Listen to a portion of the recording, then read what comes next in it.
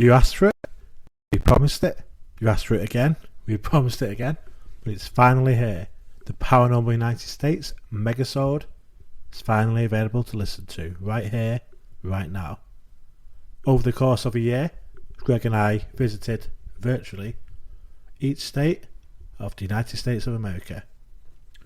Over the course of a year, over 50 episodes, we looked at a particularly interesting, creepy or downright scary case or incident from each state of America. Some of them you may have heard of before, some of them you definitely haven't heard of them before. The weekly series was hugely popular and resulted in the publication of our first ever book, The Paranormal United States by Pursuit of the Paranormal, Ash Ellis and Greg Tomlinson. The book is available on Amazon, Kindle and Kindle Unlimited for free. Search for Paranormal United States or Ash Ellis to find it on Amazon, or just click in the link below if that's easier, just to take a look. So yeah, all 50 episodes, a year's worth of content right here. We hope you enjoy. Welcome to our brand new series, The Paranormal United States. Each week, Greg and I will take you to a different state in the United States of America, talking about, hopefully, some paranormal stories you've never heard before. And on this week, which is episode 1, we are talking Weird Alabama. Yep, and you can see behind me, that is the Pickens County Courthouse, which is in Carrollton, Alabama, just a small city of like 1,000 people. Now, this courthouse was built in 1877 after the previous courthouse was burnt down. But what's special about this courthouse is that in the window, which if you're listening on YouTube or watching on YouTube, you can see just above me there, the garret window. There's a garret window. A garret window is basically like a window that's in the roof. So in the UK, we call it like a skylight. Okay. Yep. Basically, it's in line with the roof, so it's quite a high up window. And in this window, there's a ghostly image of a face that can be seen. And the face is claimed to be that of Henry Wells, who died in 1878. Who's Henry Wells?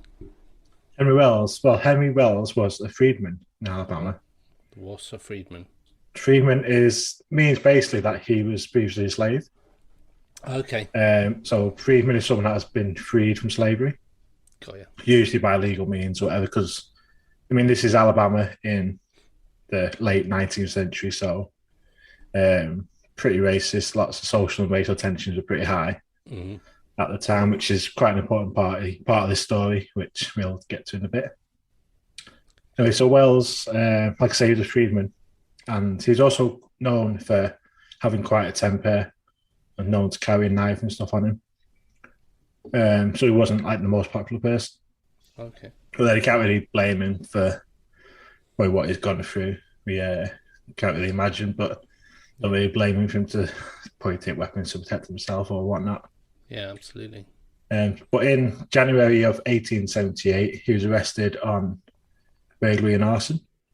And the arson relates to the burning down of the courthouse that was in place before this courthouse that you can see behind me. So he was arrested because he burnt down the previous courthouse. Yes, believed to burn down the previous courthouse. Okay. So he was arrested in January 1878. Yeah. And he's taken to the sheriff's office, which is actually inside the courthouse. I think that's something a bit you see quite a lot on American TV. You don't really see it in the UK, but like in the town halls and stuff, they'll have like the courts, the police office, police station, all inside the same building. Yeah, which is not really have that here. No, because in the UK it's definitely separate, and you have like the like a local court, the magistrates' court, and then you have a crown court, which is usually in the bigger cities. Yeah, for the more serious crimes and that. So he was arrested, took to the sheriff's office, which was inside the courthouse. And then a few people sort of heard that he'd been arrested, and a few drunken people came by, sort of just started gathering outside the courthouse. So the sheriff, basically not wanting to start anything, took Wells up to the room where the garret window was, so quite high up, and told him to keep quiet. It didn't work. Word spread that Wells was been arrested and he was inside the courthouse, and a large mob basically formed, all shouting and trying to get to Wells. So he's quite scared. So Wells actually went to the window and started shouting down to the crowd below and basically telling him that he's innocent. He maintained his innocence all the time, and that if he was killed, then he would haunt them for the rest of their lives. Oh, So that's the threat that he made. Just as he was saying that, so imagine Wells shouting out this window. There was a flash of lightning nearby, and it lit up Wells's face. And you could see like the fear on his face as he's obviously got these mob of people downstairs trying to get him. And they did force the way in. And as he was still claiming his innocence, they killed him like inside the courthouse. okay. Well, And that was it for that night, really. The next morning, however, one of the guys that was in the lynch mob was just passing by the courthouse. And as he looked up, he could see Henry Wells's face staring down at him, the same as it looked when the lightning bolt like flashed. And so you could see like the same face looking down on him, and this like freaked him out.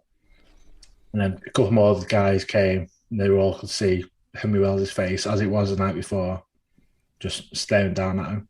so it's like a picture, sort of image of him, sort of not a ghost, not a ghost sort of walking around. No, his actual face. It's like so. It's like he was looking down at him, like he was still there, even though they knew he was dead.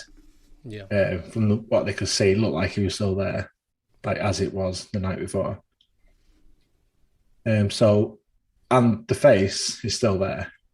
Okay.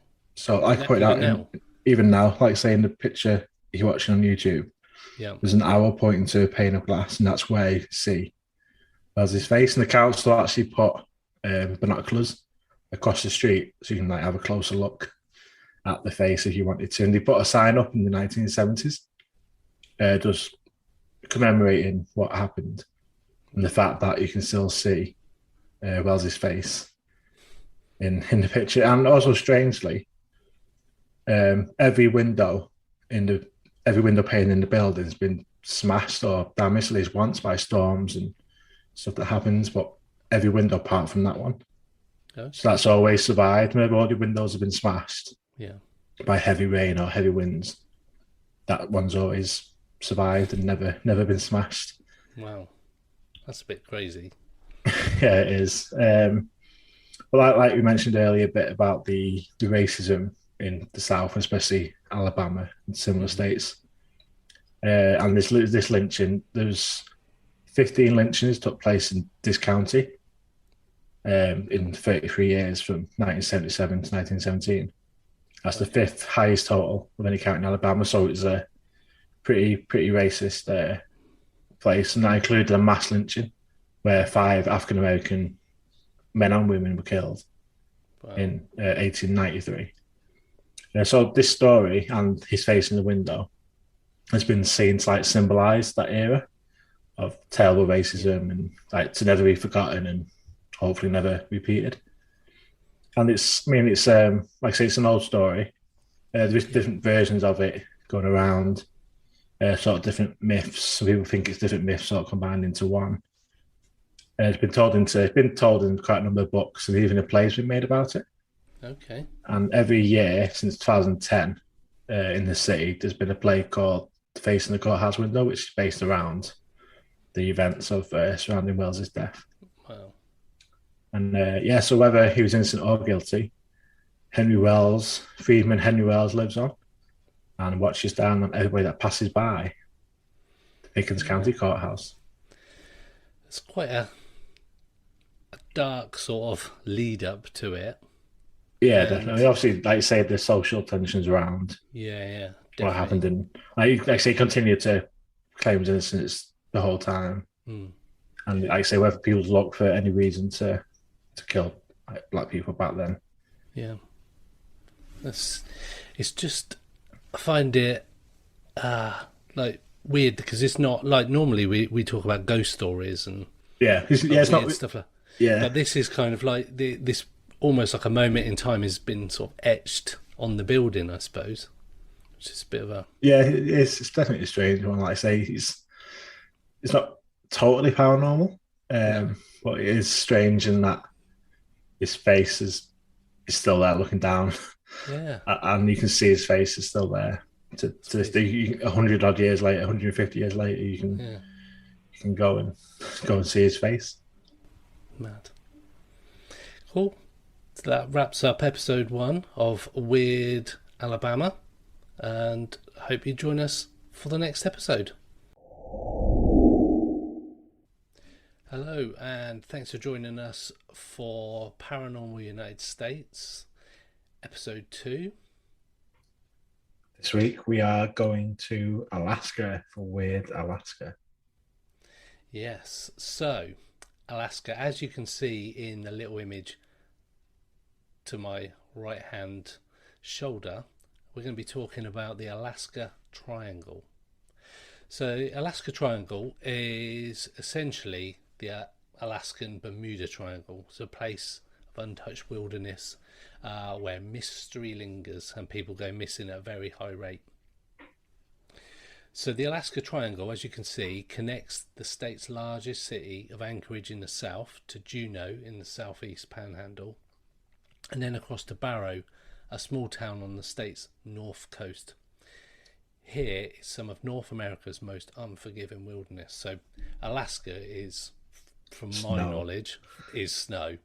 Snow and ice, and that's essentially it. Yeah. I don't know a great deal about Alaska apart from that.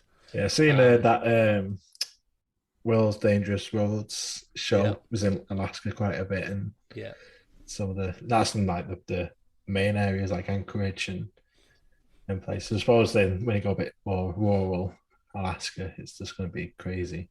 Yeah, and as you're just about to hear, it is pretty wild in this triangle area. So how big's that triangle? It's 32,000 square miles roughly. So I don't know what the UK is, but that sounds about like the UK. So how big is that compared to like the Bermuda Triangle? So Bermuda Triangle is approximately 500 to a million square miles. So that's big. It's about over 15 times as big. So I suppose that's mostly water anyway, isn't it? Whereas this is more land. Yeah, correct. And this is there is a definite sort of border, whereas the Bermuda Triangle doesn't really have a set space. So this is clearly defined by those 3 points. With that 32,000 square miles, they've during October 1972, a small plane carrying a US House Majority Leader, Hale Boggs, an Alaskan congressman, an aide, and their bush pilot seemingly vanished into thin air whilst flying from Anchorage to Juneau. And for more than a month, 50 civilian planes and 40 military aircraft, plus dozens of boats, covered a search area of 32,000 square miles, but no trace of the plane, the men, the wreckage, or any debris was found. Afterwards, more planes went down, hikers went missing, Alaskan residents and tourists seemed to vanish into thin air. In fact, since 1988, more than 16,000 people have disappeared in the Alaska Triangle. That's a lot. Yeah, with a missing person rate at more than twice the national average. So that's pretty mad. But I do think, like we've just said, because it's quite a unforgiving place, there's a lot of uninhabited areas. It's quite a harsh environment. Yeah, just dangerous, isn't it, to go? It is just dangerous, yeah. And if you're not, especially tourists, if you're not used to sort of going into snow, those kind of things, and the variations of temperature, I suppose, would be quite horrific. I suppose like snowstorms and that type of stuff as well. Yeah. And if you've ever been out in the snow, you can go somewhere in a field, and you can, if there's a bit of fog, you can easily lose your bearings of where you are and that kind of stuff. If you lose sight of places, everything looks the same, I suppose. So I can understand why there are more people missing, but twice the average in that particular area seems quite mad. Yeah, So that's in a any, lot. it is in any given year between 500 and 2,000 people go missing in Alaska, and their people are never to be seen again. It's not that populated. It look like it's been not that many people, and Yeah, to have quite a lot go missing. yeah. Authorities conduct hundreds of search missions, most often returning without finding a missing person or any evidence at all. So that's pretty mad. So there are some theories about it though.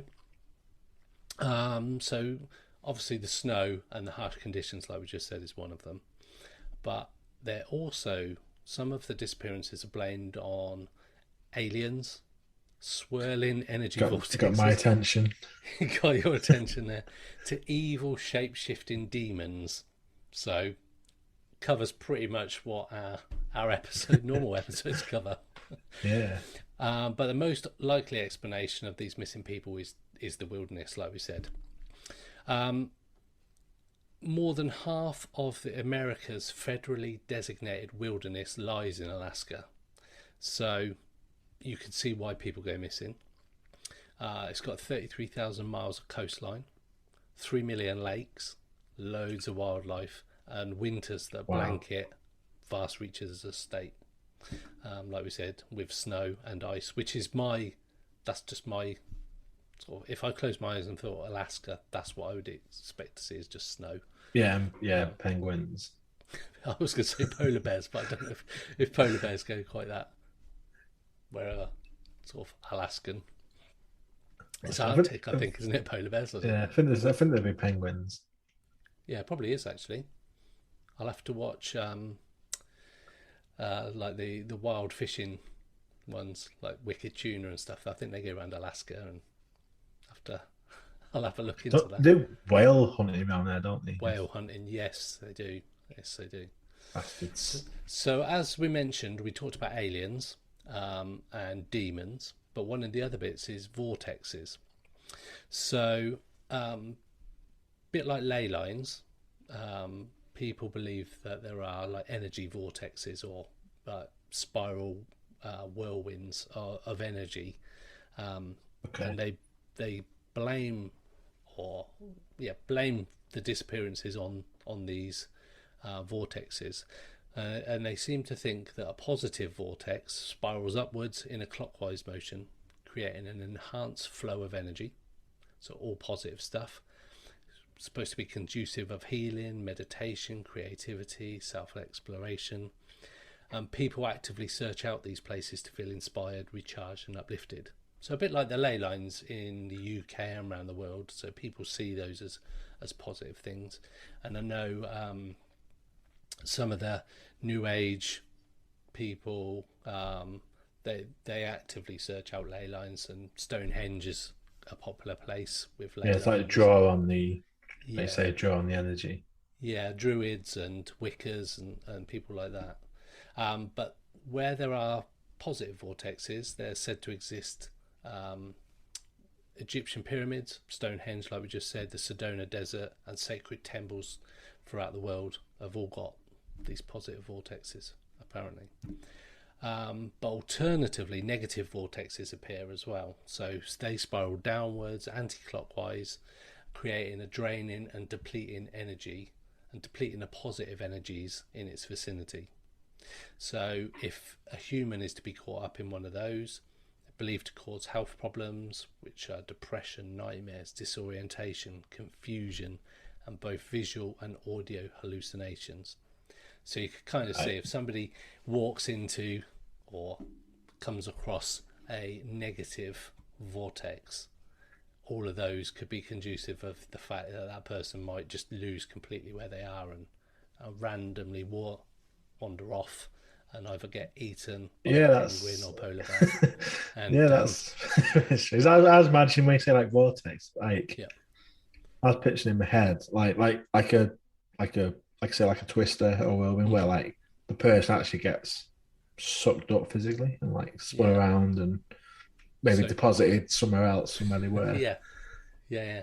But no, it's more like they do get sucked up, but it's their their energy. So they walk So through it's and just like more of I don't say spiritual, but yes, mental thing rather than a physical thing. yes, yeah, yeah. Right. So they're also said to cause electrical instrument failure as well, or malfunction. So again, planes going missing, those kind of things. As with the Bermuda Triangle, things go wrong. They don't know where they are. They crash, or Yeah, I feel like that. feel, It's like the electromagnetic field yeah, and yeah, stuff all gets messed up and causes yeah, yeah, stuff to go. Yeah, so yeah, I can see why that would. yeah. I suppose, like I say, it's Uh, that big. It's plane crashing into a bit of snow and gets covered yeah, up. that's it, and it's all white. So Yeah, if you lose your bearings, you don't know where you are. I suppose you could just hit a mountain and not even know about it.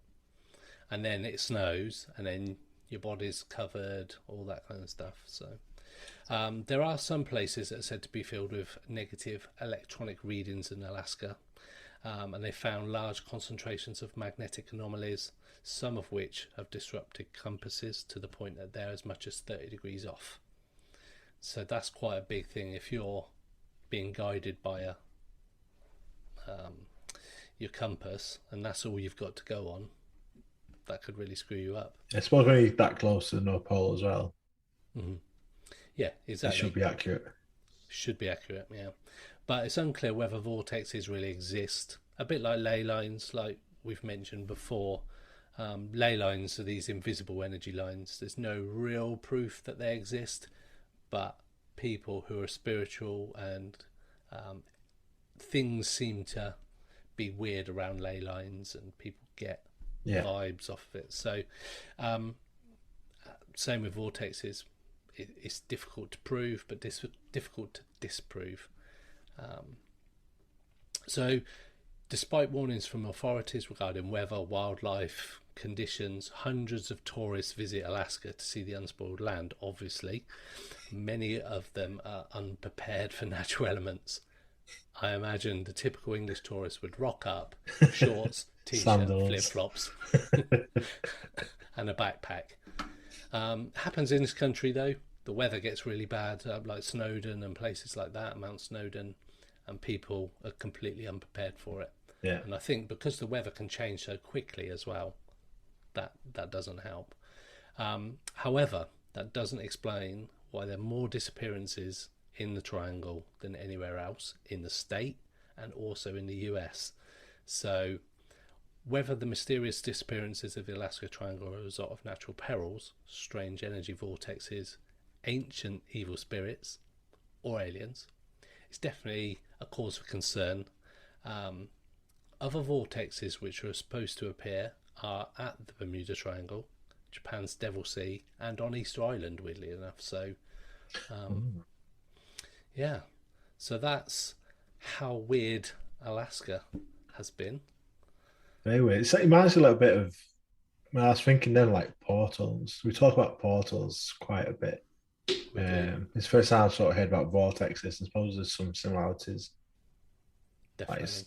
Like there could be something. And there could be portals in the Alaska Triangle. That's causing weird shit to go on. Definitely some weird shit, and I don't think I really want to go there anymore. I'm more of a tropical person anyway. I prefer a beach. Oh no, definitely not. But yeah, that concludes our episode of Weird Alaska. So thanks for joining us, and we'll see you on the next one. Thanks for joining us for episode 3, Weird Arizona. So we're in Arizona, and I couldn't really not talk about the Yuma Territorial Prison in Yuma County. This former prison, it opened in July 1876 and was operational for around 33 years until it got shut down because of overcrowding, really. It's home to over 3,000 prisoners, a couple of female, but mostly men. And the crimes they were held there for range from murder to polygamy.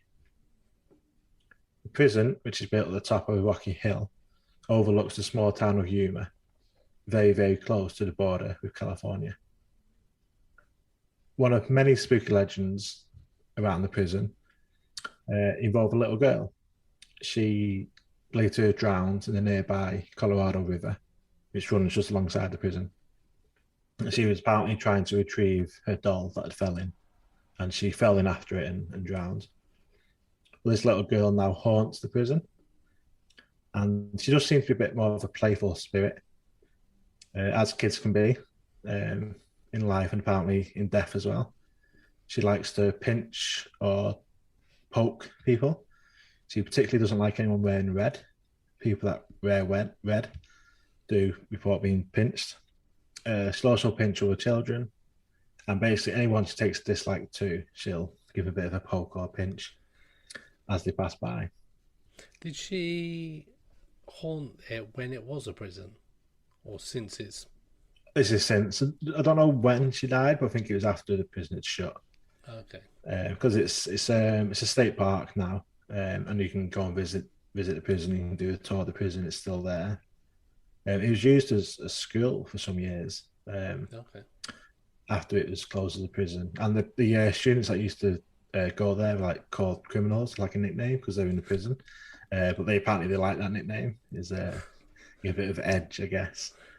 My school was a bit like a prison. I didn't go mine much.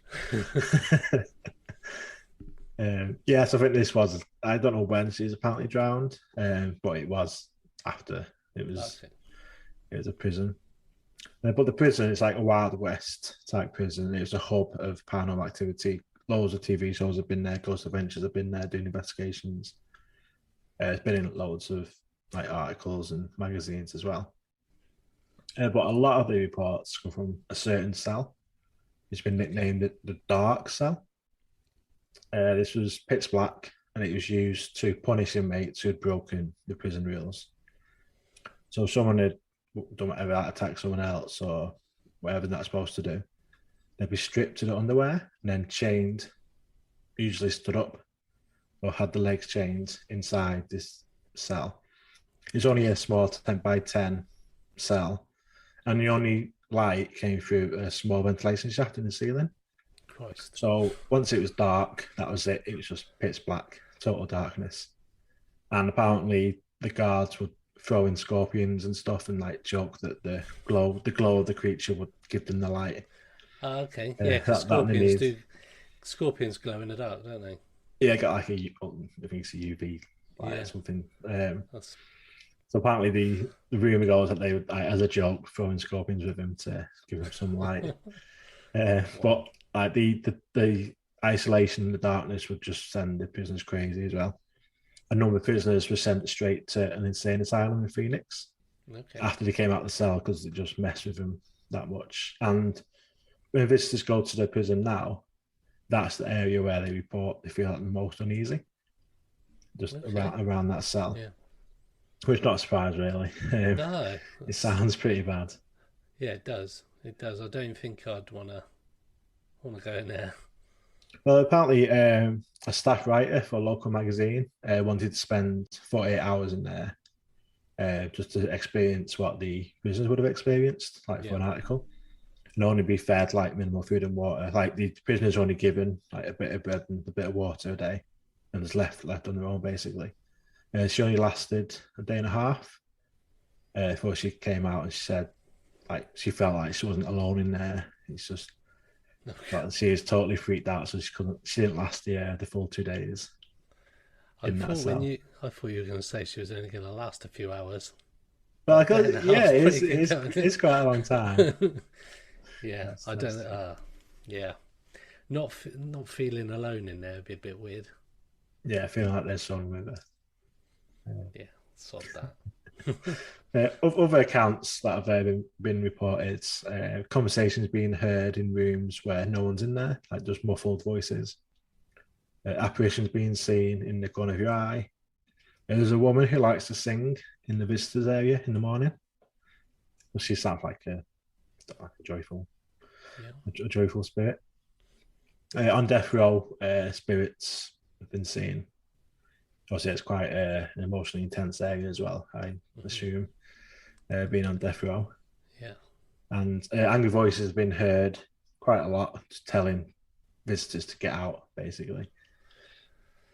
So it's a very daunting, yeah, daunting place. I get the whole death row thing, definitely, because I know when we've talked about poltergeists and like there's usually sort of an energy sort of in the property and it sort of manifests itself. I can imagine on death row, Yeah. that's got to be a dark place. That's got to be a dark place, but Yeah, definitely. And there was, not surprisingly, a number of deaths at the prison, suicide. A few inmates died during a riot in 1887. okay. And there's also a lot of deaths, over 100 deaths from tuberculosis, Okay. which at the time was obviously a common fatal illness. Didn't have the treatment that we have today to treat TB. But that would explain, like you say, a lot of souls like seemingly become trapped at the prison. And that's why there's so much activity. It's obviously a very dark place, a very haunting place to be. And just down the hill is also the prison cemetery. Okay. So there's there's a lot going on, and not even just around the prison, like the museum, which is in the park area, as well as there's like the offices and the gift shop. Like I say, it's a working park. They've also have strange things happening. Like today, there's items being moved, lights turning themselves on and off, and in the gift shop, there's a ghost that likes to mess around with the coins and throw the coins across the air. Wow. As well. So it's not even in the prison itself, it's outside. There's all this stuff going on as well. Sounds like a barrel of laughs. Well, in 2019, the prison is actually named by the readers of USA Today, voted as the best haunted destination in the country. Okay. So I think it's quite a popular place. Because like I say, the Ghost Adventures have been there, and it's now, like I say, it's the Yuma Territorial Prison State Park. And you can go to the museum, tour the prison, and you can even enter the dark cell if you wanted to spend some time in there and see if I think about a lot of the people that do report that they just feel like they're being suffocated in there, and it's like a very dark, heavy like energy, and just like people can't stay in there for long because it just gets a bit overwhelming. But I think I would probably go in there if I think everyone to Yuma. Yeah. Bucket list item. Let's go. Maybe try the 48 hours. Yeah. It's a bit like an eating challenge. You get a 48-hour challenge, you get a t-shirt. I survived the dark cell. Yeah, dark cell of Yuma. Cool. So thanks for joining us on this episode of Weird Arizona. Welcome to episode 4 of Paranormal United States. This week we are looking at Weird Arkansas. Cool. Hello everybody. Thanks for joining us. So this week is about Arkansas, and there's one particular story of weirdness that comes out when I was researching this, and it's called the Fook monster. So it might be pronounced Fook. I like this episode already. Also known as the Boggy Creek monster. I've heard that before. And the Swamp Stalker. So yeah. So this particular monster stalker is purported to be an ape-like creature, very similar to descriptions of Bigfoot. Okay. It was allegedly sighted in this rural town of Falk. Sorry to anybody from Arkansas is listening to this. I've just massacred the name. Definitely during the early 70s. Fook is a good one. It's since become part of American and Arkansas folklore as well. So it's quite a famous one, but not so famous across the pond over in the UK. It's also influenced local culture, with some businesses obviously capitalising in on the local law. Stories of the creature influenced the 1972 docudrama horror called The Legend of Boggy Creek, which amazingly became the 5th highest grossing film of 1972 in America. So that's good. I've heard that one. Yeah. And that picture up there to my right is part of what people believe it to look like. There have been various reports though. So between 71 and 1974, it was described as being a large bipedal creature covered in long dark hair. It was estimated to be about 7 foot tall, with a weight of about 250 to 300 pounds. So not too much bigger than a hairy man. Yeah, it does sound similar to a lot of the smaller, most of the smaller versions of Bigfoot. Yeah, it was almost like a wild man type Yeah. creature, I suppose. Later reports, though, claimed that it was far larger. Obviously, this story gets a bit embellished, I would say. One witness described it as seeing it as 3 meters tall, Wow. with an estimated weight of 800 pounds. So that's quite a big, it's almost 3 times the size of what it was originally seen. Some accounts describe it as running swiftly with a galloping gait and swinging its arms, very similar to like a monkey running. Reports also describe it as having a terrible odour, with the odour being described as a combination of skunk and wet dog, and having bright red eyes about the size of a silver dollar. So that's like 50p in the UK. Yeah, Like that. yeah. And then again, then descriptions very similar to what you hear with Bigfoot and Sasquatch. Yeah. The smell smells. Yeah, definitely. So this could be Arkansas's version of Bigfoot, Sasquatch, that kind of thing. A variety of tracks and claws have been discovered, which are claimed to belong to the creature. One set of footprints reportedly measured approximately 17 inches in length and 7 inches wide. So that's 43 centimetres by 18 centimetres. So it's a very big foot. So what's that? It's about that sort of size. I think it's 7 inches wide is. Yeah, that's a decent boot you'd need on that thing. While another appeared to show feet that only possess 3 toes. So, which is interesting, because part of my research looked at the fact that all primates, including hominids, people like ourselves, have 5 toes. So the 3 toes is unusual for sort of a primate type creature. Especially if it's like upright. I think Yeah. it'd be harder to balance. Yeah, and I think you need that bigger toe. The big toe's what you use for balance, and the rest are like a support toe, aren't they? Whereas I never heard support toe before. I've become an expert in toes since.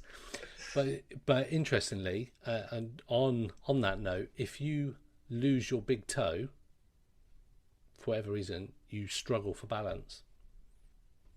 So having the 5 toes, especially if you've only got two legs to stand on, I think you need the 5 toes to accurately balance and support yourself. So yeah, definitely. So no, dogs obviously like thinking like dogs and stuff they can do pretty normal with 3 legs, and I think if you like say I think your toes, big toes important. So first major report of this, it made headlines in 1971 in May. It was the home of Bobby and Elizabeth Ford, and it was reported that what she initially thought was a bear reached through a window where she was sleeping on the couch. Husband chased it away, and his brother, Don. During the alleged encounter, they fired several shots at the creature, believed they'd hit it, although no traces of blood were found. They done an extensive search of the area, failed to locate the creature, but 3-toed footprints were found close to the house, as well as scratch marks on the porch and damage to the window. So they also claimed that a few nights before they could hear moving around the house and outside, but having lived in that particular house for less than a week, so this is their first week in the property, they'd never encountered that kind of creature before. So I don't know if I'd stay there after a week. Or the previous fucking residents left. Exactly. Did they leave or were they eaten? Oh, yeah. So the creature was allegedly sighted again a few days later in May, still in 71, 3 people reported seeing an ape-like creature crossing the Highway 71. More sightings have been reported over the following months by residents and tourists who found additional footprints. Best known footprints were found in a soybean field belonging to a local filling station owner. They were scrutinised by a game warden, because I suppose that's probably your best bet of somebody who knows about the wilderness. He was unable to confirm the authenticity, but like the ones that the couple had just moved into the house, the Fords, had said that they'd seen, they appeared to indicate that the creature only had 3 toes. Obviously, at that point, within a week of you moving in, and within that further week, there was 2 sightings. It got a bit of interest in the news, in the radio, and the Little Rock in Arkansas, the radio station KAAY posted a $1,000 bounty on the creature. Why not? And $1,000 back in 1970 is probably 10 grand or something now, I suppose. That's a decent amount of money. Yeah. So they obviously, people tried to attempt to find this thing, but were unable to follow its scent or even find it. So been no confirmed sort of capture of it at all. Arkansas is very farmy. Yeah, it is. Yeah, I think. Yeah, it is. Lots They've got of the land. soybean fields. Yeah. It's quite flat. I'm trying to. Arkansas is not somewhere you really hear about very often. No. Like you think of New York and California, and you can picture it. When you think of Arkansas, yeah, I don't really. Yeah. Yeah, I think it's quite flat and fieldy, if that's the word. It's also interesting to note that they saw this at night, and primates are daytime animals. They're not nocturnal. So yeah, it couldn't be a primate kind of creature coming out and being seen at night or attacking at night. That's not how primates do. Like, we sleep at night. We are daytime things. So yeah, it's interesting. But the only downside is that every last shred of evidence that the Fook monster exists is all anecdotal. They've not been able to confirm any piece of evidence, which is unfortunate. But very much like the Bigfoot and Sasquatch and the Yeti and the Wild Man, it's one of those enigmas that clearly something happened. Yeah, definitely. But who knows what it was. That's interesting. Yeah, That's like I say, it does sound like a Bigfoot creature. The three toes is weird, not something I'd heard before. no, So that's exactly. an interesting take. Whether I don't know, he could have, like say, could have lost the toe and it's got 3 toes. Yeah, Or like I say, it could be some unknown. Because I think if it's got 3 toes, has it got 3 fingers? exactly. And then will it have its what we have as a form? Is what it needs. Like Bigfoot type creatures, like apes, primates. They use tools. They use forms like we do to hold things, grab things, climb. So you think you'd have to have that sort of hands. And if he's only got 3 feet, 3 toes, then if he's only got 3 fingers, that's just weird. It's just It's just like it's like a different aspect to it. Not like, I mean, it's supposed to like it makes it a bit different. It's not like all the other Bigfoots, like footprints that have been like put in plaster. Mm-hmm. Like the standard 5-toed. Yep. A bit big, but standard 5 toes. And to have one with 3, it makes it a bit more unique. Because why would something have 3? Exactly. You think more of an alien has 3 fingers than the ape-like creature. Exactly, and like you say, the typical Sasquatch is just like a big hairy ape, whereas although this looks like one, it doesn't seem to anatomically look like one, like feet wise. So who knows? And it sounds more monstrous than apish. Yeah.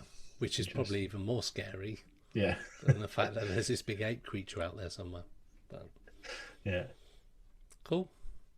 So that's us done for this episode, which was Weird Arkansas. Thanks for joining us, and join us for the next one. Hello and welcome to episode 5 of Paranormal United States. This week we are at Weird California. Yeah, I'm looking forward to this. I was looking at different places in California that I could look into for this episode, and I found a pretty fun one, I should say. Tell me more. For those watching the video version, there's a big building behind me, and that is the Playboy Mansion. Oh, I like this already. It's for research purposes. I was looking into the Playboy Mansion. So obviously, this was owned by Hugh Hefner. It's built in Los Angeles in 1927, so it's nearly 100 years old. Wow, Which is was by a US thing that's quite old. yeah, I didn't realise it was that old actually. Obviously, Hugh Hefner died a few years ago, 2017. Okay. I think when Hugh died, but he himself often talked about some of the ghostly inhabitants that live in the mansion, including one that was believed to have had a fall in the hallway of the mansion and died, and they've been seen wandering around the hallway after the death. But it was one of the Hefner's ex-girlfriends, Bridget Marquardt, who she's been in quite a few things talking about her experiences in the mansion as one of Hugh Hefner's girlfriends.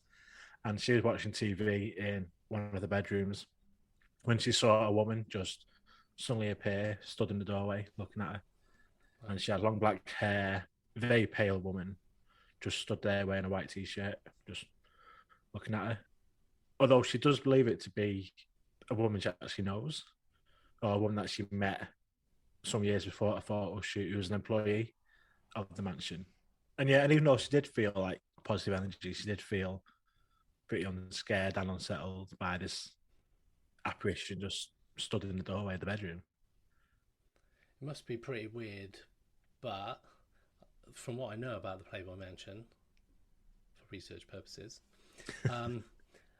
there's lots of people coming and going, and a lot of women in that particular property around Hugh Hefner all the time. So it probably, although it was weird, I bet it wasn't too weird because she was used to seeing other people that she may not have known. But definitely. Yeah, I suppose like the description of wearing a white t-shirt, you can just imagine them just walk around just like pants and a t-shirt on and go between the bedrooms. Yeah. She just believed it to be a former employee. She vaguely recognised the woman having possibly been at a photo shoot years before. This is, I think, early 2000s when she saw this person in the doorway. And another Playboy bunny, Holly Madison, she starred alongside Marquardt in the reality TV show The Girls Next Door. And she's also saw the appearance of another woman, this time in the mansion's basement gym. And she saw a woman leave the bathroom and just crossed right in front of her towards the doorway and then just disappeared. Oh. So she saw just, like I say, this figure just walk in front of her and then disappear. But unlike Bridget, she prefers to ignore it and believe that it doesn't happen, that she didn't see it. I guess to have a bit of an easier time living in a mansion. Although I think that was at the time, and now I don't think they live there anymore. They have both been on Ghost Adventures, talking about their stories. Yeah, I think I would. I'd probably you'd either got to go for it and embrace that whole ghostly thing, or you just have to deny it. I think otherwise, if you were scared, that would be an awful place to live. It's a massive imposing place. Yeah, you can see it's a massive building. There's been a lot of people living there. So it's like you don't really think about it. Like you just hear the Playboy Mansion, until you actually see it, you don't think you realise how big. No, it looks huge. It's 2,000 square meters. Oh Jesus! The building, and obviously lots of bedrooms and all stuff going on. So also the housekeeping staff of the mansion, they've shared their concerns because they've heard doors open and closing on their own. They've heard the video games, like the games room, just turn themselves on and off when no one's in there. So like, yeah, the people that work there have also expressed concern. So it seems like there's a lot going on. Yeah. In the mansion. So do you know if any sort of paranormal shows or anybody else has been there? Because that's the kind of place that Ghost Adventures, those kind of places would go to. Yeah, I know. I not watched the episode, but I know like Ghost Adventures were there earlier this year. Oh, actually. okay.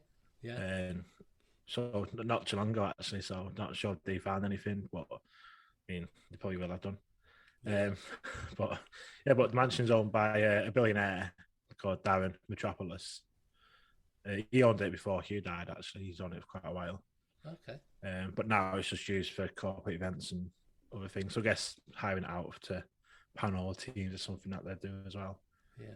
I suppose the Playboy Mansion's quite a big sort of attraction for people. It's been like a famous and iconic building for decades, I suppose. If you mention the Playboy Mansion, it conjures up a bit of an image of party atmosphere and Not everyone's heard of it, even. Yeah. If you don't read Playboy, you know what the Playboy Mansion is. Does anybody read Playboy? Anyone read magazines? Picture-based thing, isn't it? Well, yeah. Look at Playboy. So I now, and who reads magazines? I wouldn't know, Ash. I wouldn't know. That's it for episode 5 of Paranormal United States. Join us next week for Weird Colorado. Welcome to this week's episode of the Paranormal United States, episode 6, Weird Colorado. Yeah, so before I crack on to this, I don't know if you know much about the weirdness in Colorado. Nothing at all. I'm looking forward to this. So, we will start with Weird Colorado. So, the main thing that's strange about Colorado is Denver International Airport. Now, I don't know if you know too much about that, but we'll start at the first site that you see when you land there, or when you approach it. You will see this statue, a 32-foot tall, 4-ton statue. That's huge. Horse. And you'll notice the red lights as the eyes that come on at night. Now, the first strange thing, apart from its look, is that when they were installing it and creating the sculpture, it actually fell on the person who was designing it.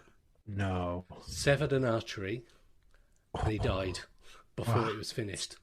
Yeah. It's a blue Mustang. However, it's been nicknamed Blucifer because of the fact it looks like the devil. So yeah, that's one of the first strange things that you'll notice as you fly in at night or when you drive up to the airport. So the first main bit is before it was actually finished, the guy died. What is the horse about? It's just a blue Mustang. And that was just the design that this guy went for. But just to put it in perspective about some of the bits that happened at Denver International Airport. So Denver International Airport is the largest airport by size in the US. Mm-hmm. It was 15 months overdue, and it overran budget by $2 billion. So it's something that started off really badly, killed someone before it even opened. Then, so has that horse been there since the airport's been there? Yes, right. It was there as it opened. So the blue Mustang is not a great omen. It doesn't look good, I'll be honest. And the rest of the guy's family finished off the sculpture and the statue. So he never actually got to see it completed. Mm. Then when you go into the airport, there is a time capsule that's been buried there that's due to be open in 2094. You'll see in the middle here, you've got a symbol of a compass and a protractor, or a right angle square edge tool. That is a Masonic symbol for anybody that's into Masons. Oh, right, okay. Which is quite strange anyway. Below it is the date that opened March 19, 1994. Underneath that, it says New World Airport Commission. So, New World Airport Commission doesn't even exist. Right. Now, the date doesn't look remarkable at all until you add up what 191994 adds up to. Quick maths, 33, which is the highest level that you can get in the Masons.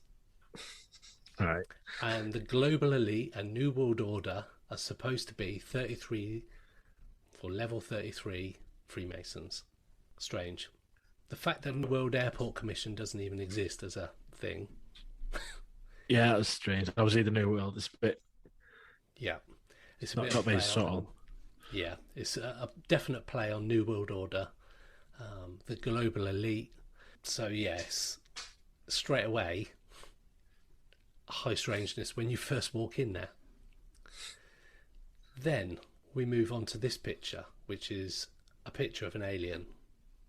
It was scribed into the wall on one of the bunkers underneath the airport. So, just for reference, it's been said that there's alien bunkers underneath the airport. When they built it, there were this massive delay. There was a failed baggage, an automated baggage thing that went underneath the airport. It says miles and miles of tunnels underneath it. Because the failed automated baggage handling system didn't go into operation, a lot of these tunnels are now empty. But some people say there's a bit of a ruse, because there's all these empty tunnels, that it's also now home for, as a bunker for the New World Order and the elites and all these celebrities, people like Elon Musk, those kind of people, and also shadow governments, all that, to go underneath the airport. It's supposed to be handy having it at an airport. Yes. So it's actually 52 square miles in size, this airport as well. Yeah. Yeah. It's also said that the building work underneath it goes down 5 stories. Apparently there were some buildings that were on the site beforehand, but they didn't want to bulldoze them or anything, so they buried them in the ground. Hence why there's this sort of cave system all the way around on all these tunnels, which some people believe some parts of it are locked off and you can't go in there, and they believe that there's some kind of alien agenda. Hence why there's a picture of this alien that's been scrawled onto one of the walls by one of the workers. It looks like one of the classic grey Absolutely does. aliens as you're looking at. Is that still there, is it? Yep, it's still there. There was a whistleblower that apparently came forward and said, I know what's going on there. There is a secret underground facility. The elite are ready to go there when end of the world happens and the apocalypse. But this whistleblower has never officially been found. So whether that is still the case or not, I don't know. But it certainly adds fuel to the fire when you see this and all these locked passageways. People can't go down them. Yeah, strange. It's over budget. It was delayed. All these kind of things. Some people will say, you know what? It's because they were installing this global elite bunker. But who knows? Who knows? There's also said to be a tunnel that leads directly from underneath the airport to NORAD, which is 100 miles away. So there's a direct link, apparently. Although I did read that the longest train tunnel in the world is less than half the distance, and it took decades to build going through a mountain. So I don't know how true this information is. But who knows? Who knows? I mean, the cave systems that make it just incredible. And like, it literally covers the whole of the country, doesn't it, when you actually look into the actual cave system? Yeah, absolutely. Absolutely. Then we move on to the runway. Now, the image to the left of the screen shows the plan of the runways. And as you can see, the over image that we've put just below me shows the approximate shape that it appears to make, which is, for people listening to this, the Nazi symbol, and the swastika. Wow. So the airport was designed this way, with the runways coming in from the different sides, just due to the position of the traffic coming in. But again, it's another tick box for weird when you see it with the swastika laid over the top. Could be a little bit of a stretch to get there, but it's a theory that people are coming up with. So these little things add up together, don't they? Yeah. These little patches. Yeah, there's only so many times coincidences are coincidences before they become something that you need to look into a little bit more. And then the airport have decided to troll people. So there's also artwork around the airport that depicts death masked soldiers, dead children, buildings on fire, and there's lots of very dark artwork. And if you Google that, you'll see all the artwork's really, really dark. But because of all the conspiracy theories, the airport has decided to troll people, and they put an advert up and a poster saying, "What are we doing?" And it's a lizard person. Wow. Yeah. So when you Google Denver International Airport conspiracy or evil, it's known as an evil airport. And there's so many strange occurrences and things that just shouldn't be seen in an airport that you have to wonder. Now, one of the other bits that they have there is silos of fuel, which you kind of understand for airports and the fact that they need to fuel planes. But the airport has 50% more fuel storage than it ever needs. So some people are saying, why do you need this extra fuel when you haven't got the flights coming in or out to facilitate that? And some people also suggest that that is to run the underground bunkers. So this airport is super, super weird, super strange, and there's so many documentaries on YouTube, there's so many websites dedicated to the fact that Denver International Airport has got the strangest things, that you only have to have a look and you'll spend hours looking at it. That's insane. And that is Weird Colorado. Hello, and thanks for joining us for episode 7 of Paranormal United States, Weird Connecticut. Yeah, so for this episode, we are going to look at the Norwich State Hospital, which is in Preston, Connecticut. And this started life as actually called the Norwich State Hospital for the Criminally Insane when it opened in 1903, but it later changed its actual name to just the Norwich State Hospital. This was open until 1996, so it was open for nearly 100 years.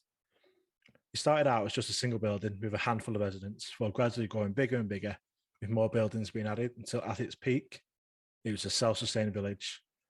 It grew its own food, had its own buildings, it had a bowling alley, a theatre, a host of other premises to improve the life of some of those that actually lived in the building and the other buildings that popped up.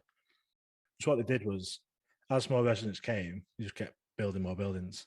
More residents came, just kept building more buildings. At its peak, it had grown to over 3,000 residents, which is quite a lot of what they would call insane people living in there. And obviously, all the staff, most of the staff lived on the premises as well. So you had the staff quarters, the staff buildings, obviously all the doctors' rooms and everything else. So it was a massive, massive complex, over 40 buildings. They think it was like 900 acres or something.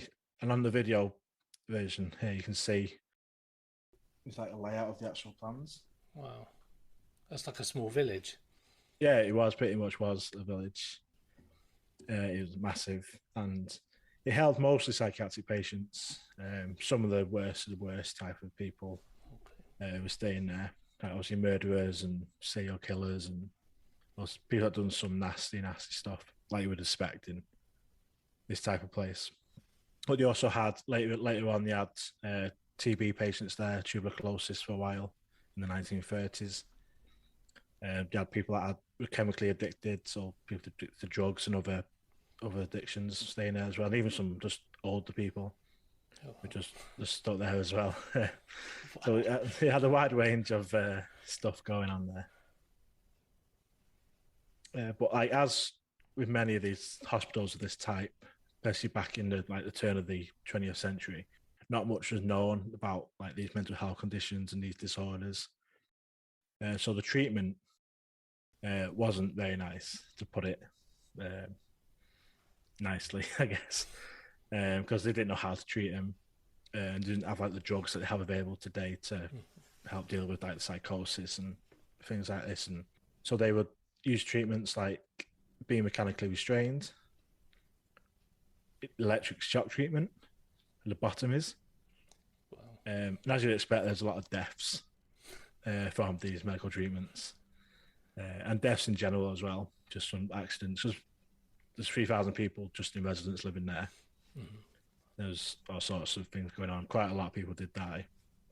And the patients were also systematically subjected to all sorts of abuse, from physical and sexual abuse to being starved, confined in spaces, left on their own for days, packed in ice. They're basically tortured. Wow. I think a lot of the time, a lot of these places, that sort of stuff went on. And there's not really much records to show who was there or sort of how they were treated. It's just messed up, really. One of the lesser known things, it also took part in eugenics, which is controlled human procreating. So they would forcibly sterilize those that they judged to be mentally or psychologically ill so that they couldn't reproduce and make more ill people. Mm-hmm. And in total, nearly 600 people were sterilized at the hospital. Wow. Which is one of the, I think it's the second largest figure for a single hospital to have sterilised that many people, and most of them was against their will as well. I can imagine so. So they used to do vasectomies and all sorts just to stop them being able to reproduce. Wow. When it came to the closure, it happened pretty quickly. They'd been moving residents out for a while, but when the closure came, it's basically like everyone just upped and left. They came and just said, right, you're closed, just go. Equipment was left, medical equipment was left, drugs were left, some pretty strong drugs were just left, medical records were left, everything was just left. Even some of the patients, allegedly. Okay. So that hadn't been farmed out to other hospitals. It was literally that quick, they just left. And like when people had broken into sort of the property in the years after it had been closed, in the first couple of years, some of the old patients were still there. So obviously they'd been institutionalised, and even the ones that had been took to a place or just let out back into society without any sort of de-institutionalisation, didn't know how to live, had no money, nowhere to go, didn't know any other way of life, so they made their way back to the hospital, broke in and just started squatting there because it was all they knew. So people would go in and then find just these people still walking around the premises. Like I say, it's a big, massive area, and these are like not well people mentally. So it's quite scary for people going in and still finding these people walking around. So in terms of sort of the paranormal side of things, obviously an old building, lots of negative energy there, lots of deaths. And the reports mainly from staff after it closed, so security guards, groundsmen that's still on the property, and even the nurses when it was open would report hearing just disembodied screams, the sound of children, particularly on the second floor of the research office, the research building. They would hear kids, so they'd go and check it out thinking there shouldn't be kids in this building, but there'd be no one there because there were actual kids kept there. And there's pictures from like the 1950s where there's adults and child boys being kept there as well, being kept together by the looks of it. So kids have been heard in the research lab And in the tunnel, so obviously there's lots and lots of buildings on the property. So they built tunnels so they could easily get like a group of patients to another area quite quickly. And also move equipment and stuff that way as well. So in the tunnels, there's been quite a lot of things being seen, shadows being seen, screams being heard, and basically like sounds of anguish being heard. And that's quite a creepy, Yeah. quite a creepy place. There's the morgue, as you expect. There's quite a place where things have been heard, and just a general feeling that there's something in there with me, which you might expect from that sort of location where the bodies were being kept. Yeah. It doesn't sound like the best place to be. No, like say, like you're watching the video version, you can see behind me, the rooms was left. Yeah. So it's never been. So for all the years it was after it closed, they never let anybody go and do actual official investigations there. Hmm. The only one time that they allowed it was when they let ghost hunters in, Okay. the TAPS team. Yep. So they're the only official investigation I've ever been into the property. Wow. And they went to a number of buildings, doing investigations and into the tunnels. Did they get anything? Yeah. They did. Obviously, it's a TV show. It's Hmm. believe what you want to believe, but it was actually quite good. Some of the results they got. One part where there's two women going on. They're like split into like three groups of two, and there's two women together, and they're like in the tunnels, and they come out into a random building that they didn't know what building it was in, but it's just sort of like lots of rooms, with hospital doors and beds in. And as they're talking, they're facing like sort of towards the camera, and they both hear noise behind them. So they both turn as they hear a noise, and obviously there's no one there. But when you watch the video back, they're facing the camera, but there's doors behind them, and you see one of the doors closed. And as they turn around, the door's still closed, and they don't notice that it's the door's closed. They turn around because they hear a noise. But on the video, the door's closing at the same time as they're hearing this Oh noise. wow. And in the, I think it's in the research lab, on one of the floors near the stairways, the first sort of team went up there, and they both saw what looked like a light and sort of heard like footsteps near the stairwell, and they both saw like a black mass about 3 foot high sort of move across from left to right Oh down wow. down the corridor. And then they obviously didn't speak to the other teams until afterwards. But when the next team went into the same building, they saw the same thing. Oh And they wow. both saw what looked like a small adult sized black mass or shadow just move across. And at one point, it looked like it was like sort of peeking around the corner looking at them. And then obviously they went there, and there's nothing there. There's no way it could have been anybody just that else has sneaked in, because they were on the stairwell and they would have heard like someone else on the stairwell. Yeah. So it's quite weird that they both teams separate to each other saw the same thing in the same space. That's insane. Uh, Literally so insane.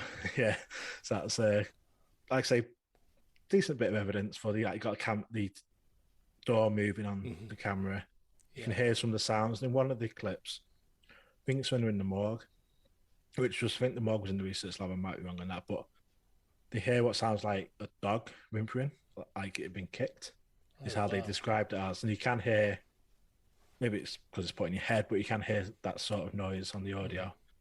But they apparently did do animal experiments in the research building as well. Oh wow. So again, it just ties in that Yeah. it could have been something there. That's that's really odd, especially to capture those bits. That's pretty crazy, I think. But Yeah, and they're the only team that I've been in officially. Not like obviously quite a few people broken in and yeah, been around at night and kids and stuff, but no thanks. officially they're But the yeah, only investigation team. wow. But pretty creepy. And now, and Yeah, since then, that was in 2010 when Ghost Hunters went there. And I think since then, most of the buildings have been destroyed. It's all dilapidated. When you're watching the TV episode of Ghost Hunters, it all looks like it's about to fall down any minute. So the noises they heard could be just a building or yeah, rats or something, or it could be people in there yeah, that are still squatting, or homeless people or whoever. But it's very creepy. But now, like I say, most of it's been demolished, and there's only like two or three buildings left standing, as they're trying to sell it off and find yeah. someone to take over the land. So, is there anything in the local area? So, the local village or towns or anything that's close by? Well, the town of Norwich is just across the river. It's right on the banks of the River Thames in Connecticut. So it's sort of like between Preston and Norwich. But the actual area is nothing too close to it. It's a bit out. It's on a big, massive piece of land that's quite empty. Yeah, because I just wondered, because then you could explain some of it by people sort of just rocking up. But if it's a fair distance, then I suppose less chance of people being just randomly there. Yeah, so I think there's a lot of security on there as well. So I think there's a lot of toxic waste, medical waste still there. And obviously, buildings from back in the day probably filled with asbestos and lead. Yeah.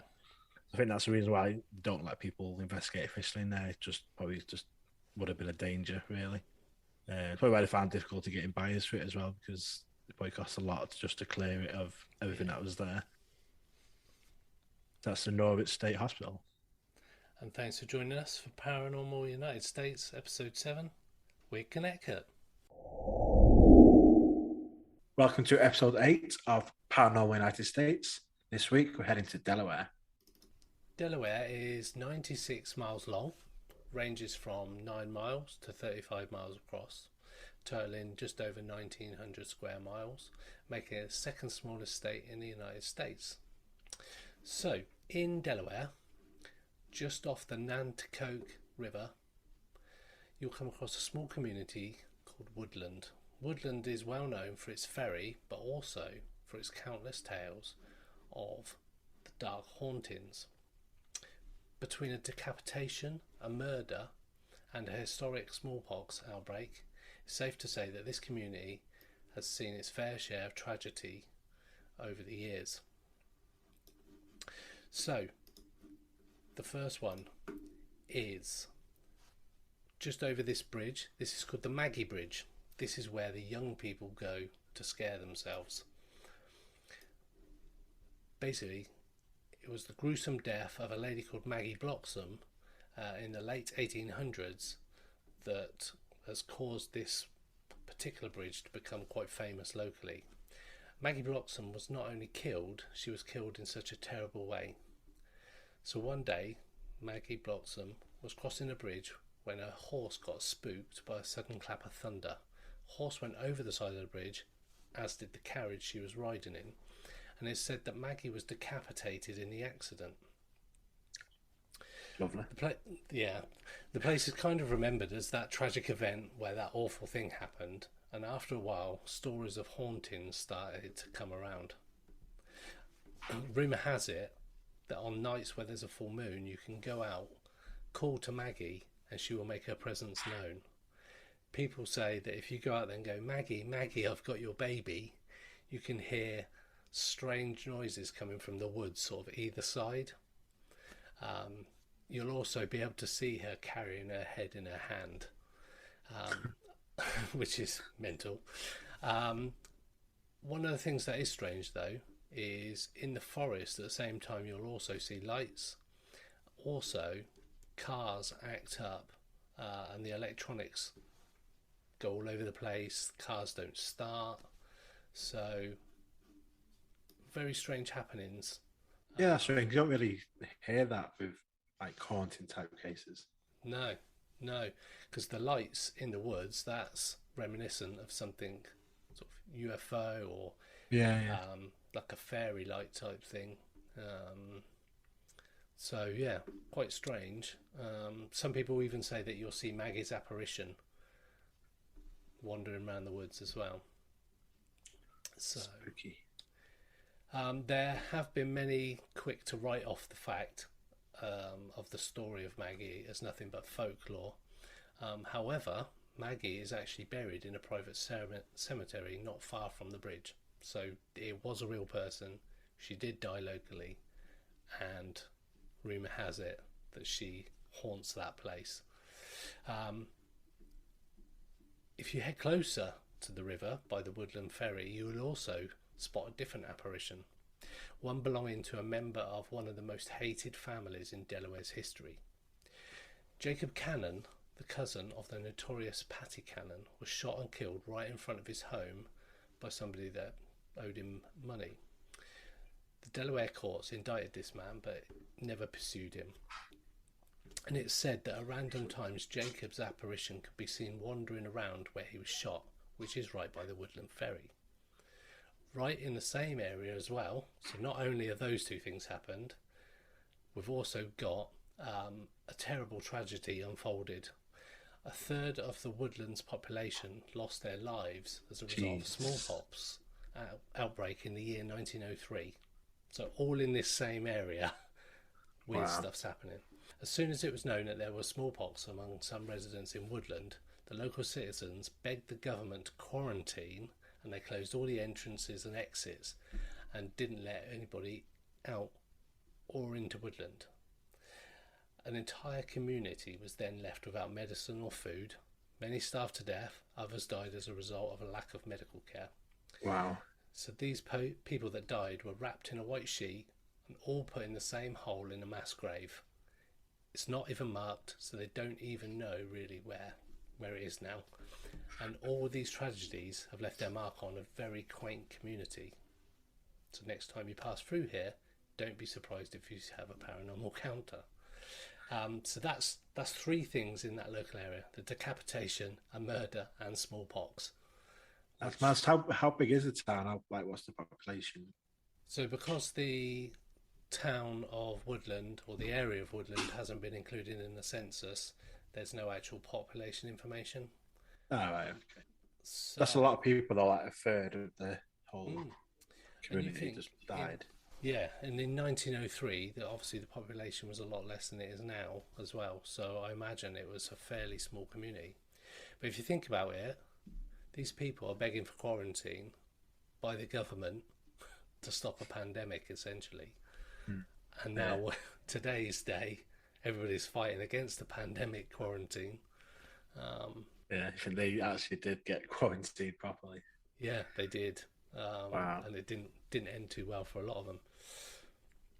So That's the next part of Delaware that I wanted to cover, because it is very rich in kind of strange happenings, and there's lots of experiences and accounts of things that have happened. The next one is this particular place. So this is the Cannonball House. So it's named as such because outside there's actually a cannonball in the wall and in one of the bricks. So you can actually see this, and it's Right. it's been a restaurant, it's been a laundromat, it's a private home for pilots, and it was built in 1765. So in the grand scheme of things, this is quite an old property. Yeah. So it's also 150 years or so old. So it's now currently owned by the Lewis Historical Society, and it's called the Cannonball House, as I just mentioned, as it's named for the cannonball that struck the foundation in 1813 when the British bombarded the place. Shout out to the British. Shout out to the British. Did it end too well? No. So built around 150 years ago, like I mentioned, it's been a restaurant, laundromat, a private home for pilots, including Captain David Rowland. Reportedly, his family member Susan lost her life when her skirts brushed against the hearth of the open fire and she went up in flames. Since society bought the property in 1963, there have been some mysterious happenings. One door won't stay shut, even when it's been nailed closed to keep it opening. In another instance, a worker left his tools on the bench at the day's end. The next morning they were on the floor as if somebody had carefully placed them there. A key once went missing from the lock of a displayed 16th century Spanish chest. And since workers had accidentally shut the lid, everyone assumed the key had fallen inside the chest, which had locked. But while cleaning the property, a maintenance man stumbled upon a coiled rope nobody had noticed before, and the key was underneath. It's said that Susan, the lady who died, is a playful spirit, but a more aggressive spectre might occupy the society's nearby Rives Holt house. While investigating the structure's basement, the late Rick Coherd, founder of Delmerva Historic Haunts, felt someone or something touch his arm. Someone is up close and in your personal space, he said after the experience, but you can't see anyone. And he said he found the experience hard to forget. So there's two houses in the local area where there's been spirits. we've got the decapitation, we've got the murder, we've got the smallpox outbreak, all in this very small area of Delaware. And as I say, whilst researching Delaware, there's been lots and lots of strange things that seem to have appeared. It's near New Jersey, so it's on the east coast of America, and it's quite colonial, hence the Britishness of some of the buildings. Yeah, that's mad. It's like, I think that whole area around Delaware, New England way, it's just a lot of like folklore and these stories going back. Yeah, maybe because like I say, going back to colonial times, and there's a lot of history. Yeah, A lot of history there. and also doing these Paranormal United States episodes, it seems that there's an absolute ton of weird happenings, and over the course of the next 42 episodes we're going to see a lot more. So yeah, thanks for joining us.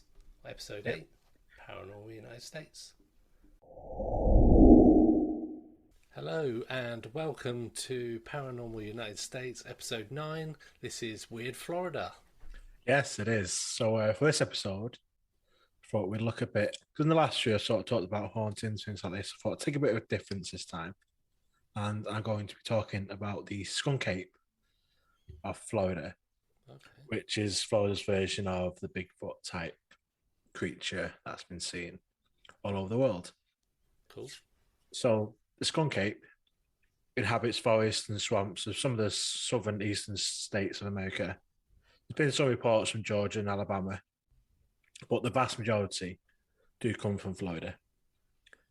And you may picture Florida as a tourist, as theme parks and Disney World, and think of Miami, it's all quite compact, busy places.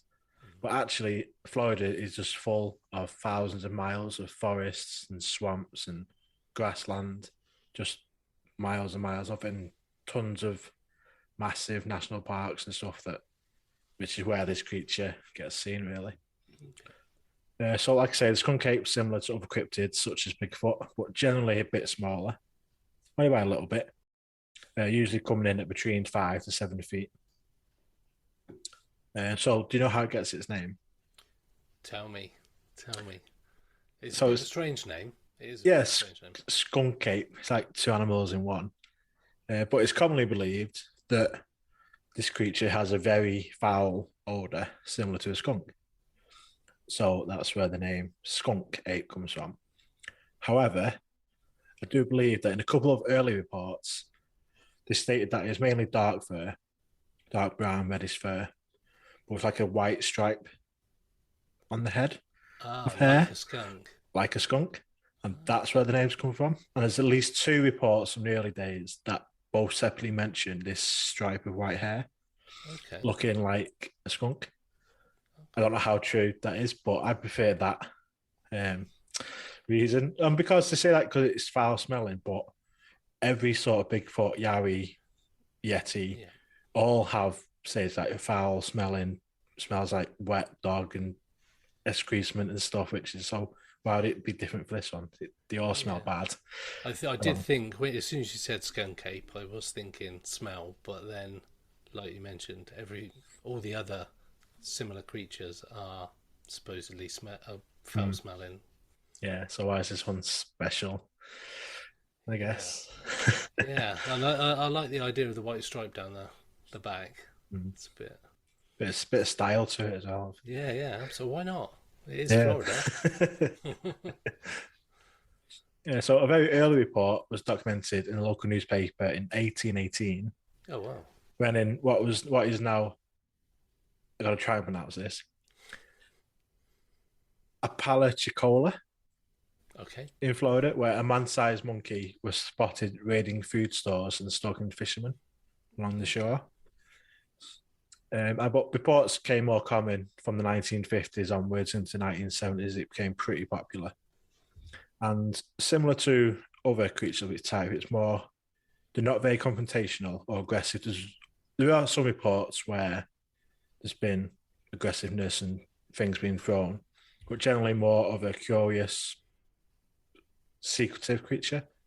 Don't like to be seen, and if they do get seen by humans, they generally just flee into the forest and vanish like they do. It's interesting you say that because um, got an interest in horses and other animals like that, and Mm. they've all got a flight reflex. They don't have the fight reflex like humans will have, fight or flight. Yeah. So it's interesting that um, the cryptids, a lot of the cryptids, don't want to be seen, or they run off when people, which is exactly like herd animals or antelopes, deer, all those kind of horses. They're always flight animals. They don't like to be seen. So interesting.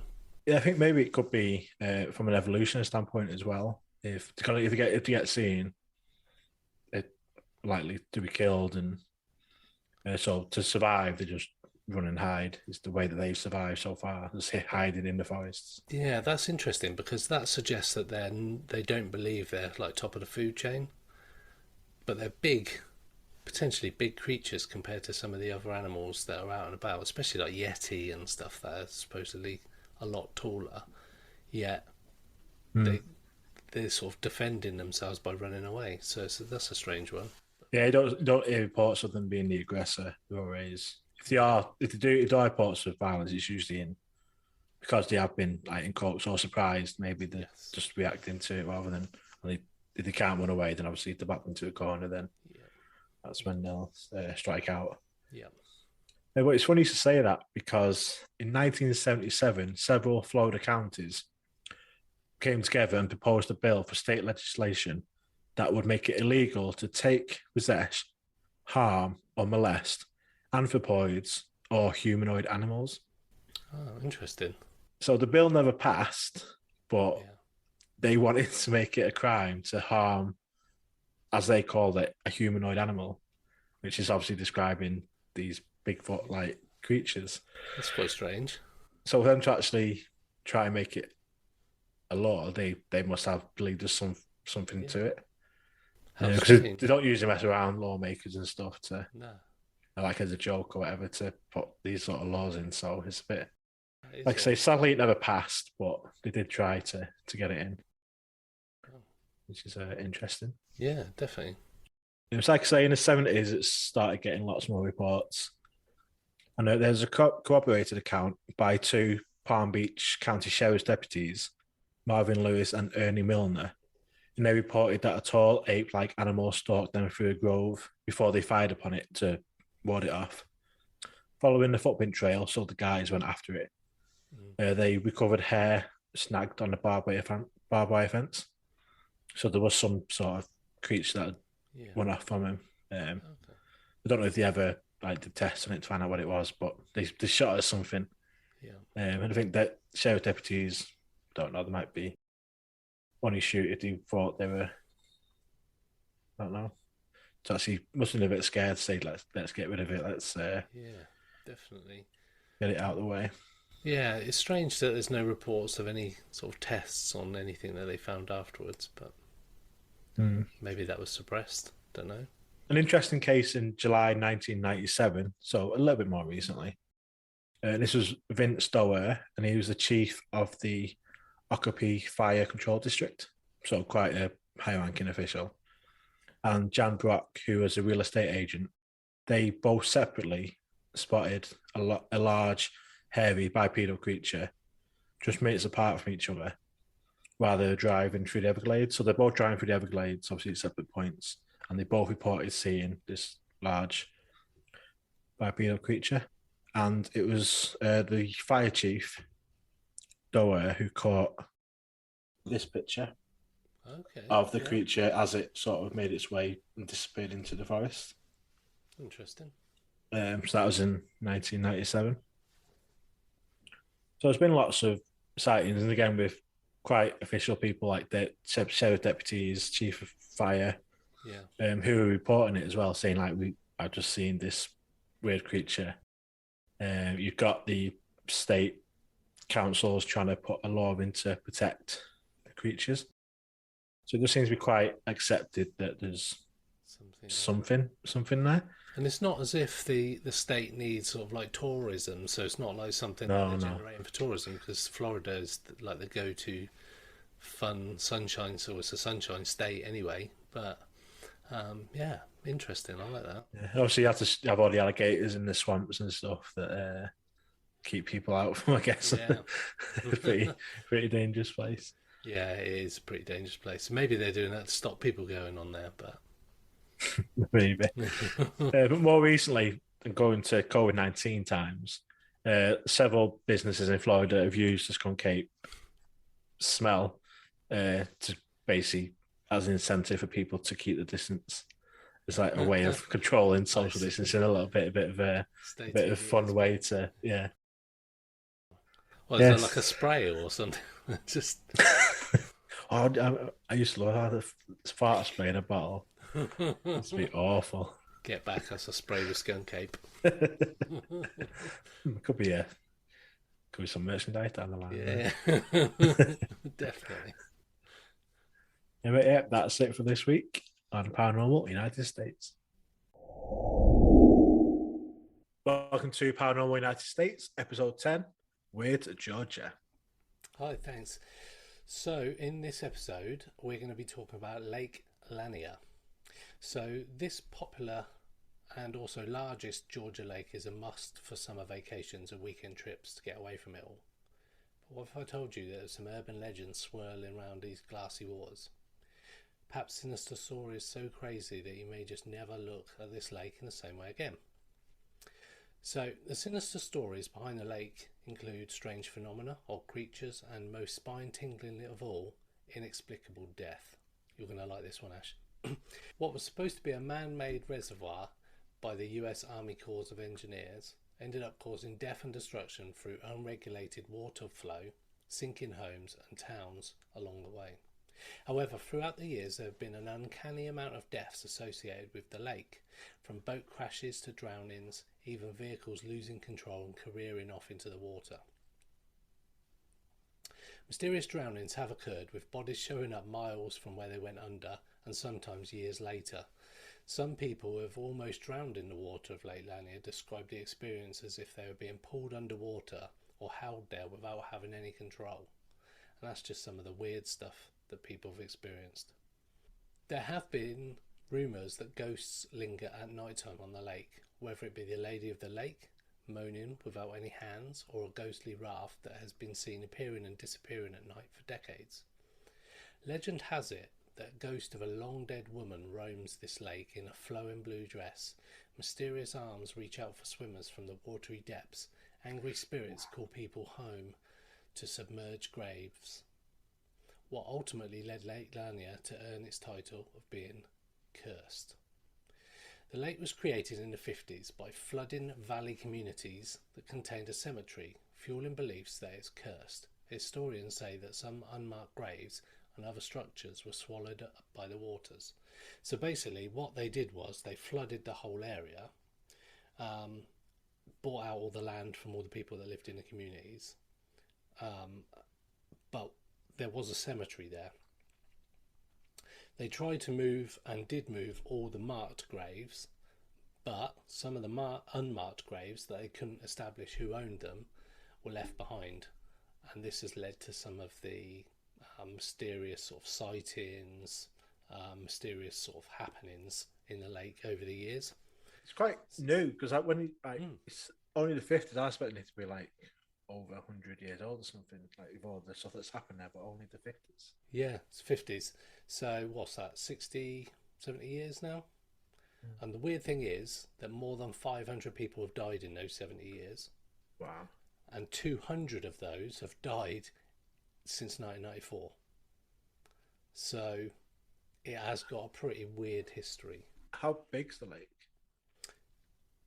So it's got the equivalent amount of water of 950,000 Olympic-sized swimming pools. 625 billion gallons of water. Sounds like a lot. Sounds like a lot, yeah. It looks huge. The picture behind me is the lake, or part of the lake, so you can see it. It is a huge place. Also, the Netflix drama Ozark, just out of interest, which has its own high body count, was also filmed at the lake as well. So just to add a bit more depth. So loads of weird things happen, which I'm just about to come on to now. But in 2017, one of the local divers, a guy by the name of Buck Buchanan, obviously, told local media that he sometimes felt body parts in the lake during many of his dives. He said, you reach out into the dark and you can feel an arm or a leg and it doesn't move. Gosh. I don't know why you keep going down there. Why would you not go, I don't know, try and get him recovered? I think there's far too many. Far too many. So that's enough about the weird sort of lead up to now. But we've got some hauntings and some strange things. So as I mentioned earlier, there's strange creatures, hauntings and whatnot. Right. So some, like I mentioned about the unmarked graves, some blame the spirits from those graves because they weren't relocated in the 50s. So because they've remained there, they're sort of not been able to move on. Others now they're flooded. Yeah. So underneath all that water is what was essentially loads of different communities. There was barns, there was farmland, and it was like a lush area of American sort of land, really. And the US Army decided, no, we're going to make it to this reservoir. We're going to buy out everybody. The government paid what they said at the time was a fair price. And it was only after a short time that people were like, actually, I'm not going to be able to live off this money, and it's not as good as I'd hoped it would be. So there's a lot of people unhappy with it. Well, anybody who's sort of like relocated, that kind of thing, I think it's not going to be a nice sort of feeling anyway.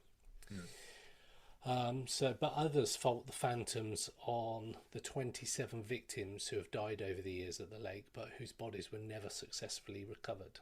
So there's lots of people who have gone missing. The most famous ghost story, known as Lady of the Lake, though, reigns supreme in these parts. In 1958, two friends, Delia May Parker Young and Susie Roberts, departed from a dance. After getting gas and skipping out on paying for it, little shits, they skidded off a bridge while crossing the lake and disappeared. The following year, Karma's a bitch. So after getting gas and skipping out for it, they skidded off the bridge and disappeared. The following year, a fisherman came across a decomposed, unidentifiable body floating near one of the bridges, and it wasn't until 1990, so what's that, 32 years later, that officials discovered a 1950s Ford sedan with remains belonging to Roberts, which meant that the body found back in 1959 must have belonged to her friend Parker Young. So locals didn't need a forensic analysis to know this. They had seen Parker Young themselves, wearing the blue dress she had borrowed that night, wandering near the bridge. With her handless arms, so the story goes, she snatches unsuspecting lakegoers and drags them to the bottom. So she was actually with handless arms. Yeah, I'll tell you why.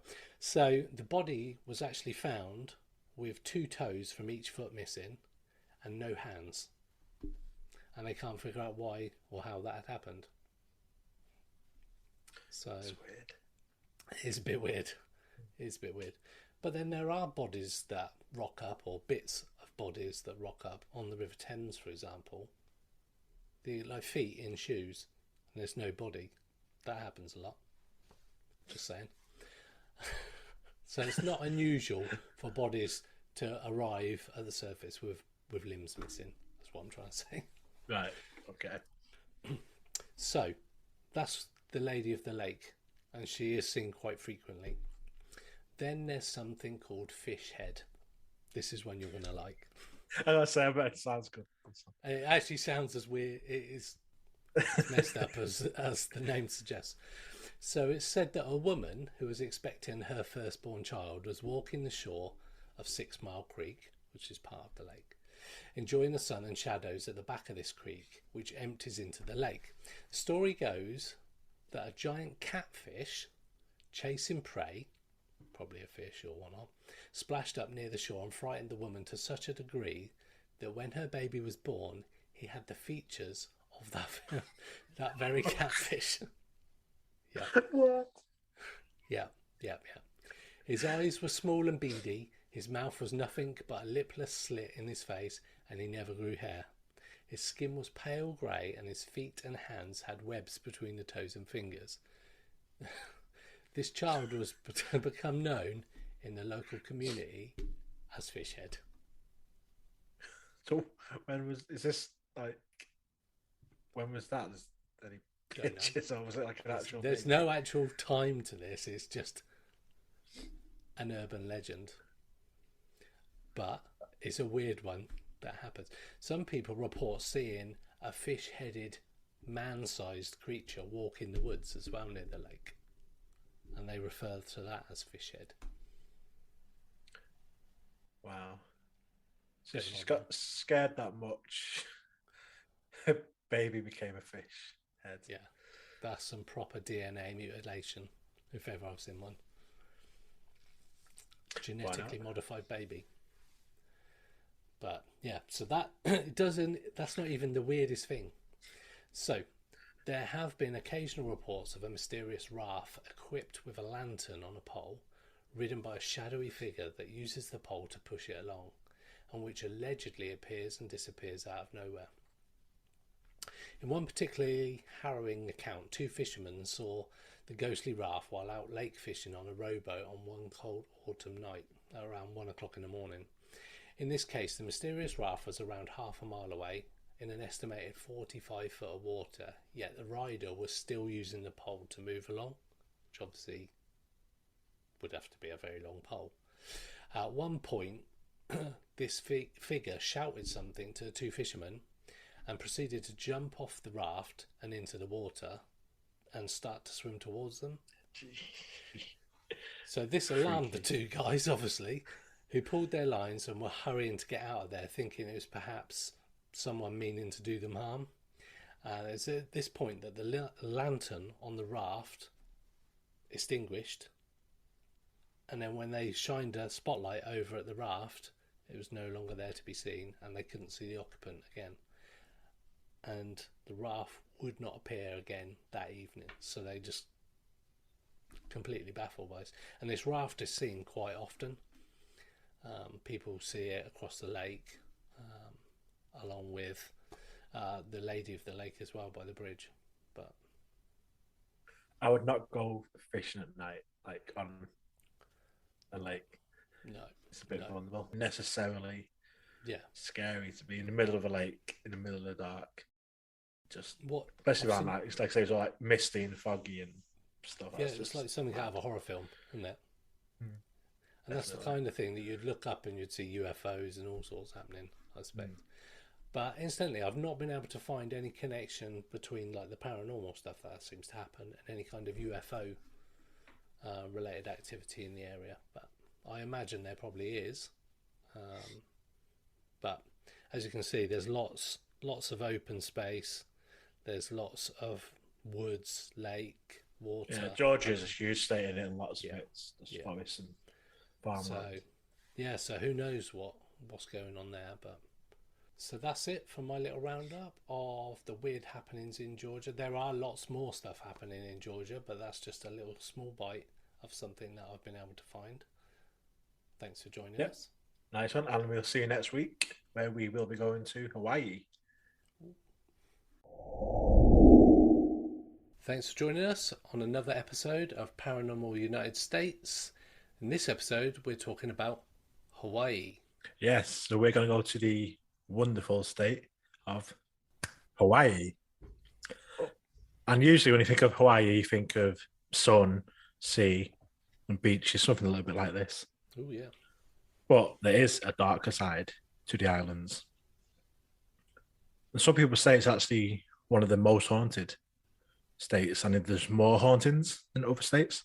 Okay. However, obviously it's a small state, so it could just be like just condensed. So it seems like there's more, but it's just condensed into a small space. But there's been quite a lot that I've been able to find as I've been looking into this episode. But interestingly, I believe it to be the only state without a Bigfoot sighting. Okay. So every other state's had a Bigfoot sighting apart from Hawaii. Do you think that's because of where it is? Because it's quite away from the mainland, isn't it?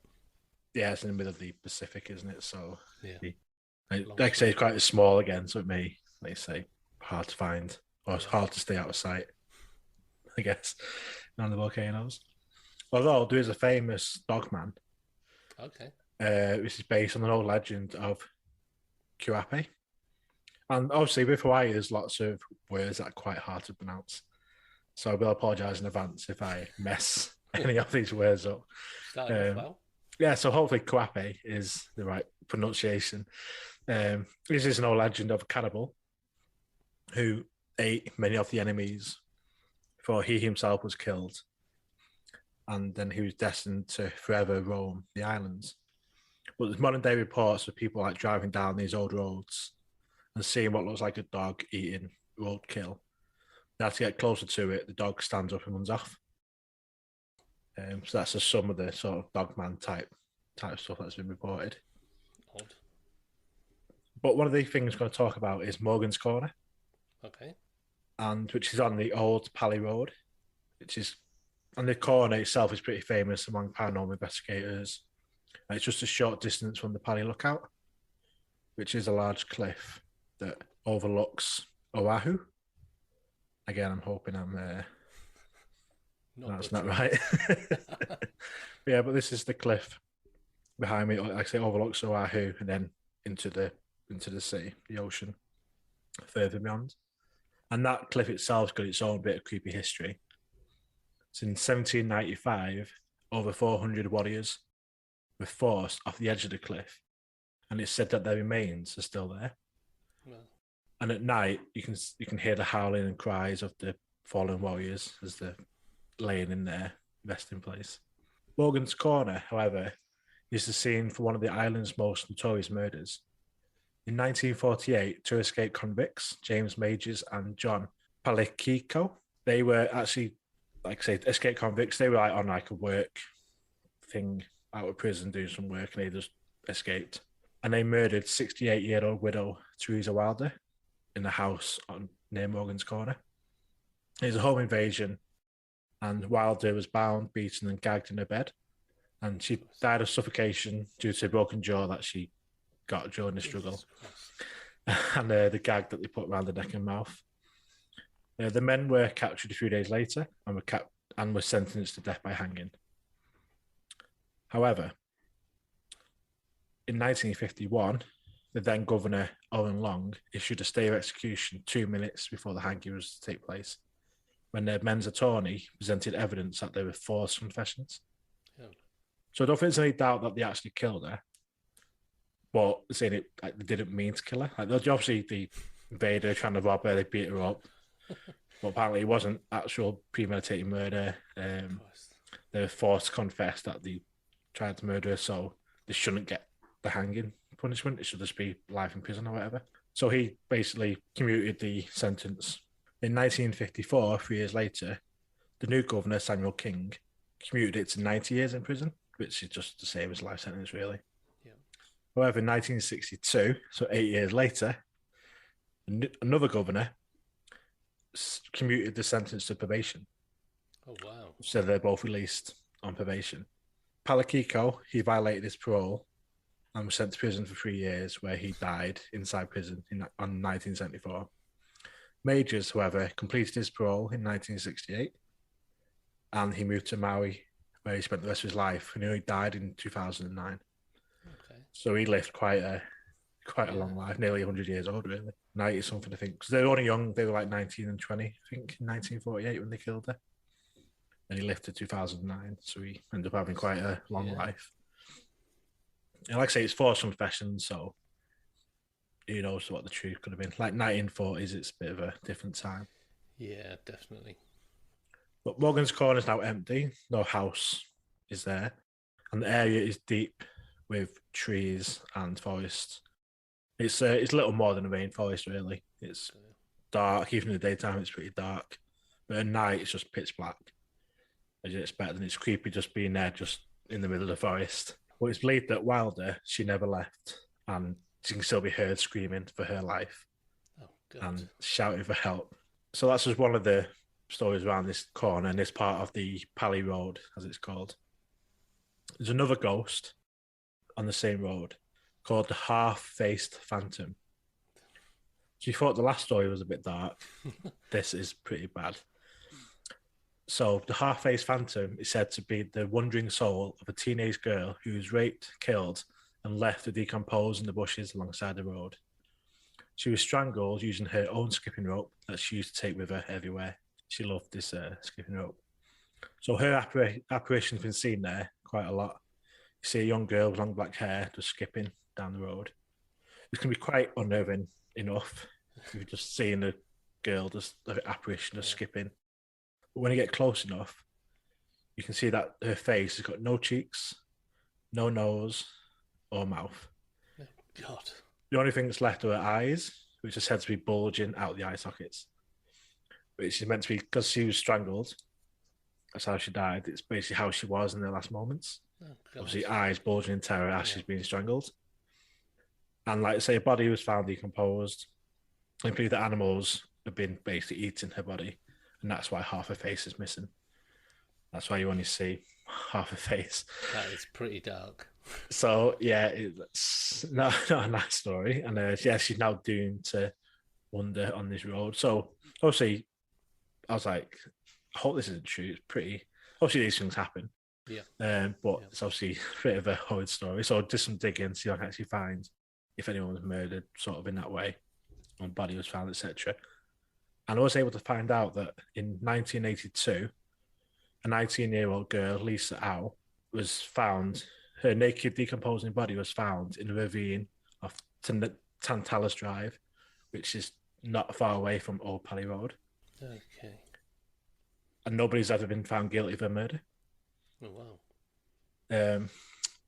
So at the time, there's a police officer or police sheriff that was like the main suspect, and he's believed to have been the murderer. So people start getting scared because they're like, "Is this sheriff pulling people over and then like raping and murdering them?" But the investigation's been reopened. They've exhumed the body a couple of times for more evidence because apparently they completely fucked it up when they did the initial post-mortem. They just didn't do anything properly. She was still inside. She was still dirty when they exhumed her. She's still inside the police bag. Oh, When they dug the body up, so literally nothing had been done properly. It's probably resulted in no convictions. I think the latest time it was reopened was only a couple of years ago. The file's still open, and some people are still looking into it, trying to find out who killed her. That is, yeah. So that could explain why she's still there. If this obviously unanswered question of who killed her, her parents are now both died, and they obviously died forever, not knowing what happened to her daughter, Sad. to their daughter. So that could be a reason why she's still seen on this road. Could be the same girl. There's some similarities. It's not far from where the apparition is reported to be seen. Naked body found decomposing, as in the story. So it Can't be too many of them, surely. No, I think especially on a small island, that's not like a big city where there's murders all the time and stuff. That's sort of the only story I could find that could relate to the tale of that girl being seen. Sounds like a horrid road to go down. Yes, it is. It is. And that's just some of the stuff that I've come across. Obviously, that's pretty dark. So I want to go a little bit a lighter note as we I don't want to end it with that story. And there's a legend of passing the pork. And I want to talk about this because it actually reminded me of my Chihuahua incident in Mendlesham Forest. So I thought, I've got to talk about this because it's kind of funny. It's a bit lighthearted. But apparently, you should never carry pork over the old Pally Road or the nearby Pally Highway. Okay. Because if you do, your car will either break down or you get into an accident if you've got pork in your vehicle.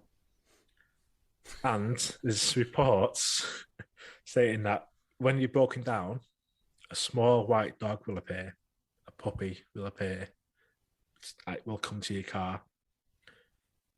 This is what reminded me of the Chihuahua. This small white puppy will come to your car, and it will start getting bigger and bigger. This dog, it can get bigger than your car, bigger than you. Just keeps growing until you either do one of two things. One is throw the offending pork away, just get rid of it.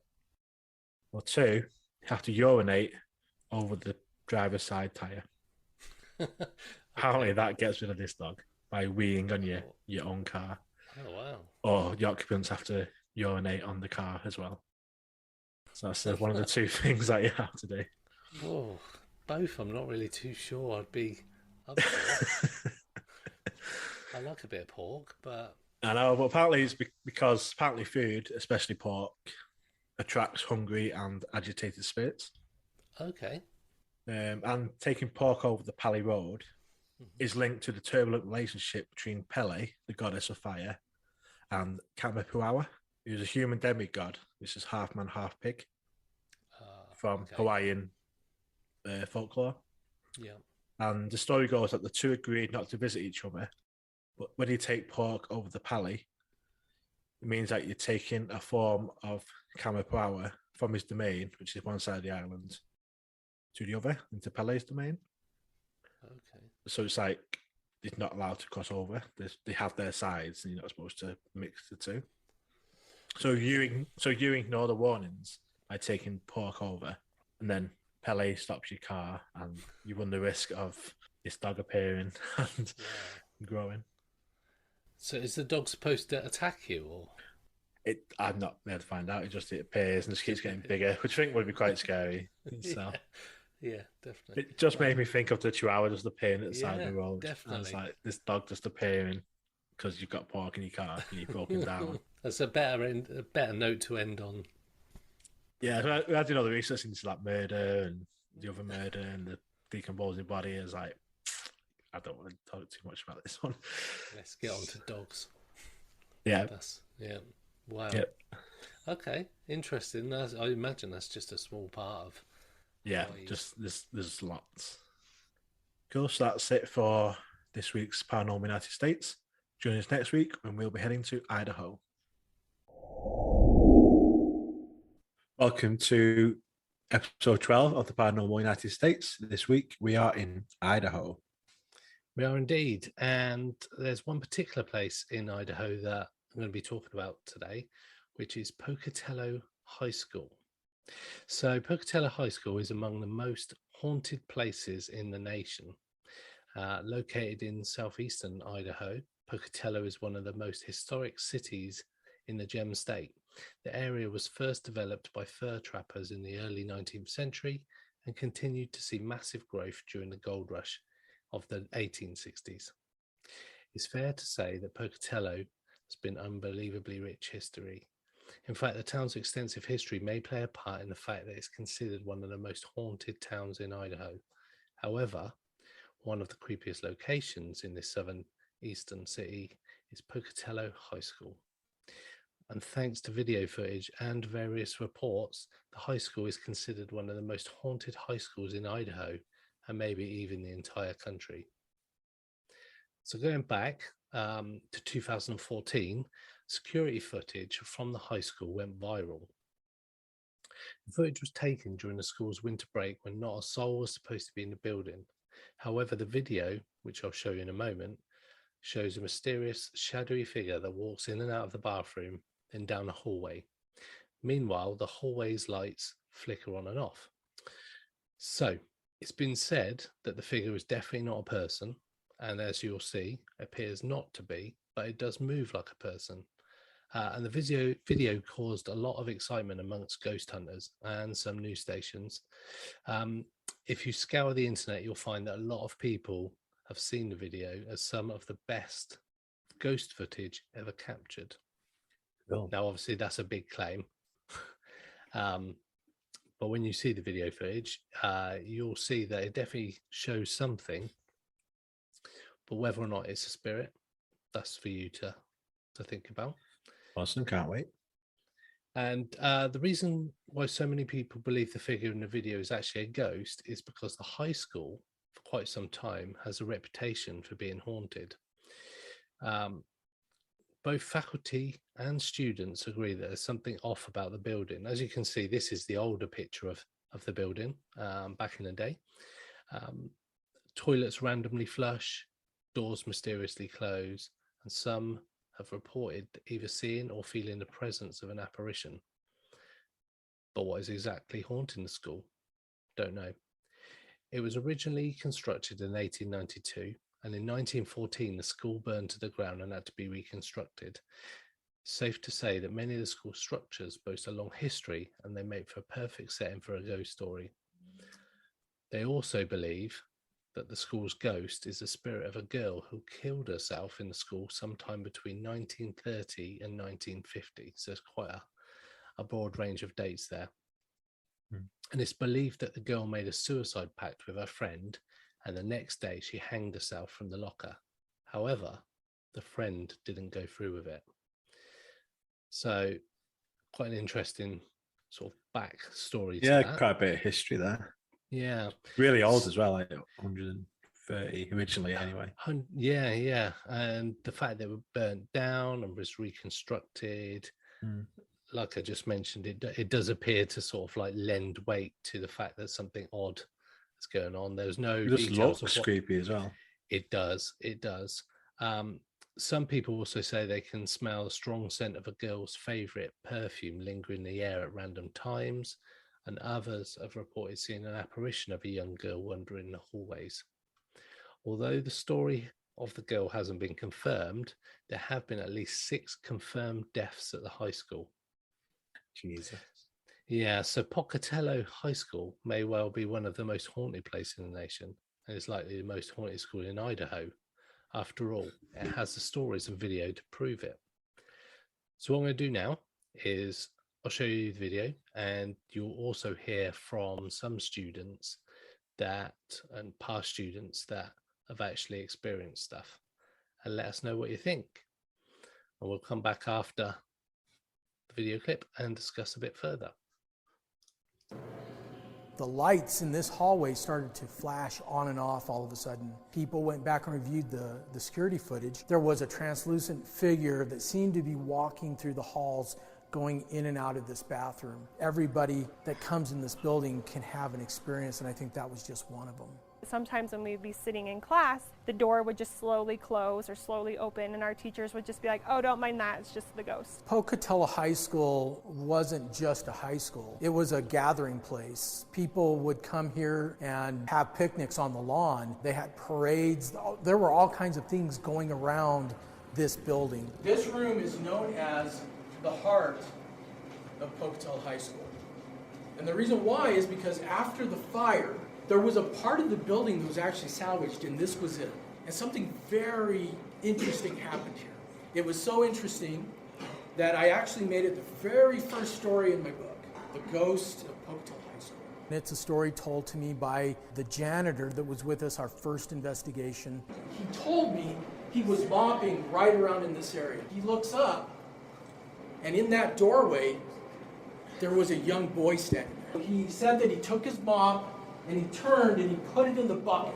And when he turned around, the boy was gone. When I hear these stories from these janitors, I truly believe that they are having these experiences, because I can feel the honesty and the sincerity coming from them when they tell me, hey, yeah, this is what's going on and this is what I experienced. At this point, we're going to walk in these doors, we're going to walk up the stairs, and we are going to meet in the library. The story of the librarian who hung herself on the chandelier after being left at the altar by her fiancé. We can't verify who she was exactly when it happened, but what we can do is we can go back over 60 years of documented sightings of the librarian in these windows. So if you're ever driving by, look on up and you might see her. He saw actually cleaned up the building, locked up, was standing out on the sidewalk out front, turned back and saw the librarian up in the window. Wow. Never came back here. It scared him so bad.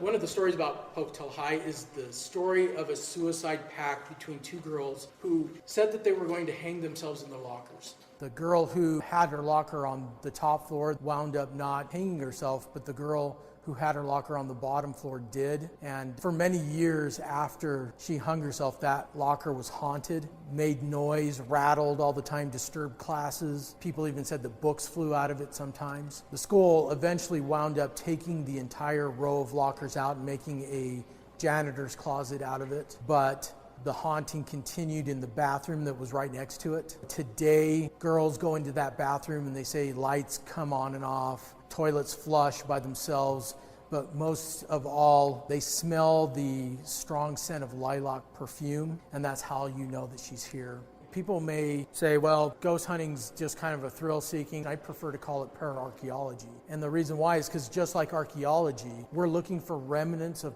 human behavior. And if ghosts do exist, if spirits do exist, that's what we're finding. If there is somebody in this building, it's because this building meant something to them and they choose to be here. As you can hear from that report and those the guy that works there, some strange happenings, as I'd mentioned previous, but also the fact that there's a librarian that appears to haunt the place as well. So that's only one of the most haunted high schools, and there's just some of the haunted high schools around. I know. It's like where I live, we got like 2 high schools or secondary schools, as we call them in the UK, sort of within close proximity in the sort of town, but although one of them is supposed to be haunted, I wouldn't say that they're all haunted, and there's a list of which one's more haunted than the others. It seems and as we do these episodes, it does appear that the US does have a lot of haunted areas, certainly compared to the UK, considering we've got a longer documented history of populated areas. So remind a bit of when we had Craig Bryant on the show. He talked about a high school in Lancashire in England, which has had a few similar things, apparitions and things being moved and noises being heard and like instruments being played when no one's up in the music room. That's the drummer, wasn't it? Yeah. So maybe it is a thing with schools as well, that sort of the energy of the kids and stuff like that. But yeah, an interesting story. One of many actually in Idaho. It seems to be a very paranormal state. And there was lots of places. There's a place called the Crowley House. There was cemeteries where there's also two graves next to each other, one with the name of Ware on it and one with the name of Wolf on it. There's also one of the cemeteries in Idaho where if you knock on the top of the grave, you can hear something knocking underneath as well. So it does appear to have a very rich history of paranormal occurrences. So and if you're listening to the audio only version, we put the video that you just heard on our Facebook, so you can go and watch the video and watch the security camera footage of the apparition as well. So thanks for joining us on this episode of Paranormal United States, which we delved into Idaho. Hello and welcome to another episode of Paranormal United States. This is episode 13, unlucky for some, Illinois. Definitely unlucky for the people living where we're going to go visit now. There's quite a lot of, looking around Illinois, there's tons and tons of stories and places that have got this rich history stuff. But I want to go to a little town. And it was once referred to by Mark Twain, the writer, as a dismal little river town. However, more recently, it's been called or known as the most haunted small town in America. Wow. Okay. Obviously, a claim that lots of places say the most haunted this, the most haunted that. So we'll see how this little town fares. And that's the town of Alton. Which is a small town, like I say. It's only got a population of 27,000. Okay. It's right on the border with Mississippi, on the banks of the river Mississippi. And it's literally just outside of St. Louis, so it's right, literally, in the bottom corner of Illinois, right near Mississippi. So, again, within this little town, there's tons of stories and places that have got all these legends. But one of them is the McPike House, or the McPike Mansion, which, as you can see, it's an impressive building, and it does have that haunted house sort of look. Yeah. So it's very creepy to look at. And that was built in 1869 by the McPike family, and it's been unoccupied since the 50s. However, it's believed that Eleanor and Henry McPike, the original owners, still roam the corridors of their old home. Oh, wow. And visitors report seeing orbs, strange lights, hearing odd noises. And they've even captured like figures of people in the background of photographs when like nobody was stood there. And some claim that the occurrences date back to before the house was built. That there's some Native American land around there and some ghosts that come sort of from the Native American side of things. And even a possible residue coming from an underground railway stop that was underneath the building. So it's just the whole area just seems to be quite a busy area. And it's old. And it's really old. I mean, the town must be quite old. This house was built in 1869. Yeah. It's not far off 200 years. I think it's similar to quite a lot of small towns when you go along this sort of part of America. Just these little towns pop up and they're just really old and just get abandoned. Yeah. It's quite an imposing looking house. It does look like something I would see in the first thing that came to mind was Freddy Krueger. Looked like the kind of place that he would frequent. It does look haunted. Like he's expecting to see things in those windows. Yeah, it reminds me a bit of Amityville, like in my head when you think of like them sort of films and stuff. Could easily be filmed there, be set there.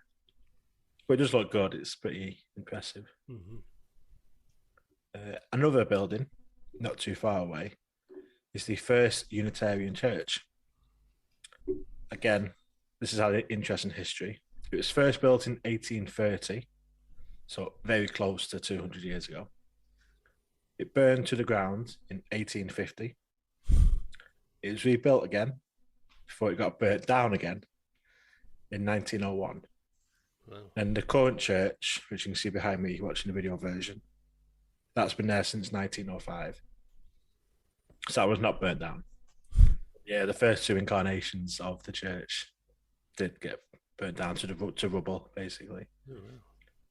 But in 1934, the Reverend Philip Mercer, who moved there from good old England, whoop, whoop, just suddenly one night he just became a bit ill, started shaking, couldn't speak properly, just random illness, and it's been a couple of days, no one had heard from him.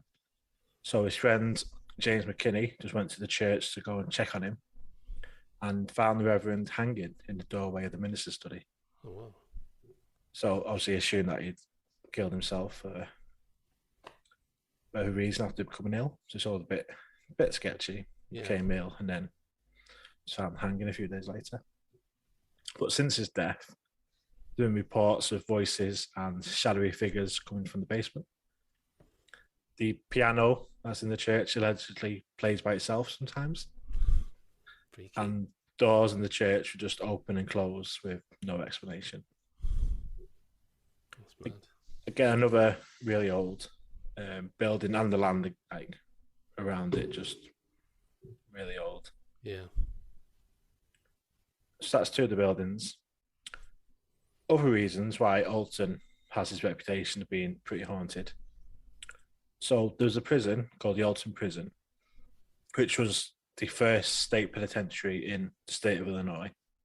That originally opened in 1833, but was shut down in 1857 just because of the poor conditions, overcrowding, bad sanitary conditions, lots of illness, so it just got closed down.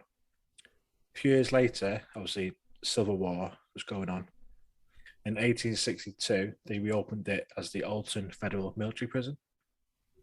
And over 11,000 Confederate soldiers were held there over the 3 years. Oh, wow. It was open, so very, very busy. Yeah. And overcrowded prison for the 3 years that used it during the Civil War.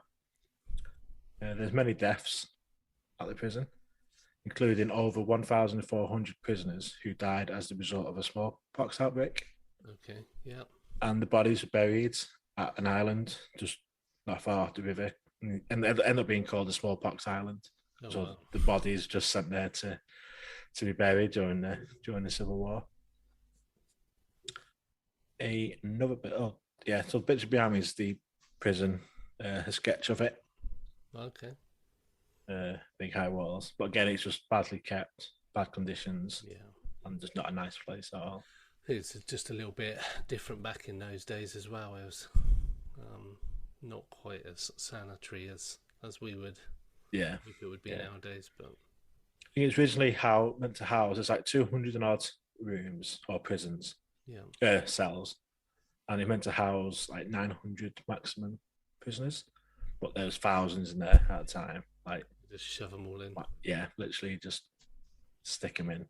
Do what you can with them. Another building, again, old building, is the Mineral Springs Mall. Okay.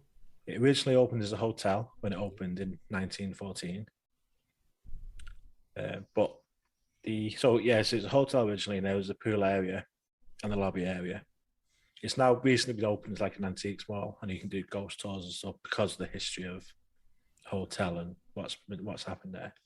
And the pool area's got a pretty dark history. So one of the ghosts that reside there around the pool area is Clarence, a 17-year-old who's said to have drowned in the pool, and his apparition, often seen wearing a brown suit, can be seen just walking around the pool. And it's actually his death certificate of the person who died, Clarence, actually in the lobby of the building. So it was someone that actually did die there. Yeah. And his apparition's been seen there. It's a bit of a weird thing to have in the lobby of your hotel, though. Isn't it? Yeah. Certificate of someone who's People died who there. died here. It's publicised. Come stay at our hotel. You may not last, but Yeah. be the Sound best. like an Eagles song. Yeah. And another death in that pool, got a bit younger, sadly. It was out of a small girl named Cassandra, who allegedly drowned during a birthday party that was taking place at the hotel. Many guests leave toys around. The pool's not there anymore. Or it's empty. I think it's just empty. And people leave like toys around the pool drain, like gifts for her. But some have been seen to move as if like an unseen hand has touched them or is playing with them. And apparently her favourite colour was pink, this little girl. And during paranormal investigations that take place, quite a few have been there. Some TV shows have been there doing investigations. And like I say, you can do ghost tours and stuff there as well. But they've captured pink orbs and stuff around there which they associate with like Cassandra and a bit of playfulness. And there's even been an EVP recording where a small girl can clearly be heard yelling for her grandma. Oh, God. On this EVP.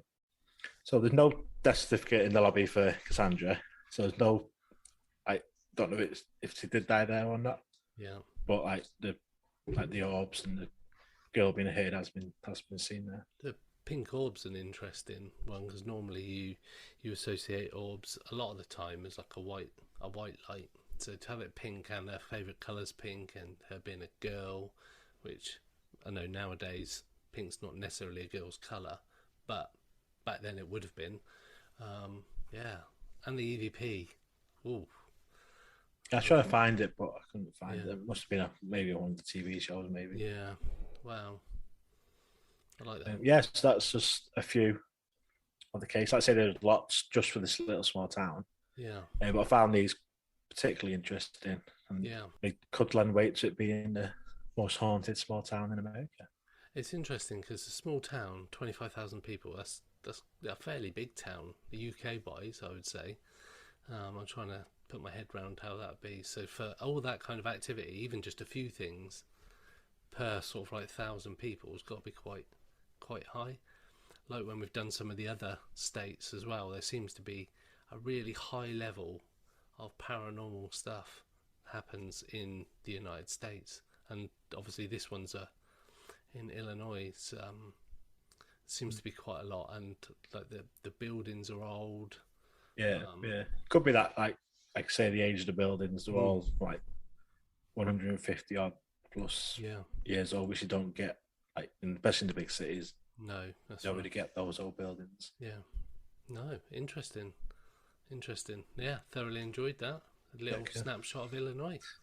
Yep, and like every week, this is just a snapshot, like I say, of what sort of is going on. So anything that takes your interest, this is a bit of an intro to it, and just do your own digging and find out if it takes your interest.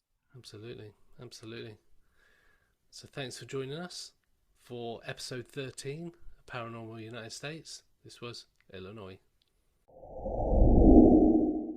Welcome to this week's episode of the Paranormal United States, episode 14, Indiana. Yeah, so Indiana, home to Notre Dame University, Indianapolis 500, and is known for its corn production, apparently. But there are a slightly darker side to Indiana.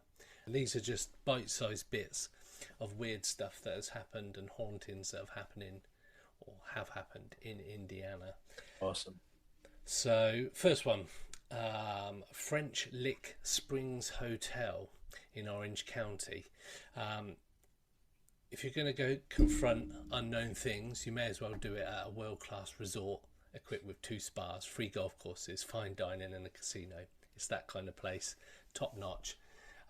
Historic establishment, part of a larger resort casino complex that was built in 1901, and people that have been there and stayed, Al Capone, Bob Hope, Franklin D. Roosevelt and Duke Ellington. So it is quite old market.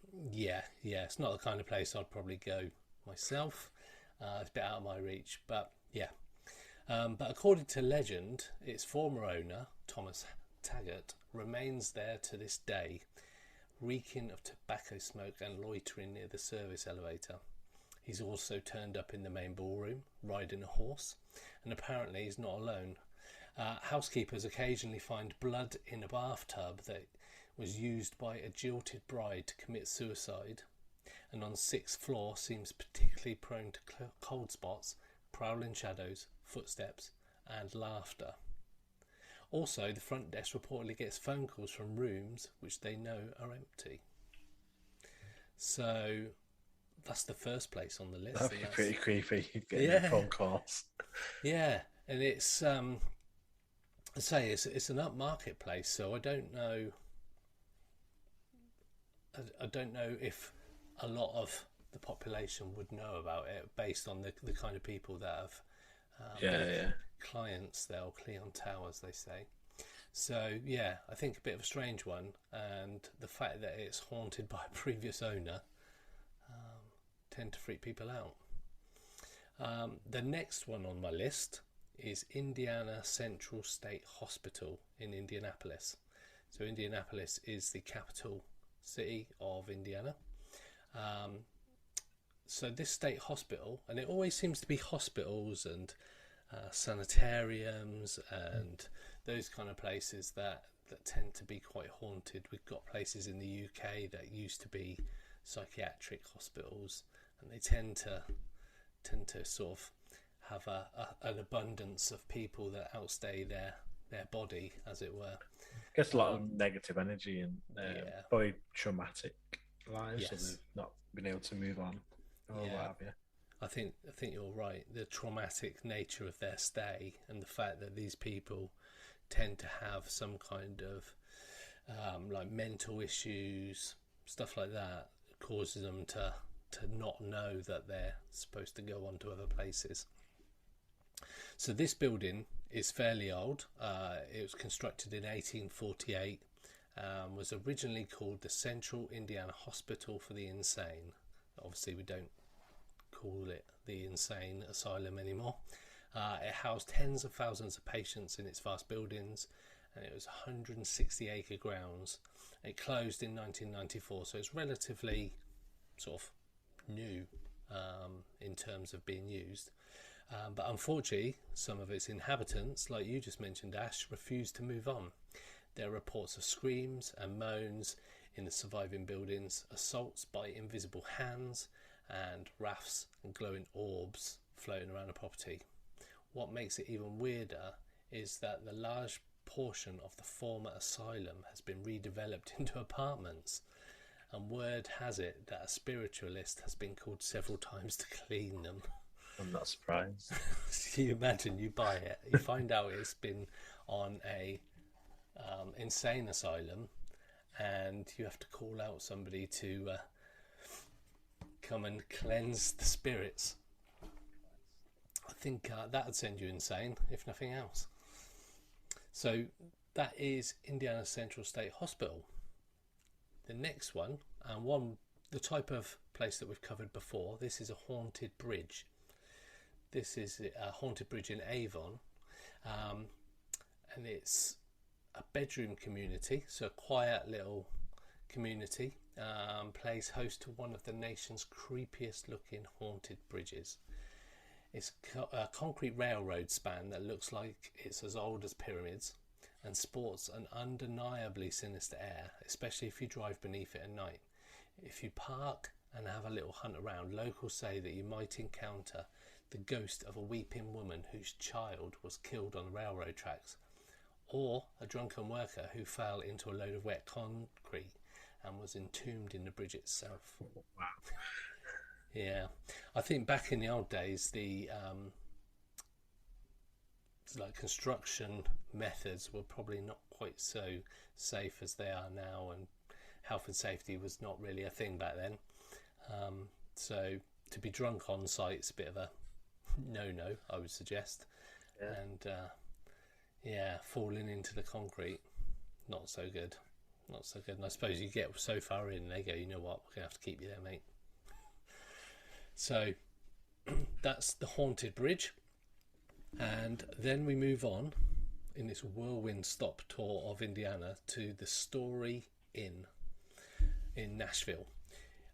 So during daytime, you can follow a meandering southern Indiana road to this almost too picturesque for words former general store that's been converted into a restaurant set in the woods.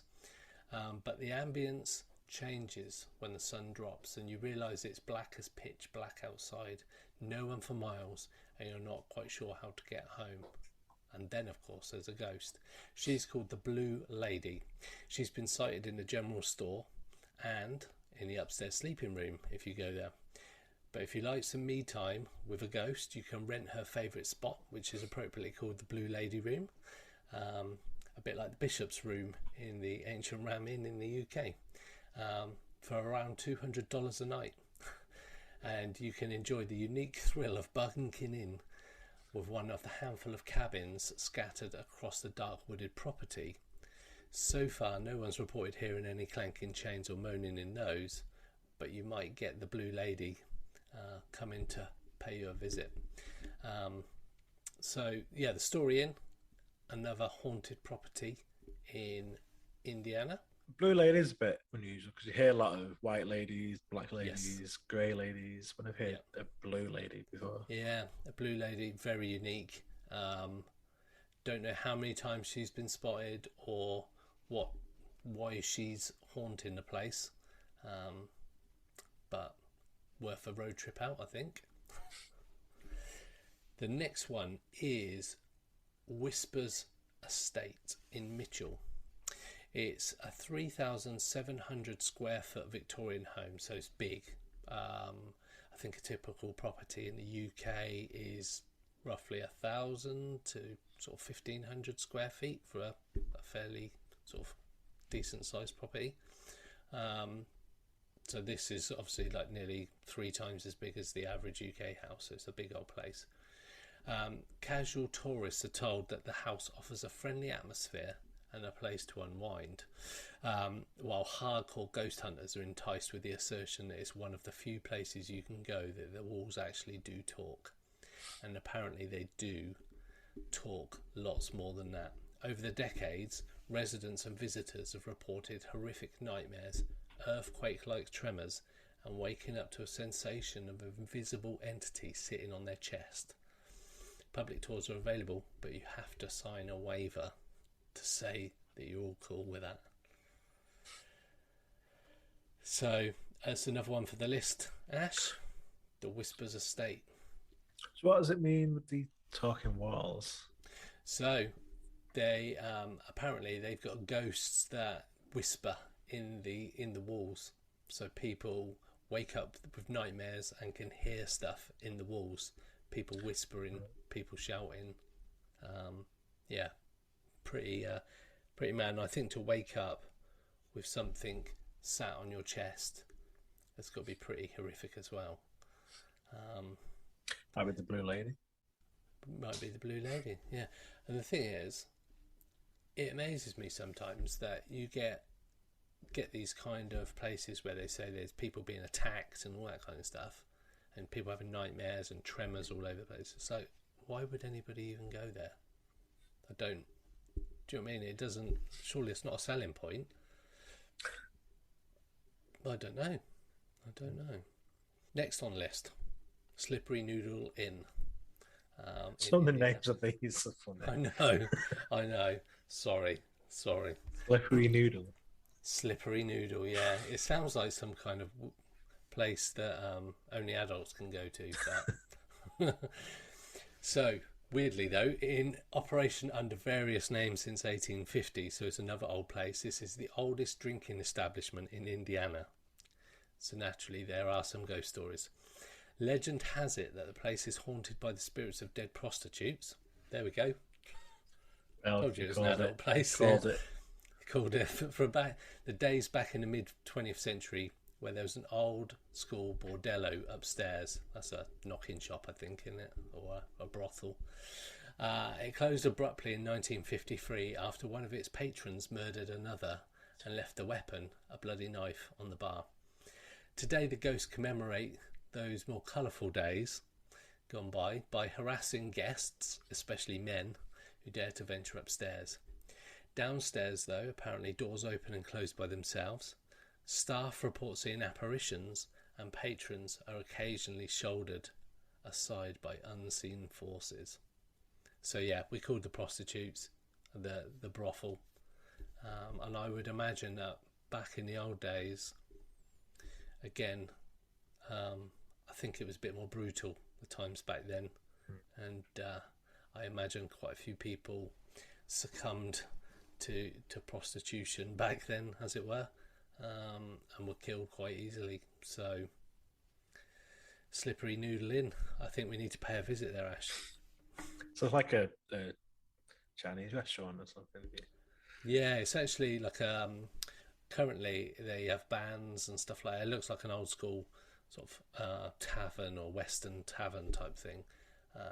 So next on the list, Hannah House. Now there's lots of houses in America that have got house as a second name and tend to be quite haunted.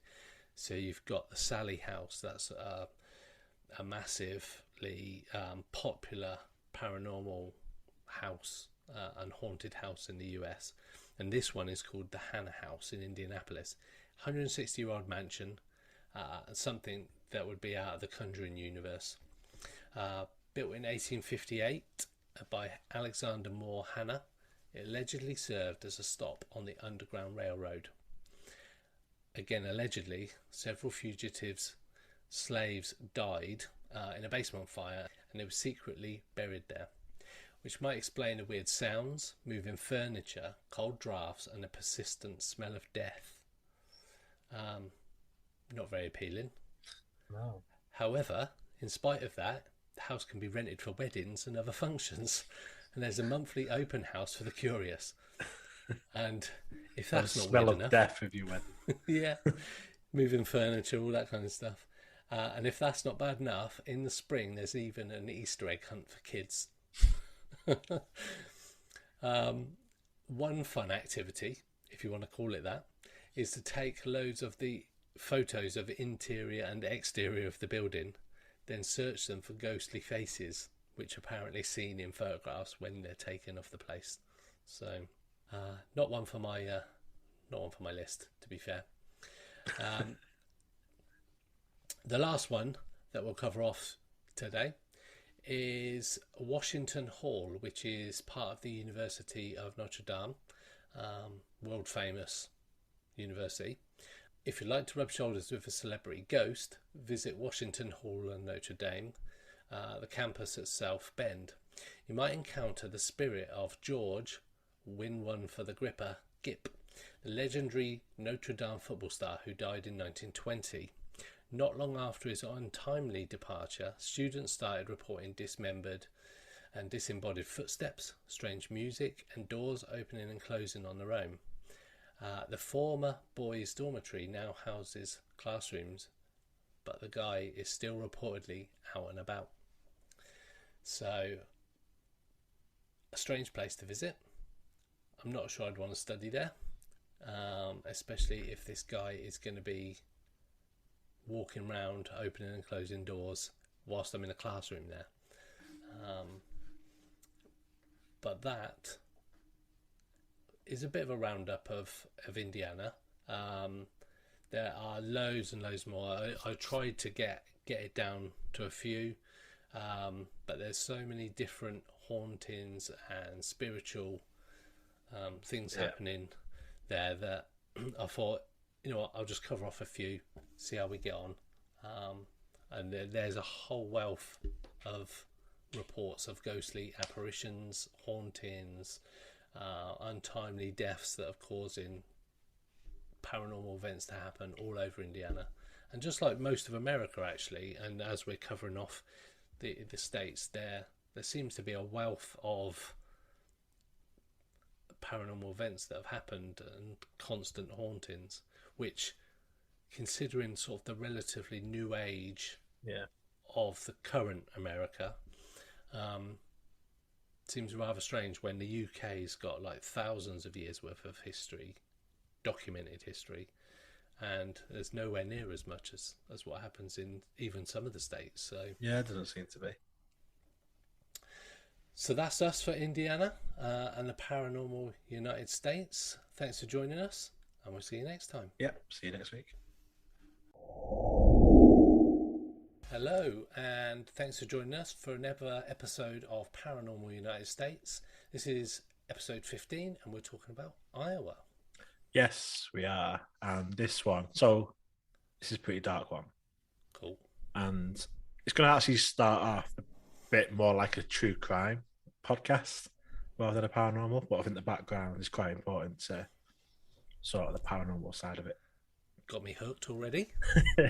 So, for Iowa, I'm going to talk about something I hadn't heard of, but it is quite well known in Iowa and in America. And there's a lot, when I did my research, there's a lot of articles, a lot of websites, a lot of podcasts about this place, this incident. But I had never heard of it before.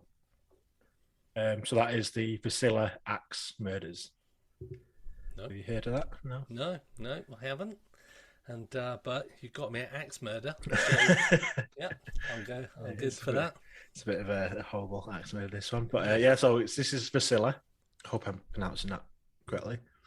It's a small town in Iowa. Population is like 1,000, just over 1,000. So it is a small town. Mm-hmm. So the incident, these axe murders, took place in 1912. Priscilla was home to the Moore family. His husband and wife, Josiah and Sarah, and they had 4 kids: Herman, Mary, Arthur, and Paul. And they were all under the age of 12. And one night that year, in June 1912, 10-year-old Mary had invited 2 of her friends over to stay the night.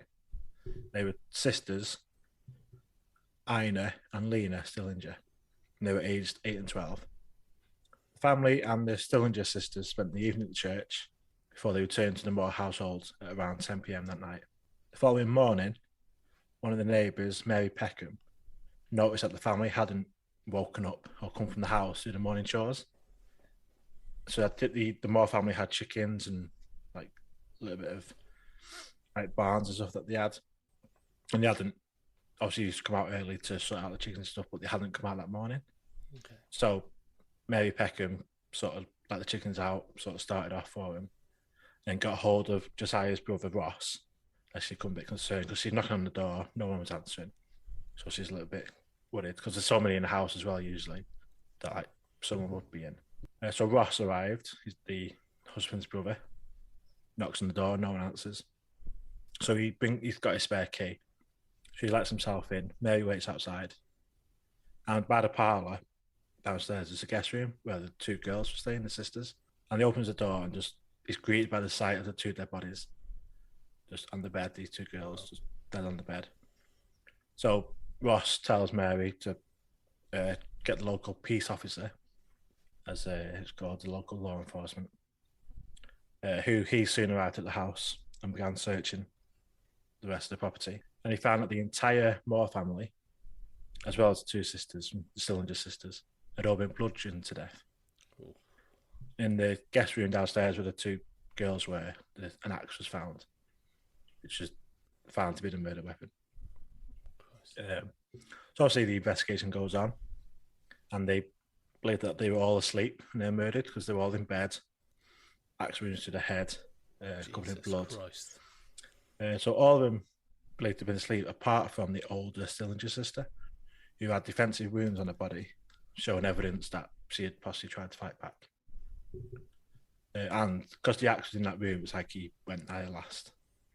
And in the attic, they found cigarette ends in the attic, which is this building. You're watching the video. So the attic is a little crawl space in the attic. Yeah. And this is where they found cigarette ends, suggesting that the killer or killers were hiding up there, waiting for them to go to sleep, and then obviously going around and murdering each of them. Yeah, that's dark. So it's very dark. So this was 1912, and it obviously made all the papers and it was big news at the time. There was obviously big investigations into it. Mm-hmm. A number of people were, basically all the homeless people were all suspects. They were all questioned. A couple of people were tried. One guy was tried twice.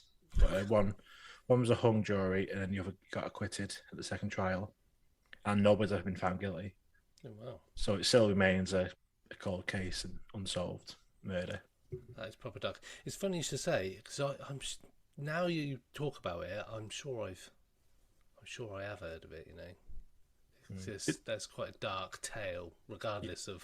Yeah. There's a lot. They do a lot of paranormal tours. Like you can get a bus that goes around Iowa and it goes to this house. I'll talk a little bit about the property, how it is now as well in a bit, but. Yeah, like I say, it remains unsolved over 100 years later.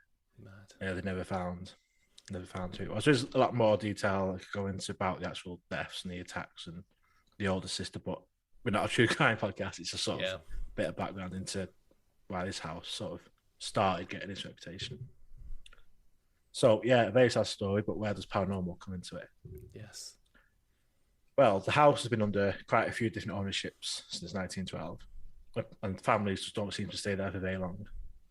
And it seems to have changed hands quite a few times. Maybe because they find out that it was this house, or it's got to be one of those places that when you find out that the whole family's been murdered via axe, probably loses its appeal quite quickly. Yeah, I'm surprised people buy it. Do you know what I mean? Yeah, it's quite. It's pretty dark. So this is the house how it looked back in 1912. Quite a standard house. Looks a bit creepy. Don't know if that's just because it's black and white, but where they found it as well is a bit weird. Like all the curtains were drawn because it's the morning. There was like sheets over the mirrors and stuff like that. So it's like quite a creepy sort of atmosphere as well. Right, that is odd. So, but today, the house serves as a paranormal hotel. Why not? Why not? Embrace it. They do day tours. Like I say, they do like bus tours that come around Iowa, stop there, and you can go in, tour the house. You can stay overnight on investigations for like $400. Okay. Just stay the night on your own. Just give you the keys. That's it. You're just free to do whatever you want to do. So why is it paranormal then? The spirits of the young victims are believed to still reside there. People that come to the house leave toys and gifts for them to play with. Toy cars that have been seen to move on their own. The reports of what's been happening there range from disembodied giggles that can be heard, terrifying screams, unexplained movements of objects like toys that are left for the kids. There's a strange fog that's been seen moving from room to room, quite strangely. Yeah. And there's even indication that visitors to the property start exhibiting strange behaviour as if possessed. Oh, wow. And probably the most famous one of this, which again brought the house into national attention in 2014, because a paranormal investigator who was staying there he was on his own. So he had friends with him, but he's sort of in this part of the house on his own. All of a sudden, he starts screaming for the people he was with, and he found him with what appeared to be a self-inflicted stab wound to his chest. Oh, Jesus. So obviously, police attended. He's okay. He wasn't like life-threatening or anything, but he took to hospital. Police attended, and he had self-inflicted a stab wound to himself. So was it the house? Was it something?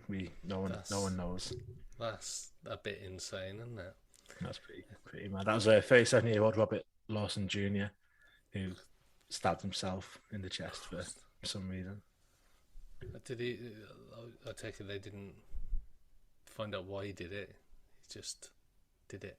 No, not that find like sort of it was him or anything. It's just this happened to this person in the house.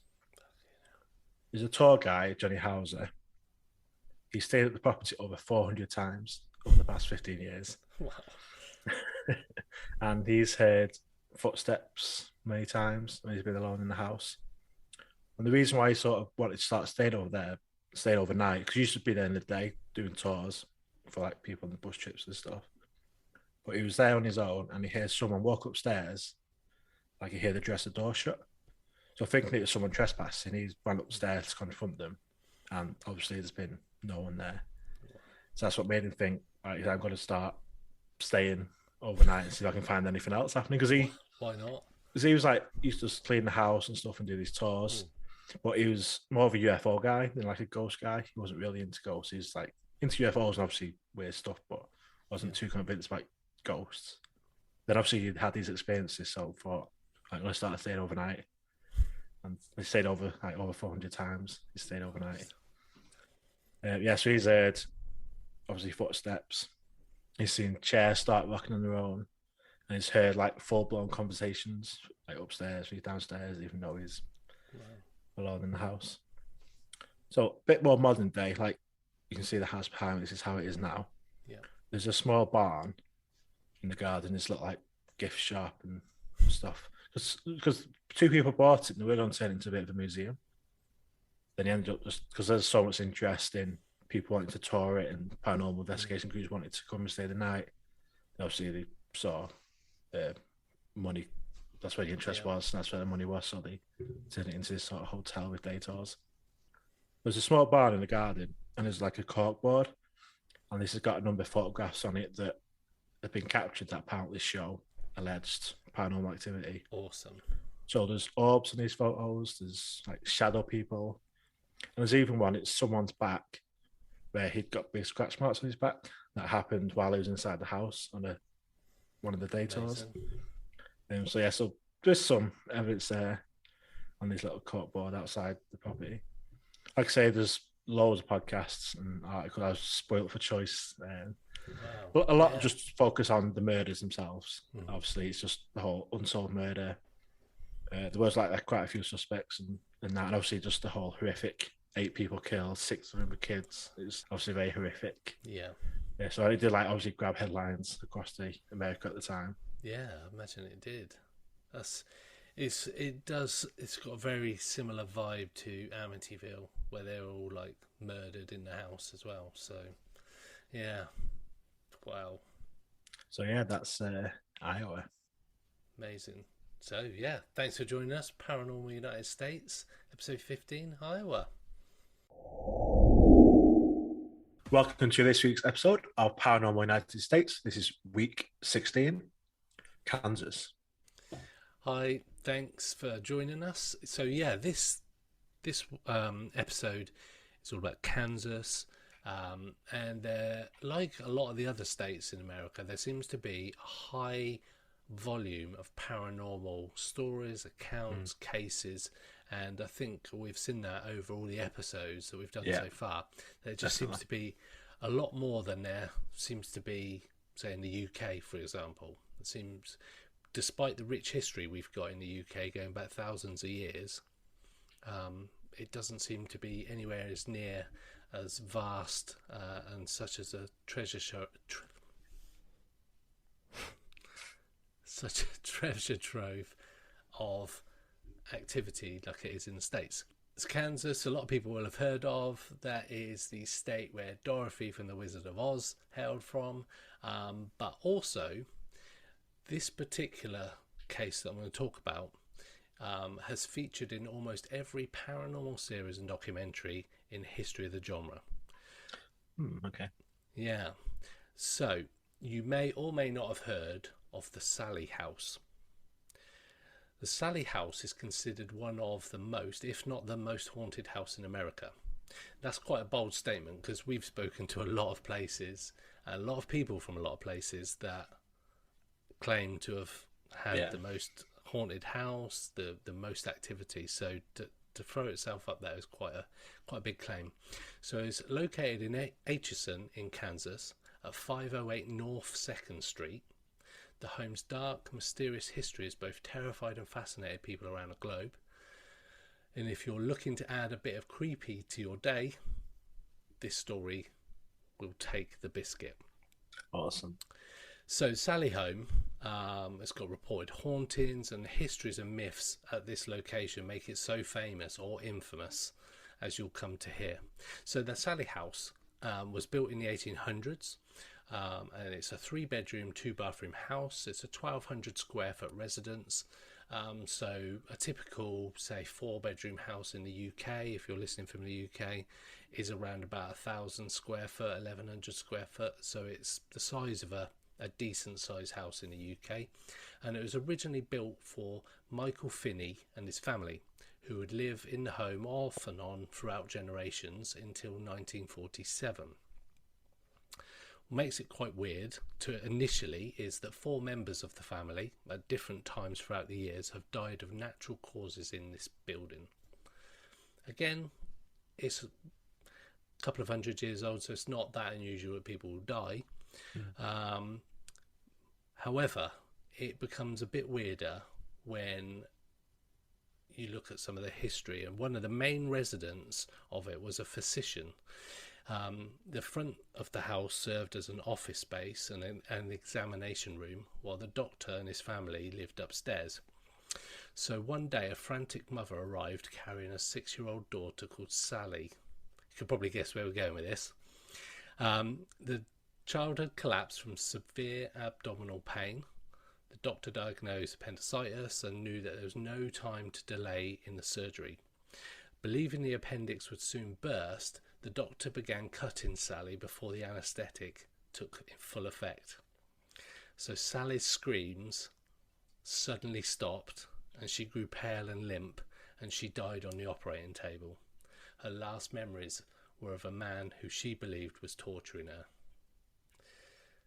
So, it's the good start to a horror film, if ever I've heard it. It's a good start to what would become a classic haunting. But over the years, the property has had numerous owners, but none would be as memorable as the Pickmans. They were a young couple, purchased a home in the 90s, and soon afterwards they started reporting strange and sometimes violent occurrences in the home that were beyond explanation. In the present day, the home acts as a sort of attraction. You can go and stay overnight, you can go on haunted hunts, and paranormal investigation teams all go there as well. But almost every form of paranormal activity has reportedly occurred in the Sallie House, which is why it's gained such media coverage over the last 20 years, and series such as A Haunting, Most Haunted Town, Unexplained Mysteries, My Ghost Story, Ghost Adventures, and Sightings have all told the story of the Sallie House and the paranormal entities that reportedly inhabit it. So this is a freaky house. To get on all those programs, some weird shit has got gone. Yeah, pretty well known, obviously. Yeah. So the activity has been so severe at times that some believe that the hauntings may be demonic in nature, or speculates that the Sallie House could be a home to a supernatural portal where spirits can enter as they please. Now, we love a good portal. We do. We do. And that's seems to be something that occurs quite a lot when we start talking about the paranormal, UFOs, cryptids, portals come up. So for it to come up in this story is quite a timely sort of piece of activity. Cool. So regardless of what the home harbours between its walls, one thing people do agree on is that there's some very odd things going on in this haunted house. People have reported seeing full-bodied apparitions, one of them being a young girl, mysteriously burning candles, and objects moving in thin air, while others have heard disembodied voices of women, men and children at night, as well as scratching on the walls and the sound of furniture being moved around. There have even been reports of physical attacks and possessions. So the activity seemed to start in the house around the month after the Pickmans moved in, and it was far milder than what was due to come. And when we speak about hauntings, paranormal activity, poltergeists, that kind of stuff, they all seem to start quite mild, scratching, noises. Yeah, and then builds up to more extreme stuff. So let me just show you a picture of the house in the background. Here we go. This is the Sally house. Seems fairly unassuming. Typical kind of house in America. Sort of Yeah, they're quite big, like you say. Though. Yeah, decent sized house. So the Pickmans moved it in, and in the earlier days of their time in the house, a couple only recount small things occurring such as lights dimming, cold spots, toys playing on their own, and animals acting strangely. If that's mild, I don't even know why people stay in the houses, but there we go. So after the birth of their first son, the activity seemed to pick up a bit more, even keeping the baby awake at all hours. In fact, the couple discovered from a neighbour that the nursery lights remained on all throughout the night, even after the Pickmans switched them off so the baby could rest. Strange mould had even begun to form on various household items for unexplained reasons. They got the cold spots. That could be a reason for some of the mould, I would imagine. But so at one point, the couple even returned to their home to find that all the stuffed animals that Debbie Pickman had organised in the nursery were on the floor, forming a circle. And after a particularly scary evening, the couple decided to spend the night at a family member's house. But just as they were leaving, Tony Pickman, the dad, or the male of the house, began feeling a burning pain on his back, and it was later discovered that he had sustained 3 mysterious scratches down his back. Check these out. Wow. Yeah. So it's kind of ramped up at that point, and we talk about poltergeist activity. Yeah, and attack is quite a brutal form of poltergeist activity or haunting activity, and it's usually a bit further down the line. But this seems to have happened quite early on in the days. Yeah, it looks painful as well. Yeah. So shortly after the attack, the Pickmans sought the help of a psychic medium who visited the home in order to get a better idea of what was taking place there. The medium's conclusion at the time was that the little girl, Sally, was inhabiting the home and did much of her haunting to get attention from the family.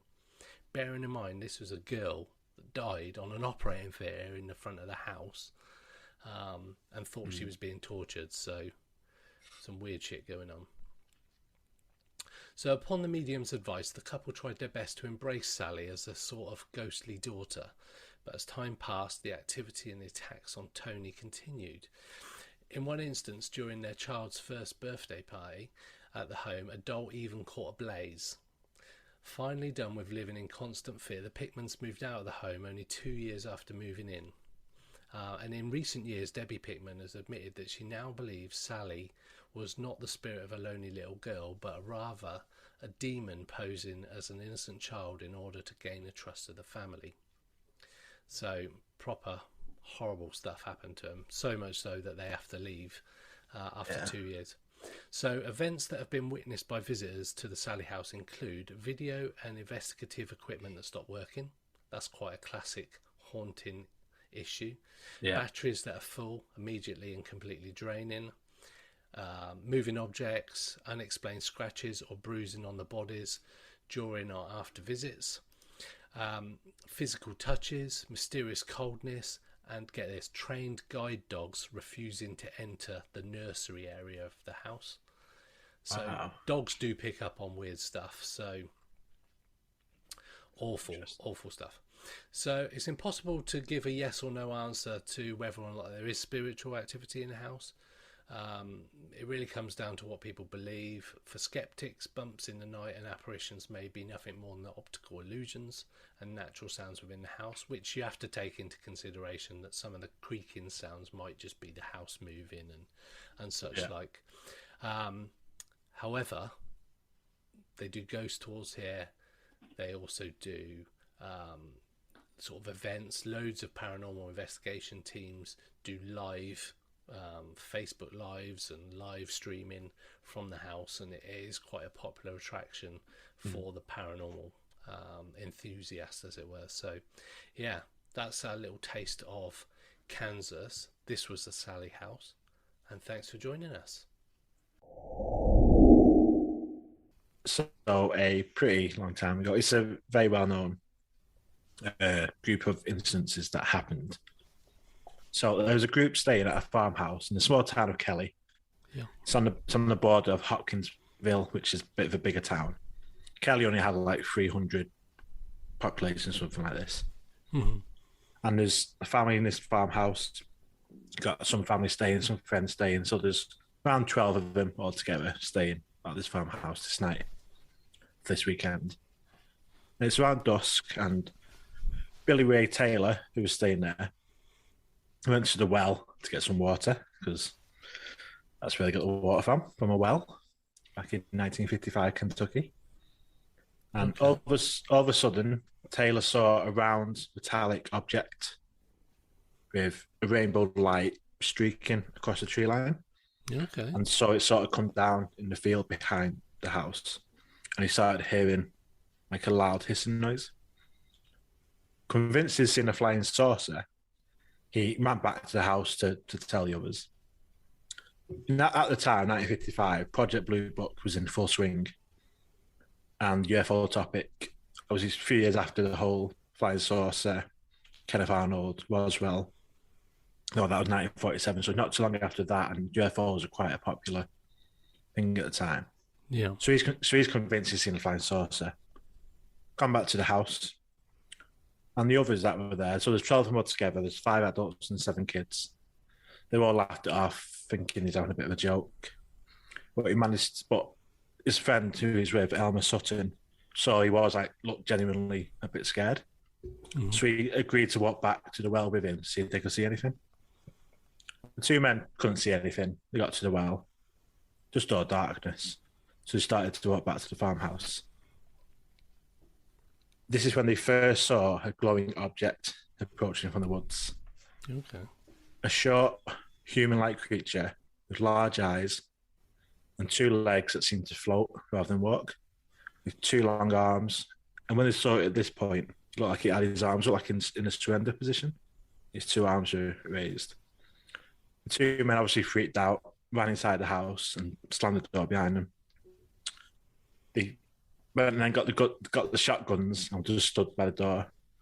The women in the house were still sort of thinking it's a bit of a prank, saying like, "Oh, you're going a bit too far." And they're like, "No, it's not a prank. We just saw some sort of creature." They sent the kids to bed, upstairs to the bedroom, and just stood watching out for the doors. All of a sudden, a 3-foot-tall figure appeared out of the darkness, just stood in the doorway. Taylor just shot straight away at the intruder, and the bullet just put a hole through the screen door, and whatever it was had disappeared. He'd gone outside to sort of try and see if anything else was there. As he stepped into the porch, a clawed hand reached down, grazing his head. Elmer Sutton and then shot at the creature that's on the roof, which then rolled off and ran into the woods and disappeared. So now they're all thinking, what is going on? What the hell are these creatures? When around the house, now the women are scared. Obviously, the shotgun noises, the kids now say, right, what's going on? So the women are trying to sort of comfort the kids, keep them sort of safe and not too scared. And more creatures started coming, looking through the windows, just stood on the grass outside the house. And they kept shooting at him, realising that the bullets weren't doing anything against them. They just seemed to either just miss him or just had no effect on him at all. Someone in the house suggested that bright lights because he had like large eyes with yellow pupils. And one of them suggested that bright light seemed to hurt their eyes. So they turned all the lights on, trying to deter him, but that didn't stop. They still kept coming. At around the same time that all this was going on, a neighbour, about a quarter of a mile away, saw strange lights in the woods behind the farmhouse. He thought maybe that they were looking out for, because he had like livestock and animals in this farmhouse. He thought maybe they were out looking for an animal or something that had escaped. Obviously, a little bit later, he's heard the gunshots. And I thought, oh, maybe there's a big cat or bobcat that's trying to get the livestock, so they're shooting it to get rid of it. So that's a bit of like corroborating evidence with his neighbour. So this goes on for about 4 hours of trying to shoot at the creatures. He hasn't seemed to make any attempt to like come in properly or do any harm, but they're still there, just sort of outside the house.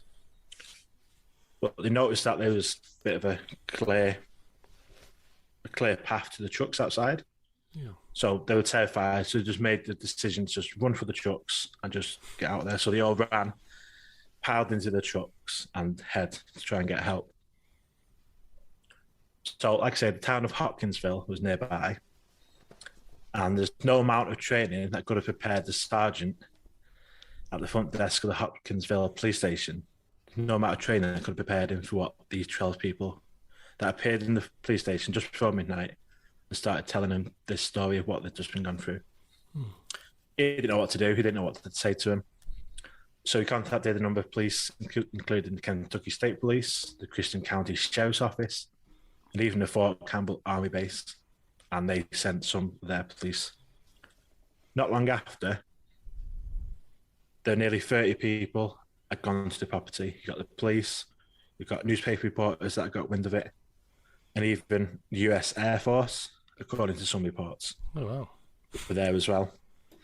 There's obviously Project Blue Book running, so maybe it's something to do with the US Air Force there, because Project Blue Book did investigate it as part of one of their files. They closed it and classified it as a hoax, the Project Blue Book did, with no further explanation as to why, but just said, yeah, this is a hoax, and no further investigation needed. Police couldn't find anything. There was no markings, there was no trail or footprints or anything. The only thing they found was evidence that there'd been a shootout. There's obviously the holes in the wall, in the like screen doors. There was shotgun shell casings all over the floor. So they knew something had happened, but there's no evidence of these creatures there. After a couple of hours of being there, everyone left. There's now just the family there again in the house. A couple more creatures were seen. Obviously, they didn't really get much sleep that night. A couple more were seen, but just before dawn, the last one disappeared into the woods, and they never seen them again. That was the last time that they saw any of the creatures. Neighbours said it was all a hoax, just for publicity, trying to get a bit of fame, like other people in the town. Some blamed it on alcohol. Despite there's a meteor storm the same night. Okay. So you might have obviously had a bit to drink, seen a meteor, got a bit confused because he's had a bit to drink, and that sort of all escalated into like a bit of panic and stuff has escalated into them having this shared experience of seeing these creatures. You know, that, and the family actually came under so much harassment and threats from other townsfolk that I think it's less than 2 weeks later, they just packed up and left town. They just moved out. How weird. Because of the amount of like harassment they were getting, because they said that all this had happened. But like, yeah, it's been nearly 70 years. So 1955, yeah, coming up to 70 years since it happened. And it's still an interesting case. Yeah. Is there any other sort of news on what it could have been, or? Yeah, well, so one of the popular theories that could explain it is great horned owls. Okay. That they're like, when they describe it as sort of floating rather than walking, and when it's like it sort of it was on the roof and then it disappeared into the trees. So it could have been because these are big owls. Obviously, like owls do have the big eyes, like sort of do look grey. When you think of grey aliens, like they have that sort of set back eyes and large heads, which is how the goblins were described. So people believe it could have been them combined with alcohol. the meteor shower, and also the green glow that the men witnessed could have been a result of bioluminescent creatures that are in the woods that do give off a glow. Like you get frogs and stuff that can give off this luminescent glow, and glowworms and stuff. So that could have explained the glow. It was just an owl, and they had a bit to drink. Could have been. Wow. Could have been. But the term "little green men," when I say "little green men from Mars," this is where that originated. No way. So the term "little green men" had been seen in a book previous to this, a couple of years before. Yeah. But in the newspapers in the days after this event, they were saying "little green men" in Kelly Hopkinsville, even though they never actually said any colours. All they said was, when they went to the police, all they said was it was little men or little creatures been coming to the house. Wow. They never mentioned any colour, but in the paper it turned into little green men. And now that's when people say little green men from Mars and all that. That's where this story that originated from. Wow. And again, that's because the media started putting a play on what happened. Yeah. I'd never even thought about the term "little green men" and where did that come from. Yeah. There was another report, by the don't know how much substance is to this one, but a group of Evansville teenagers in Kentucky again. They reported seeing 10 of the creatures in the field at Lincoln High School. They said they locked off into the darkness after the teens started throwing rocks at them, but we don't know anything more about that one. And if you watch the series Hellier, so that's based in Hellier, Kentucky. Oh yeah. And again, that first came about after an email that the guys got about the little goblin-like creatures that are coming to his house in Hellier. And that's how that all. So the first season of Hellier is more about what happened in Hellier and other surrounding towns. The latest series are about different places in Kentucky, but it all started off in Hellier again with these little creature-like things being seen at this guy's house. So there's tons on the Kelly Hopkinsville, and you probably see that when you put it in, the image often comes up. We've had problems with audio this week, with the video this week, so this is audio only this week. But we do have, because you put it in Google, the pictures come up how they described them and the sketches of them, and you'll recognise the image of them. It's quite a famous image. Yeah, I'm looking at it now. That's very, very famous image. Yeah, how weird. And as I say, I never even heard of the town of Kelly, and didn't know that it was quite so influential. Welcome to this week's episode of Paranormal United States. This is episode 18, Louisiana. Cool. Thanks for joining us. So when you think of Louisiana, what comes to mind? I know you asked me in the previous one, I didn't have a clue. But in Louisiana, what would come to mind first of all? Oh, God. Water. I don't know. Like lakes water, and stuff. Yeah. New Orleans. New Orleans is the heart of Louisiana. When it comes to New Orleans, it's got a very rich and vibrant haunted history. And when it comes to New Orleans haunted mansions, there's one that stands out from the rest. The one behind me. The woman who lived here has become legendary for her ghastly deeds she committed in one of the most disturbing, bloody chapters in New Orleans history. Her name was Delphine LaLaurie, and history knows her as Madame LaLaurie. I'm going to talk about the haunted mansion on Royal Street, where she committed unspeakable atrocities. Once thought the most splendid home in the neighbourhood, the LaLaurie house is now considered to be a house of horrors. Its ghosts have a tragic tale to tell, and trust me when I say their stories are not for the faint-hearted. Wow. So, if you were to live in the French Quarter in the early 1830s, you would know about Madame LaLaurie and the rather glittering soirees she hosted at a lavish mansion. The house certainly must have lived up to its role as an architectural hostess for the social elite of its day. Whilst its appearance might have changed a bit over the years, it's easy to imagine what it might have been like during the 1830s, chandeliers, carvings, wrought iron, fixings, pristine, fashionable, postcard perfect house. Looks very nice. It does. It does. It does look a bit ominous in this picture, I won't lie. Yeah, But I think the background's a bit dark. it is a bit dark. So Madame Lalaurie herself, she was born of a well-bred family, the kind with knights in its genealogy. She was attractive. She had been a wife to 3 husbands, a high-ranking Spanish officer who had left her widowed with a newborn daughter. After him came a well-known banker who she had 4 children with, and then she married a physician, Leonard Lalaurie. This third marriage may have been troubled, but it would leave its permanent mark after all. It gave Delphine and her house on Royal Street the name of Lalaurie. So there were murmurs something was amiss at the house before a fire.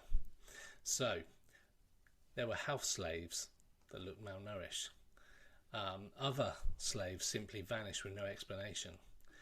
And why did Madame Lalaurie's daughters seem so quiet and so pale?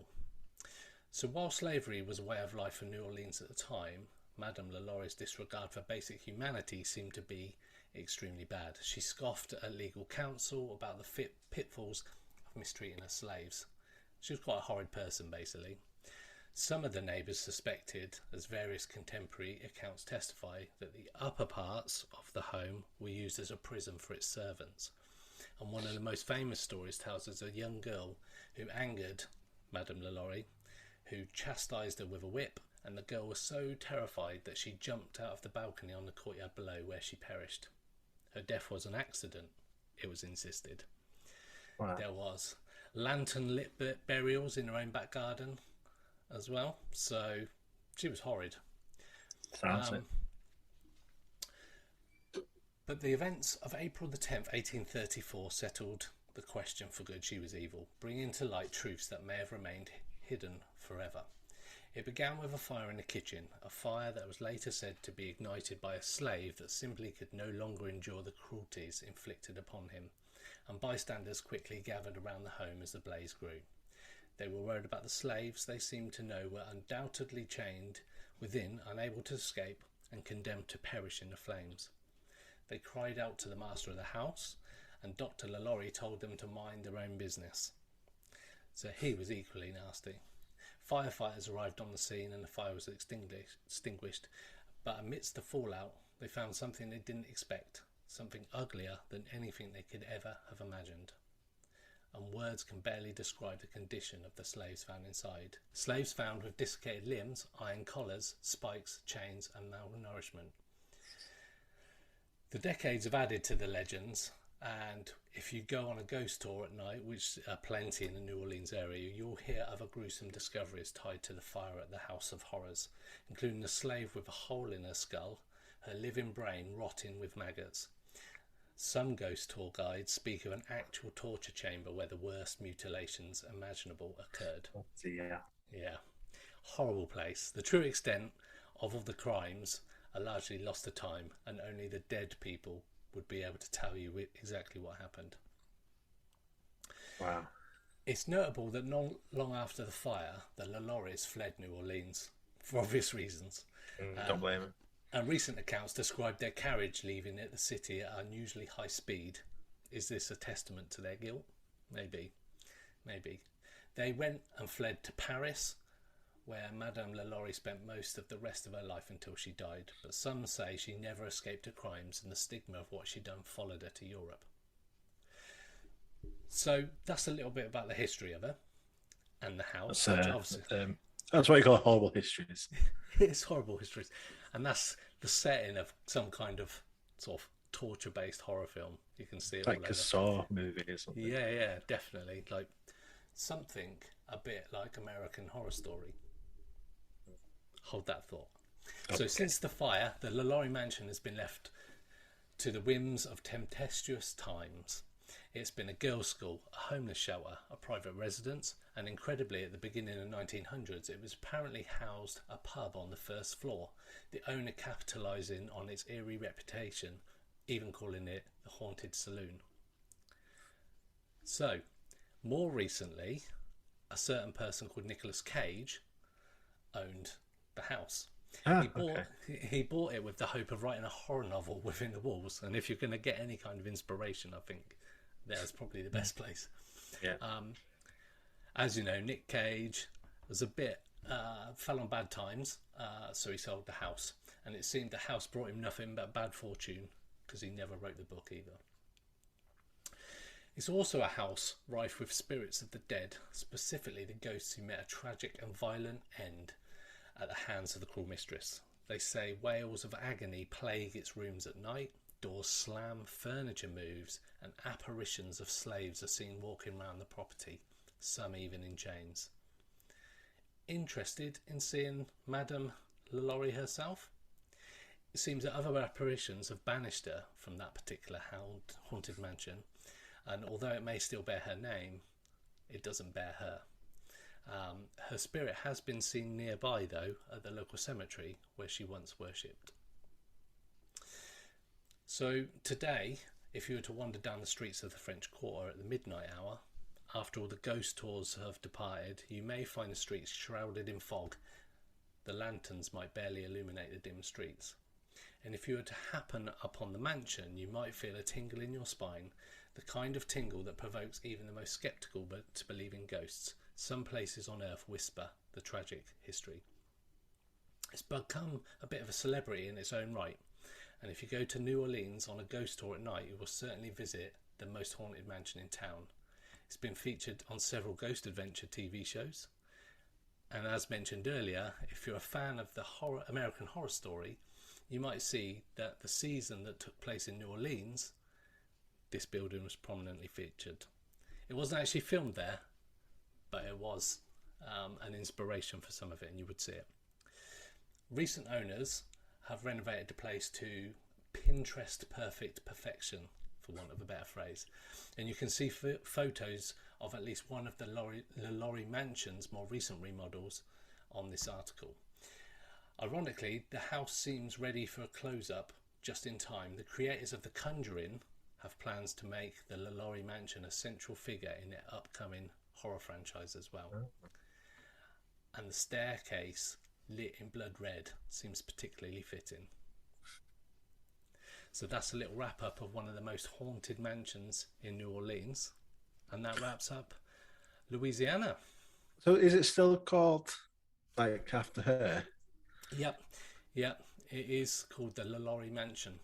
Because you'd think that obviously with what happened, they'd sort of not want to sort of glamorize sort of her, to not call it like after her. I think with some of the deep and dark sort of history of New Orleans and the fact that people go there a lot, I think as part of the ghost tours that go on in the streets all around New Orleans, that they decided to keep it as a sort of a nod to the horrible history, as you quite rightly pointed out. Maybe. Yeah. So horrible place, horrible lady, horrible husband, horrible events. Supposed to be a doctor. Yeah, and weirdly, we talked about a physician in a previous episode as well, where there was deaths as well. So it sounds like back in the day, if you were some kind of doctor, you weren't exactly pleasant. Cool. So that is this week in Paranormal United States, Louisiana. Welcome to Paranormal United States. This is episode 20. This is a very special episode because the day we're recording this is Greg's birthday. Happy birthday, Greg. Thank you very much. Thank you very much. How are you doing? Yeah, I'm okay. It's another year. Was quite lucky today. My manager bought me a vanilla latte, which I've not had before, from a certain well-known brand, and I loved it. So, nice. Yeah. Thank you, Kelly, for that. Yeah, so we are heading to Maine. What have you got for us? Yeah, so I would like to talk to you about one of the most insane little towns in Maine, which, as you can see, we're in the top left, right, depending on which way we're looking at it. The top eastern side of the United States with Maine. So there is a creepy small town in Maine which has got insane paranormal activity, which you'll hear about Awesome. over the coming few minutes. So from haunted roads to spooky bed and breakfasts to opera houses with unexplained sounds, Maine has a fair few ghostly places. But did you know that there's an entire town in Vacation Land, as Maine is called, that can be considered the most haunted of them all? If you can't keep track of each individual paranormal location by state, go to Bucksport, which is a small town in Maine, and you'll find some pretty insane paranormal activity in just that one place. So I'm going to cover off a few of those. Cool. So strap yourself in and get ready. Okay, So the first one is Buck's Tomb, the infamous or famous, depending on how you're going to look at it, Buck's Tomb. This is the reason why Bucksport is the most haunted town in Maine. This is referencing the famous tombstone of Colonel Jonathan Buck. He's the founder of Bucksport, fell in love with a woman who later gave birth to his son. Upon learning of this, he forced her to leave. She soon returned to Colonel Buck, requesting assistance in caring for his son, which he refused. So he's a bit of an arsehole, really. To ensure that she would not bother him again, he pronounced her a witch and had her burned.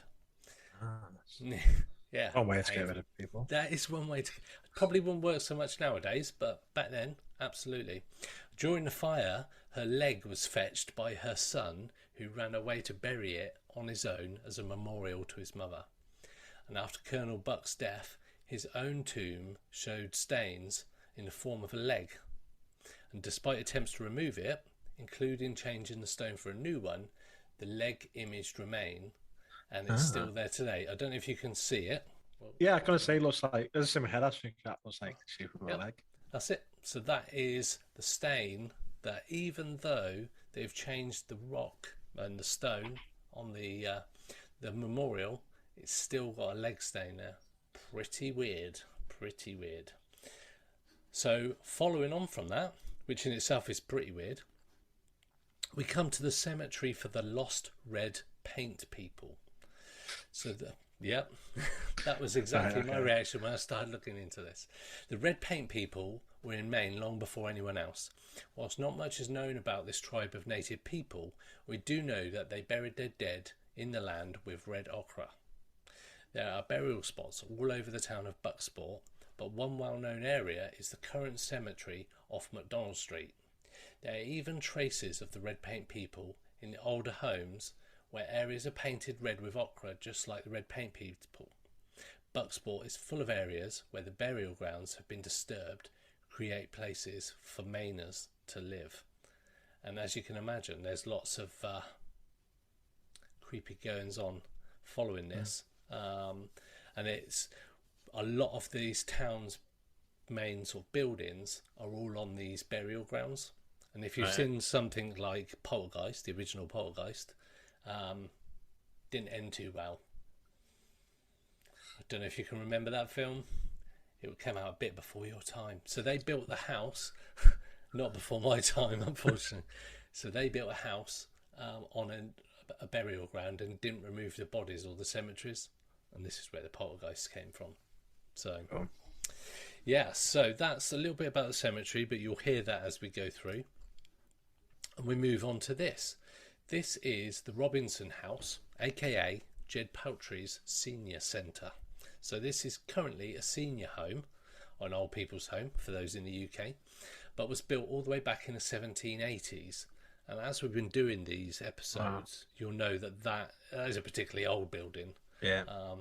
It does look a little bit dated, won't lie, but Looks a bit like it's falling apart.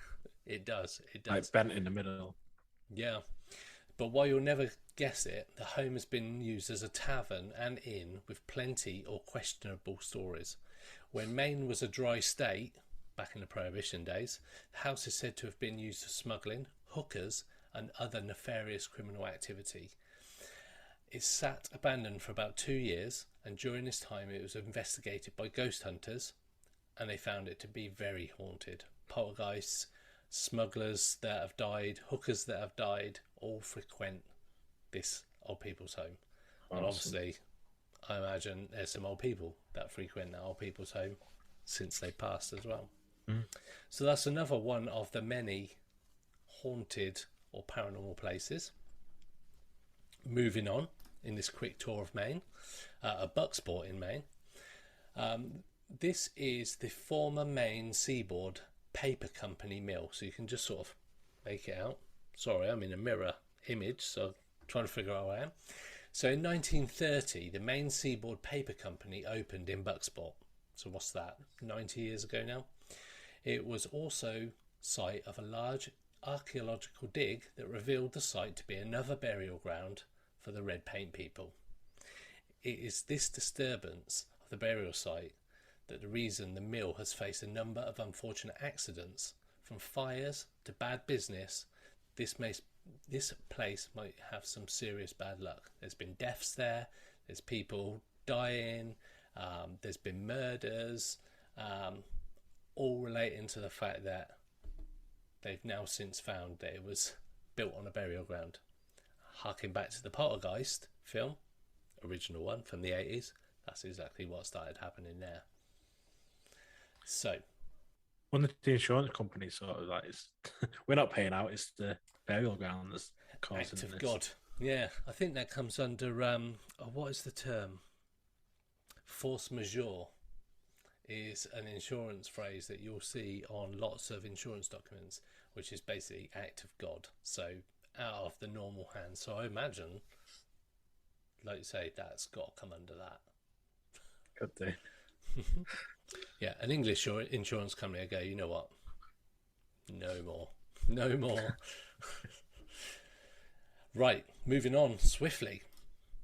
The disappearance of Sarah Ware. Sarah Ware was a well-known resident who went missing one night in 1898. Her body was later found headless. Her skull was found elsewhere. There were several theories about her disappearance and few people were tried, but the real story has never been known. She's now buried in her family's plot at Oak Hill Cemetery, and today the stories revolve around what is exactly in the cemetery. Is it a body? Is it a head? Or is it both? Or is it none? So, is a disappearance. Normally, a disappearance isn't too odd, but when there's a dismembered head and nobody really found out what happened to her, and we don't know whether she's buried there or her head's buried there or what's buried there, lends its weight again to some weird happenings, all in one small town in Maine called Bucksport. Crazy. So the next one in Bucksport looks like a quaint little lake. This is the ghostly Silver Lake. So whilst beautiful, Silver Lake is actually a man-made body of water created to support the Bucksport Mill that we just covered off. But before the lake could be created, that's right, graves needed to be moved. Today, if you're at the lake, you'll see tombstones up on the hill. However, there's speculation that the speed of the work meant that some steps were overlooked, including the actual removal of the bodies along with the stones. So today there may just be bodies at the bottom of the lake, and it's also quite near where Sarah Ware's body was found, and some have reported seeing her ghost in the area. So another little odd place. Moving on, we've got the murder of the Trim family. So back in 1876, Robert Trim lived in a town with his daughter and granddaughter, and one night in October, neighbours found the Trim family barn on fire. Inside were the remains of Robert and his daughter, and his granddaughter was never found. A local Captain Smith was charged with the murders, and today you can drive down their street, Bucks Mills Road, and never guess that anything this horrible had happened. And you guessed it. It's on a burial ground. Of course. Of course. So, particularly odd one again. Like the Sarah Ware disappearance, the fact that she's seen reported around Silver Lake as well. Bit of an odd place to go. And we move on to the historic Penobscot, that's right, Penobscot River.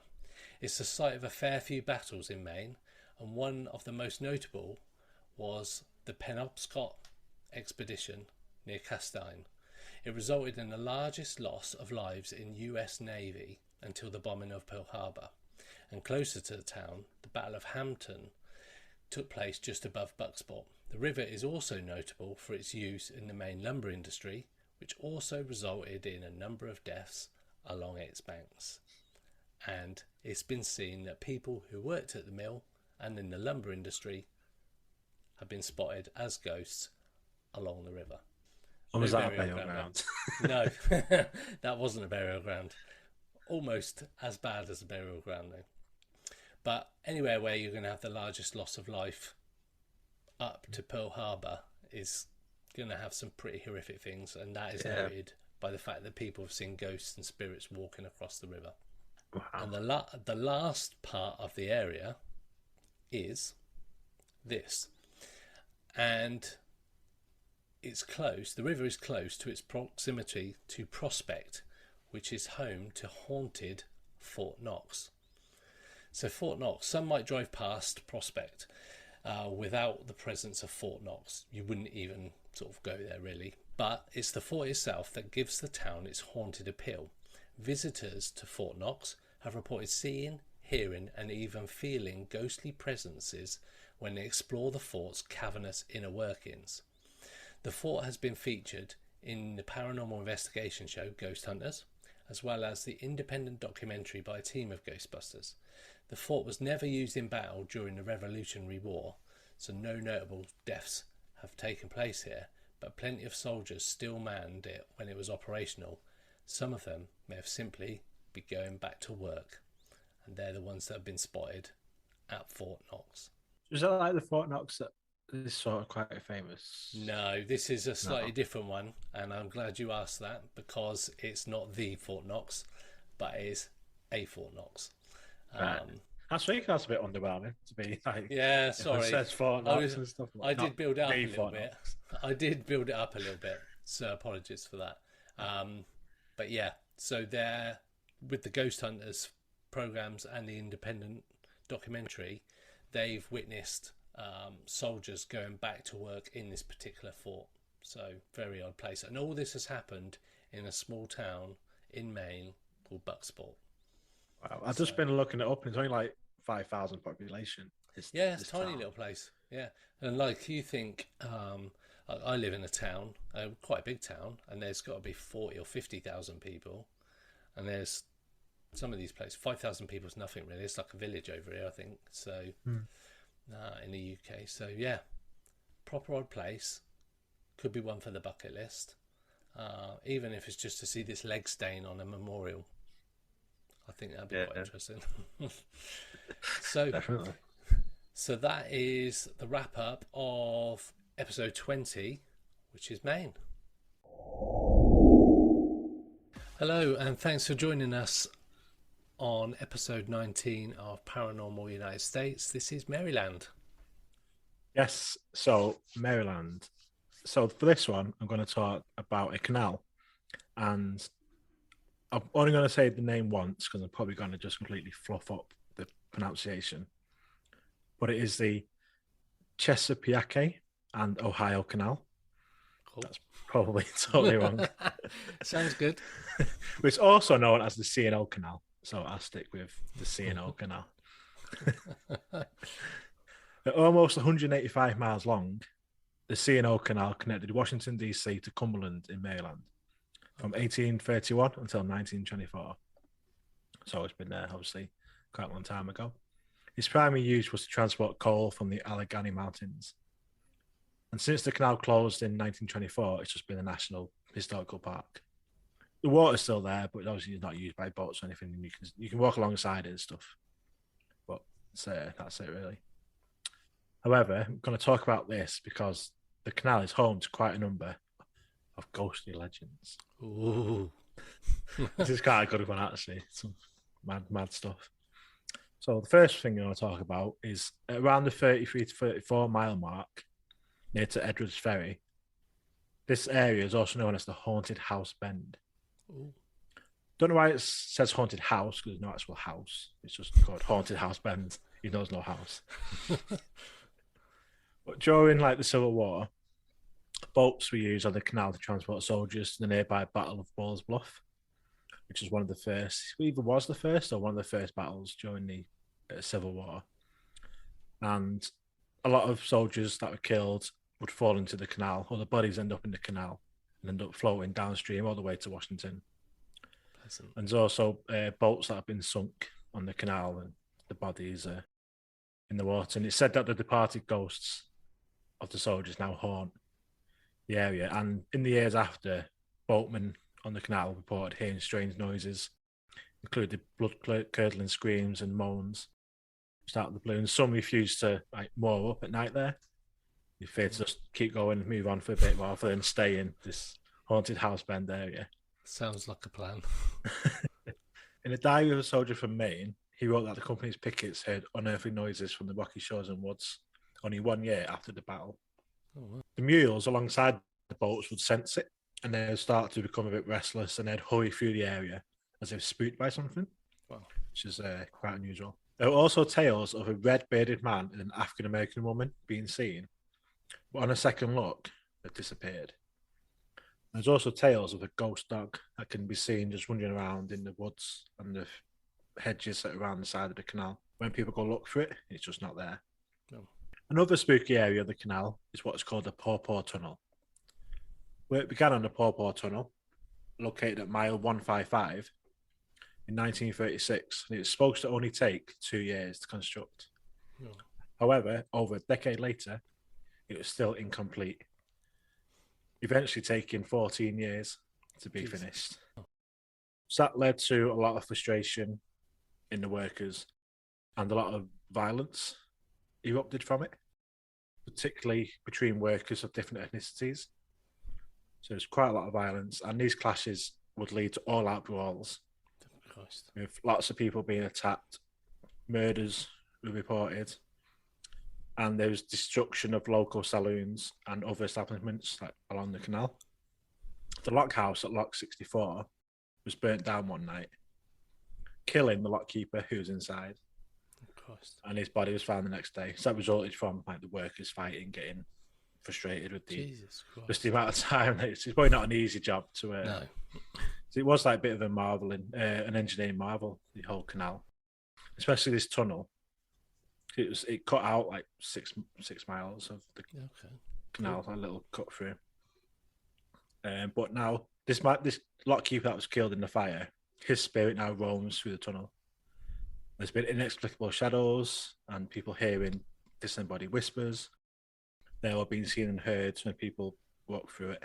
Yeah, so like I said, there's a number of riots and brawls that took place, and murders were reported, and of which disembodied voices and screams can be heard by locals that just walk through the tunnel. And paranormal investigators go there quite a lot because the tunnel itself is nearly 1 kilometre long. And you can see from the picture behind me, it's obviously pitch black inside once you're walking through. Oh, I bet that's creepy as hell.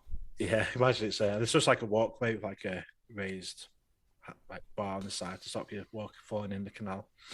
It's just like a kilometre long pathway to walk through. So ghost hunters and paranormal investigation groups like to go there, especially with all the history there and murders and shadows being seen and voices being heard. And this YouTube user by the name of Wolf Driver, I thought it's pretty cool because it's called the Paw Tunnel, like a dog paw. Anyway, he's a dog trainer and adventurer, and he visited the tunnel with a group of explorers. Mm-hmm. And they had some equipment with him, just recording stuff. And they heard this disturbing piece of audio where you can hear a whisper that they captured on one of the audio recorders. So I played it a couple of times. There is background music from the video that I couldn't get rid of. So it plays a little bit of the music. You can hear the water in the background, just running in the background. But just listen. I play it like 3 times, and then you can hear the whispering at the end. See what you make of this.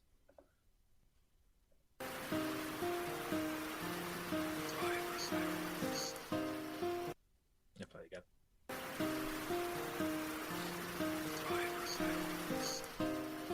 Once more.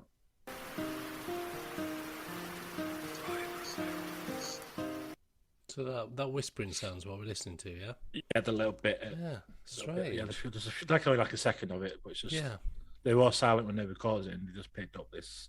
It's hard to make out what. It sounds like there are words, but you can't really. Yeah, it's kind of just out of earshot, but like you say, you can. There's definitely somebody saying something, just can't quite make it out. Each time I thought, I know what it says, I know what. I couldn't quite. Yeah, strange. But in that YouTube video, it's only like 4 minutes long, but like they're walking along, it's in the dark, and it is quite like all you can hear is like the water mainly, like in the background, and it is quite a spooky walk. But I'd love to do. Yeah, I'd love to do a walk like that. So other reports, sort of from the canal, it says reported that the ghost of an Indian chief on the 14-mile level around the Big Pool area, he's just been seen walking around. A lady ghost was reported on the 2-mile point at Tato Clin between locks 28 and 29.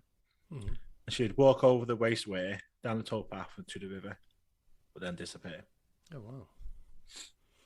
And one of my favourite sort of little tidbits is a report of buried treasure somewhere between Nolan's Ferry and the Monocacy River. And apparently you can find it if you follow. There's a ghost of a robber that can be seen from time to time on moonless nights, and he crosses over the Monocacy aqueduct carrying a lantern. And if you follow this ghost, he will lead you to the buried treasure. Oh, wow. I wonder if anybody... Well, I'm assuming nobody's found it, though. No, not yet. Unless someone found it and just ran off with the treasure. Yeah, maybe. Wow, okay. Somewhere to have a look at next time we go to Maryland. Yeah, so that's my little introduction to the C&O Canal in Maryland. Yeah, so thanks for joining us. That was episode 19, Maryland. Hello and welcome to episode 21 of Paranormal United States. This is Massachusetts. Yeah, we are in Massachusetts this week. And in Massachusetts, the main city is Boston. Obviously very, very famous. And in Boston, there's a place called Salem, again, which is very famous, especially in our field. Yes. The Salem witch trials, or the witch houses up there. Obviously, anything related with witchcraft, Salem seems to have a part in that. Definitely. Pretty famous. And one of my favourite shows growing up was Sabrina the Teenage Witch.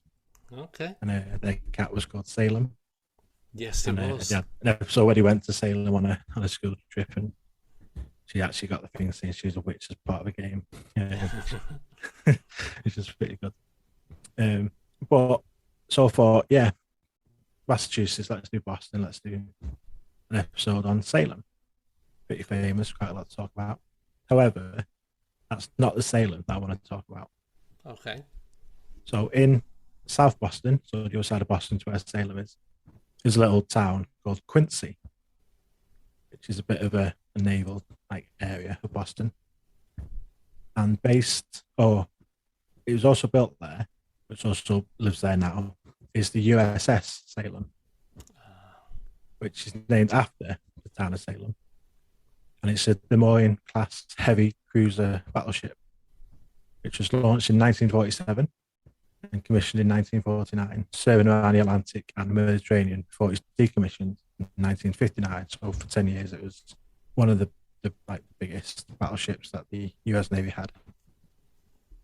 And it's now home to the United States Shipbuilding Museum at Quincy, like I said, near to where she was actually built originally. And although her guns were never actually fired in wartime, just her presence, her domineering presence, as you can see, it's a very nice big battleship. But just her presence served as like a stimulus to peace during the Cold War, during that like post-World War II period. However, that isn't to say that she never saw her share of death, chaos, and tragedy. Oh, okay. Look forward to hearing this. Yeah, so the ship's most notable deployment, it's probably the thing it's most famous for, was in 1953 when it was sent to the Greek Ionian Islands after the Great Catalonia earthquake, which was one of the worst earthquakes in Greek history, really. I think it was 7 point something on the Richter scale. Just flattened many cities in Catalonia and some of the other islands, and killed over 500 people. So the USS Salem was sent there and operated as a hospital and the morgue. It stored hundreds of bodies of those that died in the earthquake, and many of them never left the ship. They're still aboard, looking for loved ones, some looking for the saviors. But they are still wandering the endless maze of narrow, dimly lit hallways that lead to pitch black rooms and steep, rusted staircases. While much of the ship has been converted to museum displays, some rooms have been left alone.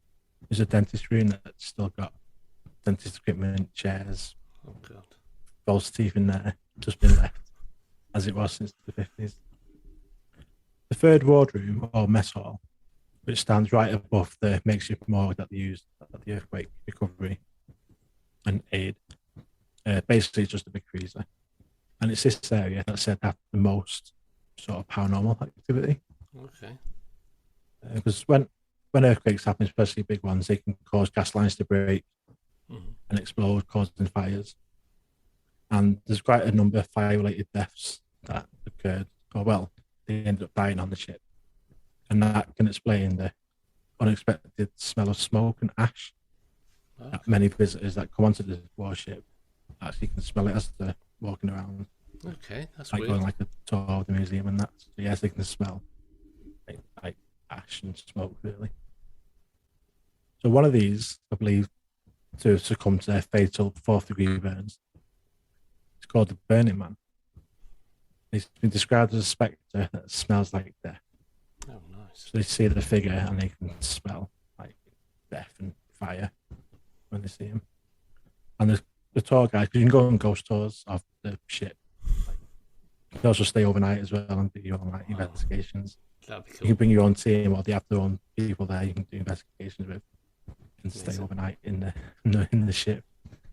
Sounds actually pretty cool. Yeah, that does sound pretty cool.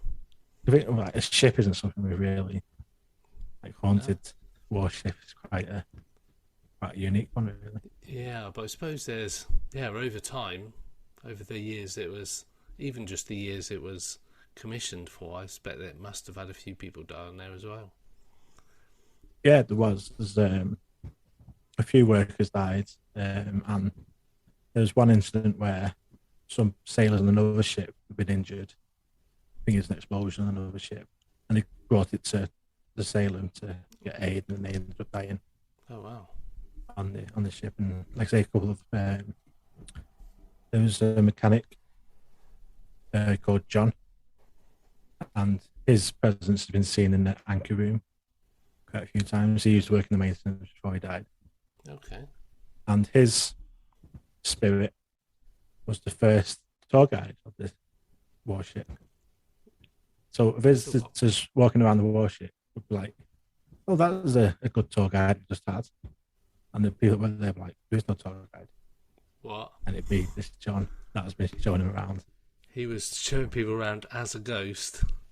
Yeah, people thought he was real. Yeah, so that was the first tour guide. Was this spirit? That's insane.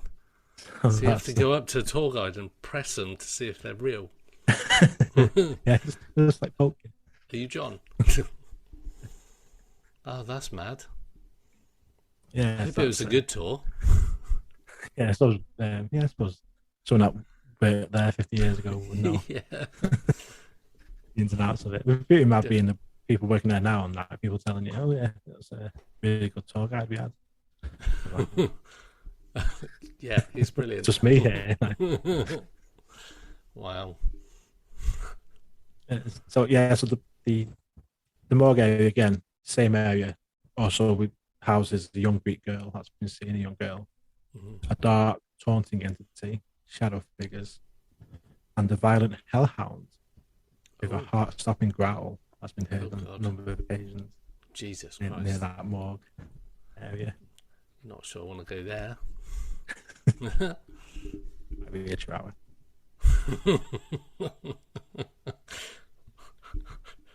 Among the other exciting residents, there's a ghost of a former cook who maintains the kitchen area, keeping it tidy and organised after other people make it a mess. And on the flip side, there's a spirit of a man in one of the mess halls. He likes to drag the chairs, knock them over, leave the place a mess. So you've got one ghost making a mess, Yeah. and then another one tidying up after him. So It's a perfect combination. there seems to be quite a lot going on. Yeah, crikey. And some of the people that work at obviously it's a museum now, and you can go visit the archives there as well. But Peter Blumberg, who's the ship museum's printer, he was walking down a hallway near the back of the ship, and suddenly a large male figure appeared several feet in front of him. He made eye contact with the figure, who gave him a look that suggested, "What do you want? Don't bother me."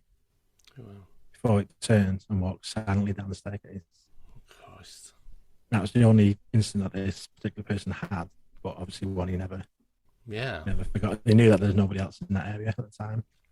Make an impression on you, wouldn't it? Yes. Definitely.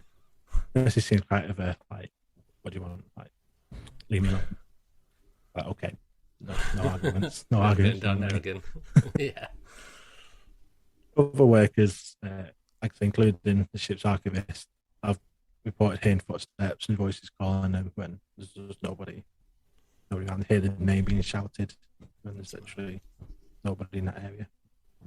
Quite a few paranormal investigation shows have been, including Ghost Hunters, and they captured quite a few EVT recordings of banging noises and what sounded like a woman's voice, Okay.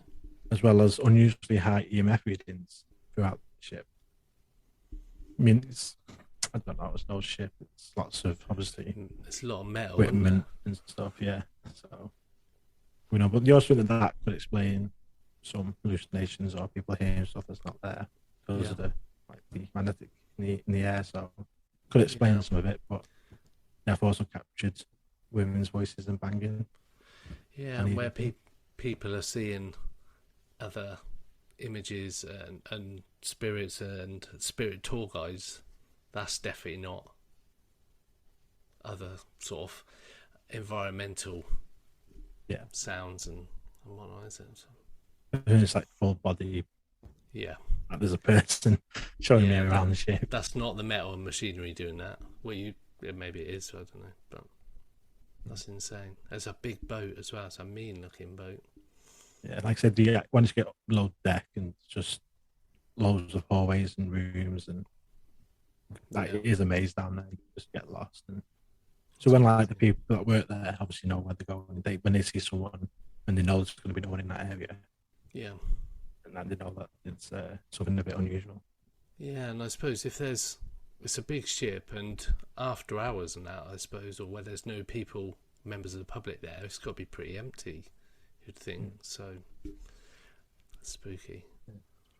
I'd love to go there though, that'd be awesome. Yeah, somewhere different that you don't normally associate with sort of paranormal sort of activity as such, but I suppose it's as good a place as any, especially if it carries a lot of people. It's been to sort of environmental disasters and whatnot, so I suppose like obviously ones that I've seen sort of actually been to war zones and stuff, there's a lot of stuff. It's like there's a lot of ghosts around battlefields and cemeteries of like war cemeteries and stuff, so a war ship.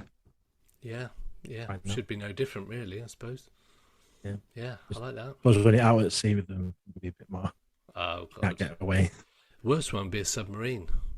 You're stuck under the sea in a submarine and there's all these ghosts there. It's freaking out.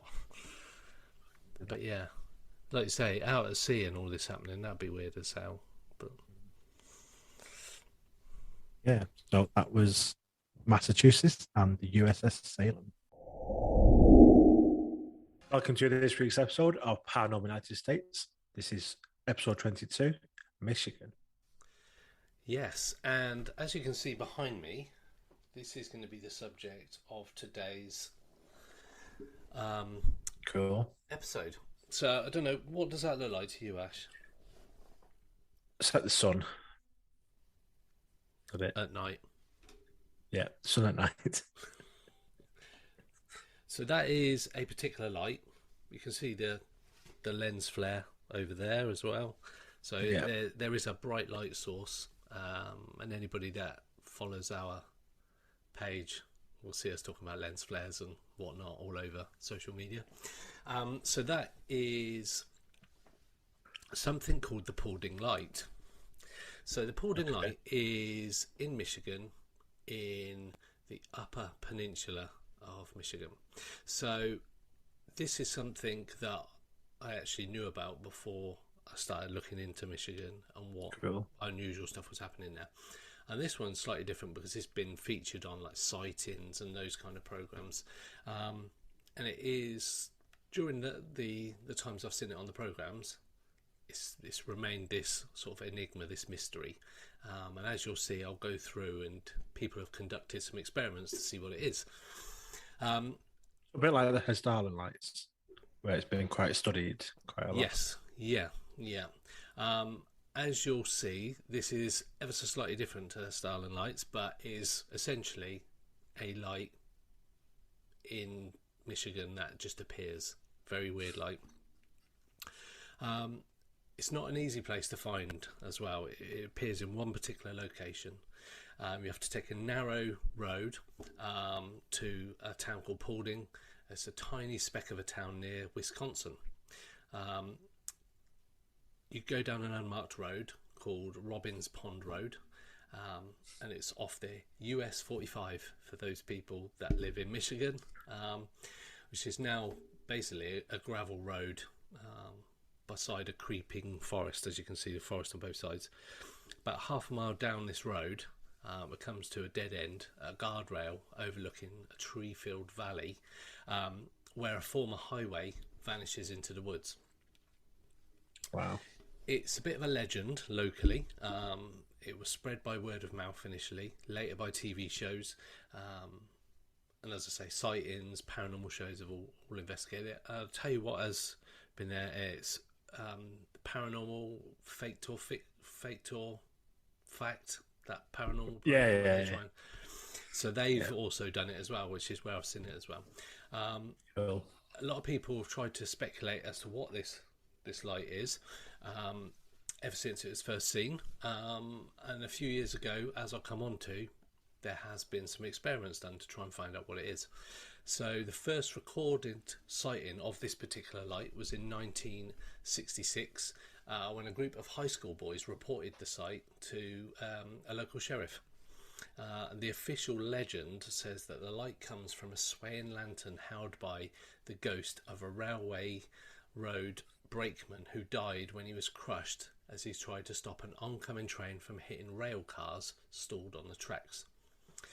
Wow.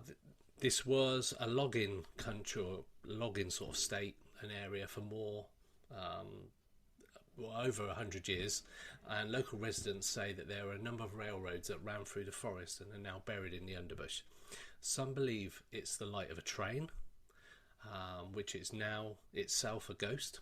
Some claims it's the distraught spirit of a grandparent looking for a lost grandchild with a lantern that needs constant relighting, and the reason why the light seems to come and go. A bit like the Hesdalen lights, they sort of appear and they disappear. So it's quite low down then, but what people say it could be, it's quite low down. Yeah, it's quite low down. It appears at night, which is slightly different to Hesdalen lights, which appear in the day as well. But this particular phenomena just appears at night, which, as I come on to it, you'll see why that might be. Others have speculated that it's swamp gas, as you can imagine. That's a typical UFO kind of explanation for stuff. I didn't even know swamp gas was a thing, to be fair. Or something related to the northern lights. That was another option, but as you can see, that's a bit bright for a northern light. Some people also suggest it's something extraterrestrial, which it may be. All along, though, doubters have noted that the light looks rather similar to an automobile headlight at a distance, and their location just happened to coincide with a line of sight to a highway. Plus, reports of the light began pretty much about the time that the highway was constructed. So make that what you will. Through all the debate, though, curious visitors have flocked to this remote town, turning a hidden, abandoned gravel road into one of the state's most popular tourist spots. Somebody said that they've seen about 50 cars there, both sides of the road and all the way back down the road. They get 1 million people that come looking for directions because they're lost into this local little shop as well. I bet they love it. Yeah, I bet they do. You just think they've probably got merchandise like the little alien and stuff like that. It got so popular that the US Forest Service felt compelled to erect a big sign in the middle of the woods at the end of the road, noting that it's a place to see the famous pulled-in light. It also suggests not to litter. So if you Google it, you'll see this big sign in the middle of the woods that says you can see the pulled-in light. It's quite creepy. Like, yeah. Obviously dark road, trees, and like you said, like an old highway that just disappears.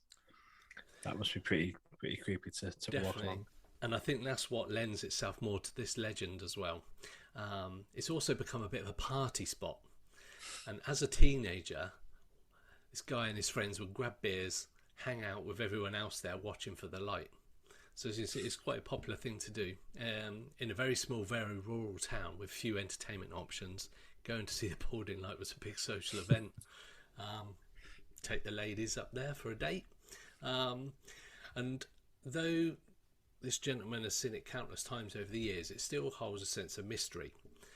He says, I know from when I've been out there, it's weird when you see it, because every night it'll be dim and then it'll come.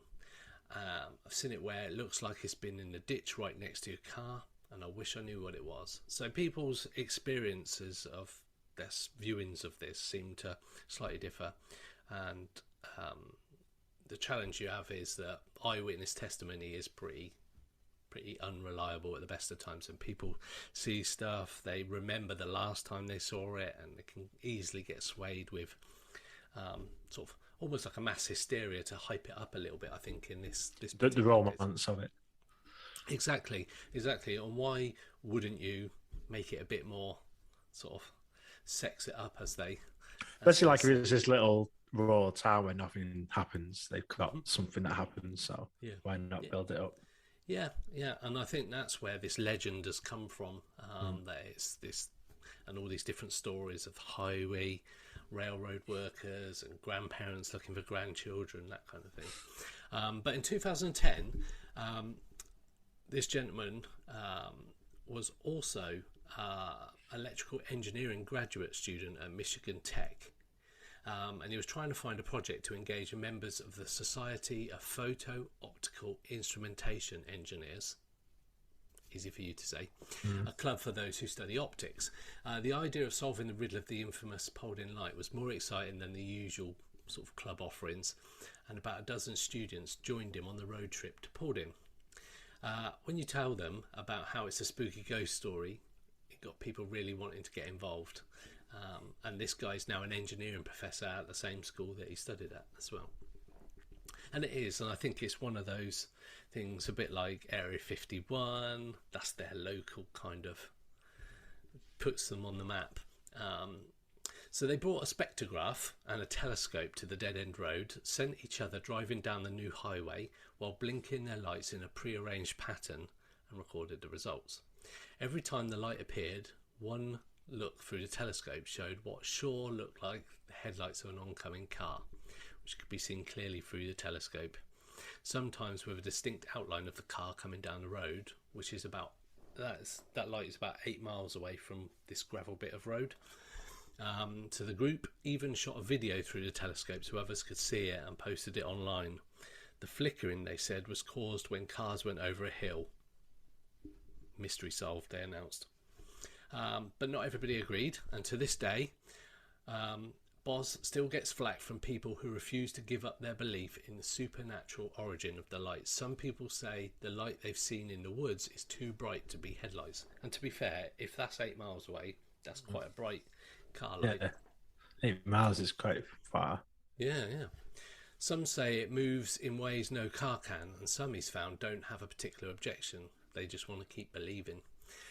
It's the same with anything, he said. There's a scientific evidence to disprove all sorts of things, and people still choose to believe more fantastical, maybe because they view science as taking away the mystery of things, and they want to hold on to something of that mystery, which, yeah.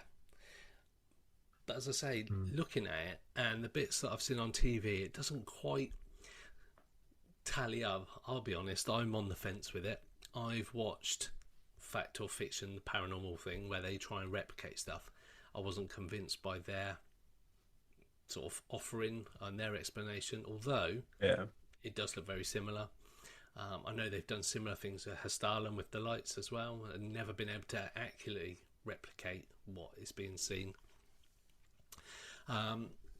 So even before the experiment was done, people from the area heard what the students were aiming to do, and some locals came by and angrily told the group this was a waste of government money, though in reality it was self-funded by the optics club, so the government wasn't involved, but people were quite annoyed that that was happening.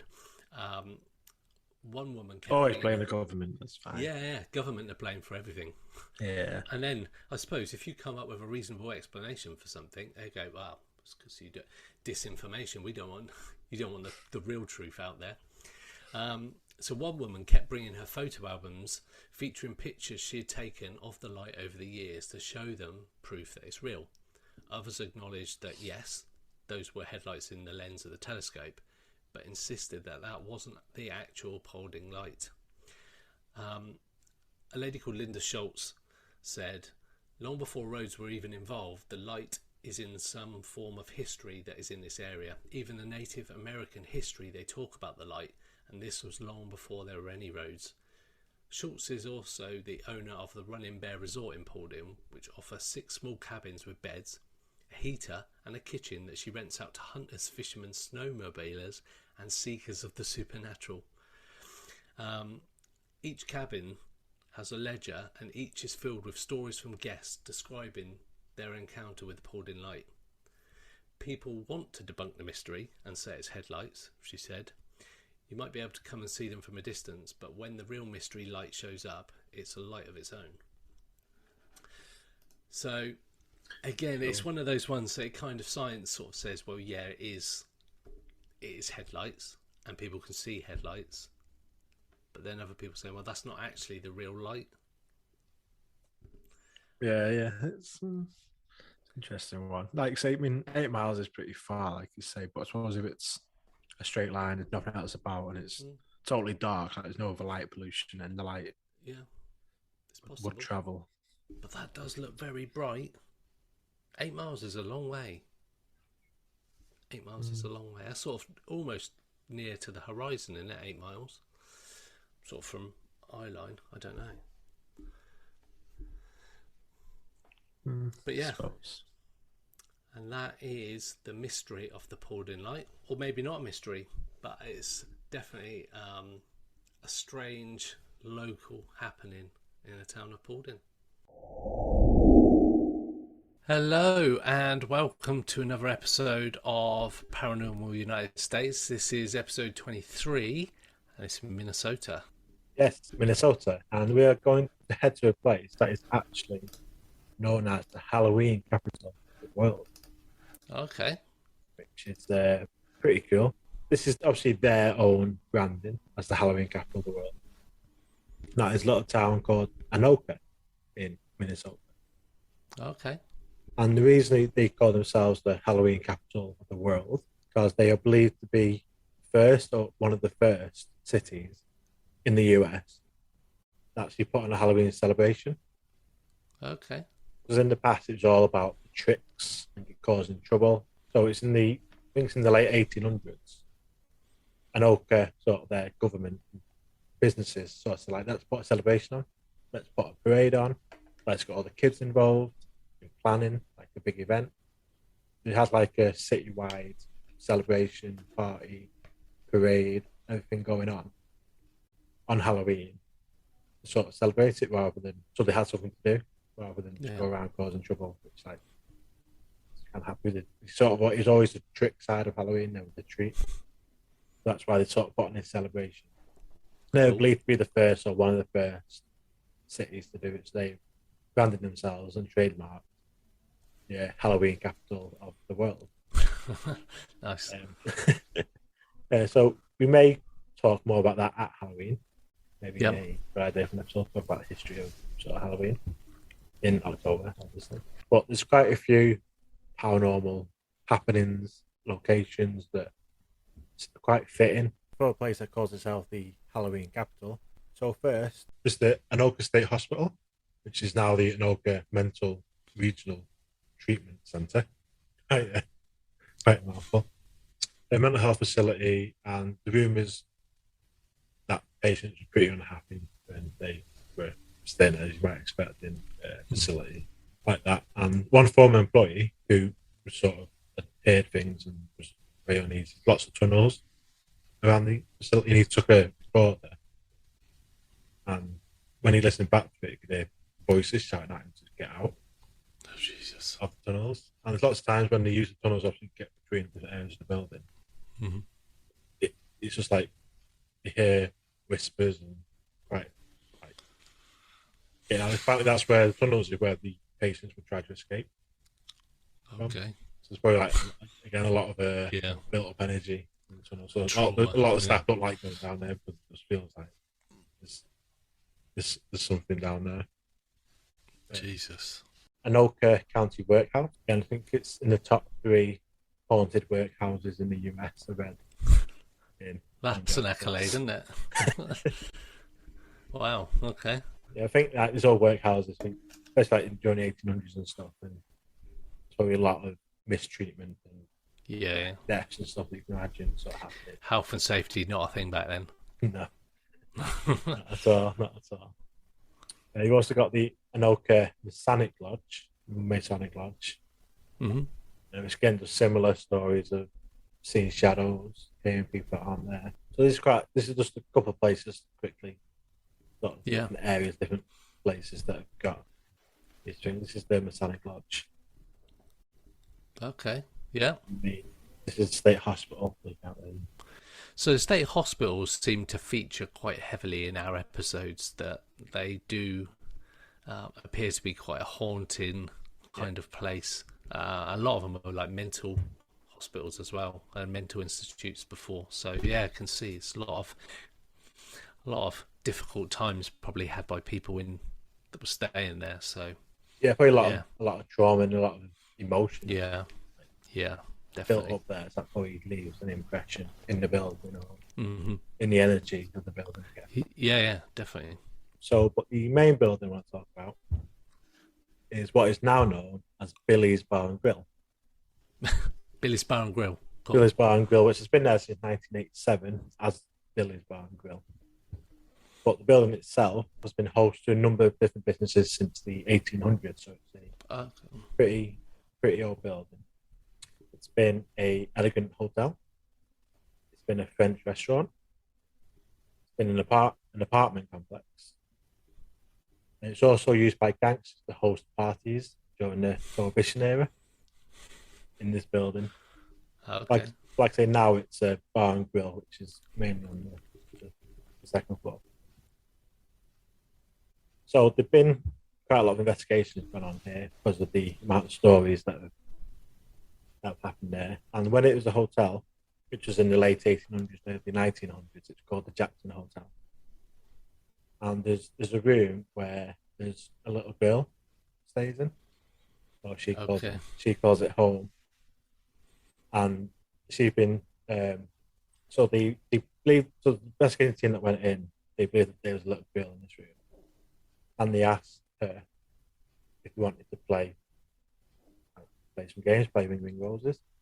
And when they listen back to the EVP, you can hear a girl's voice say, "Sing me the song." Oh Christ! Wow. So she's asking to sing Ring Ring Roses to me. Is what she's asked. Yeah, investigators. That's so I think there is a little girl in that room.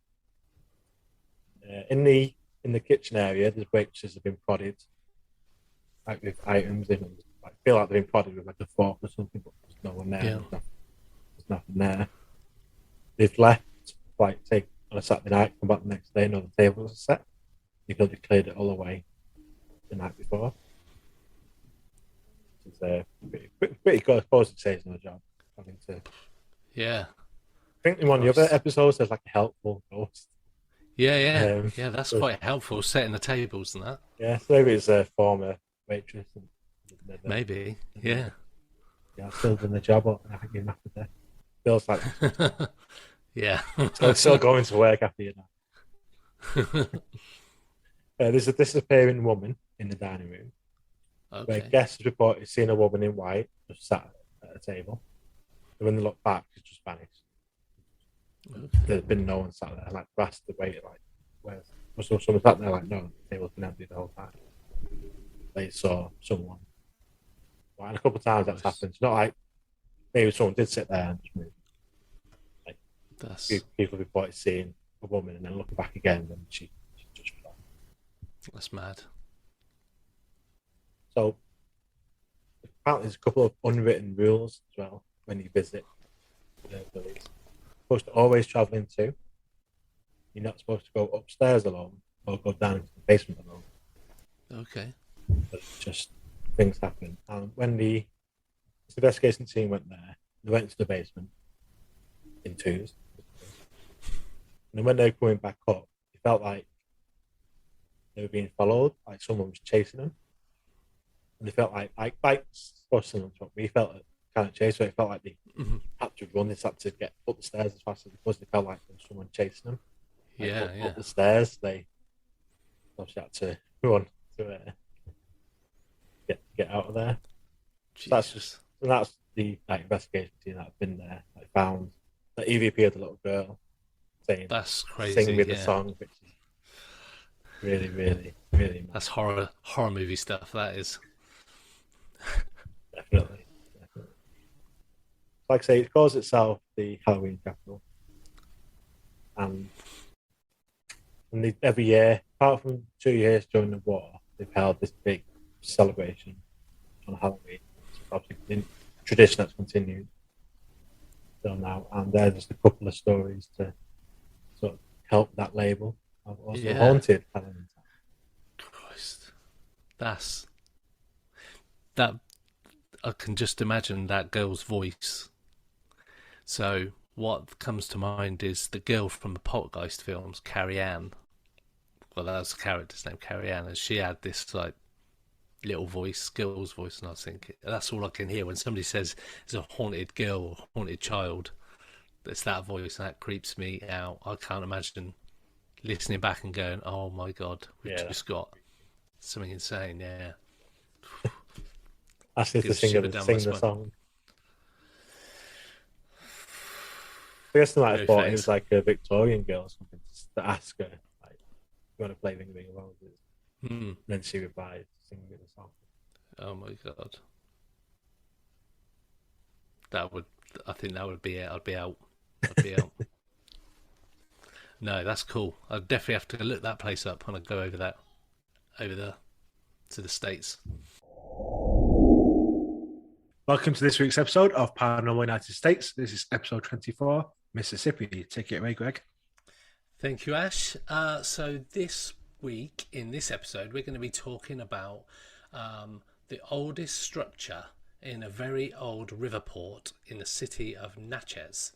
It's called the King's Tavern Building, and it's 237 years old. It got its start during a time of the Spanish settlement back in the 1700s. And around 1769, when the British moved in and established Fort Panmure, the King's Tavern Building was originally built to be a blockhouse for the fort, as you can see in the background. As there was no sawmill near the frontier town, this building and other structures were constructed using beams taken from scrapped New Orleans sailing ships and were brought here to Natchez via mule. So it's quite a rich sort of history even before we've got into the story, and it does look like a bit of a weird building, to be fair. So it's an old town. There was lots of mercenaries, people coming round, ne'er-to-do people, drunkards, and there was some outlaws called the Harp Brothers. They were infamous for being quite sadistic, and they took delight in torturing, mutilating, and finally killing their victims. And the Nice. very pleasant guys. The Hart brothers, as well as other such men, would then return to Natchez after doing their dirty deeds everywhere, and come back and spend their money, stimulate the economy, and stay at the King's Tavern. It was also a notorious area for being a haven for people of questionable character. So, as you can see, the building's a bit odd looking. It does look a bit old. These guys used to go out of town, come back into town, spend all their money, and generally be a pain in the arse to all the locals. So over the know a years, few people like that. yes, same. Over the years, though, there were times when it changed hands. Other families, it was like a private dwelling. It became like a bed and breakfast. Went back to being a hotel and a tavern. And in 1973, the building was sold, and eventually it then became a tavern again and a restaurant to serve both locals and visitors. And it took its original name again, the King's Tavern, and opened to both the living and also the entities which had stayed there over the couple of 100 years. Cool. So, one of the first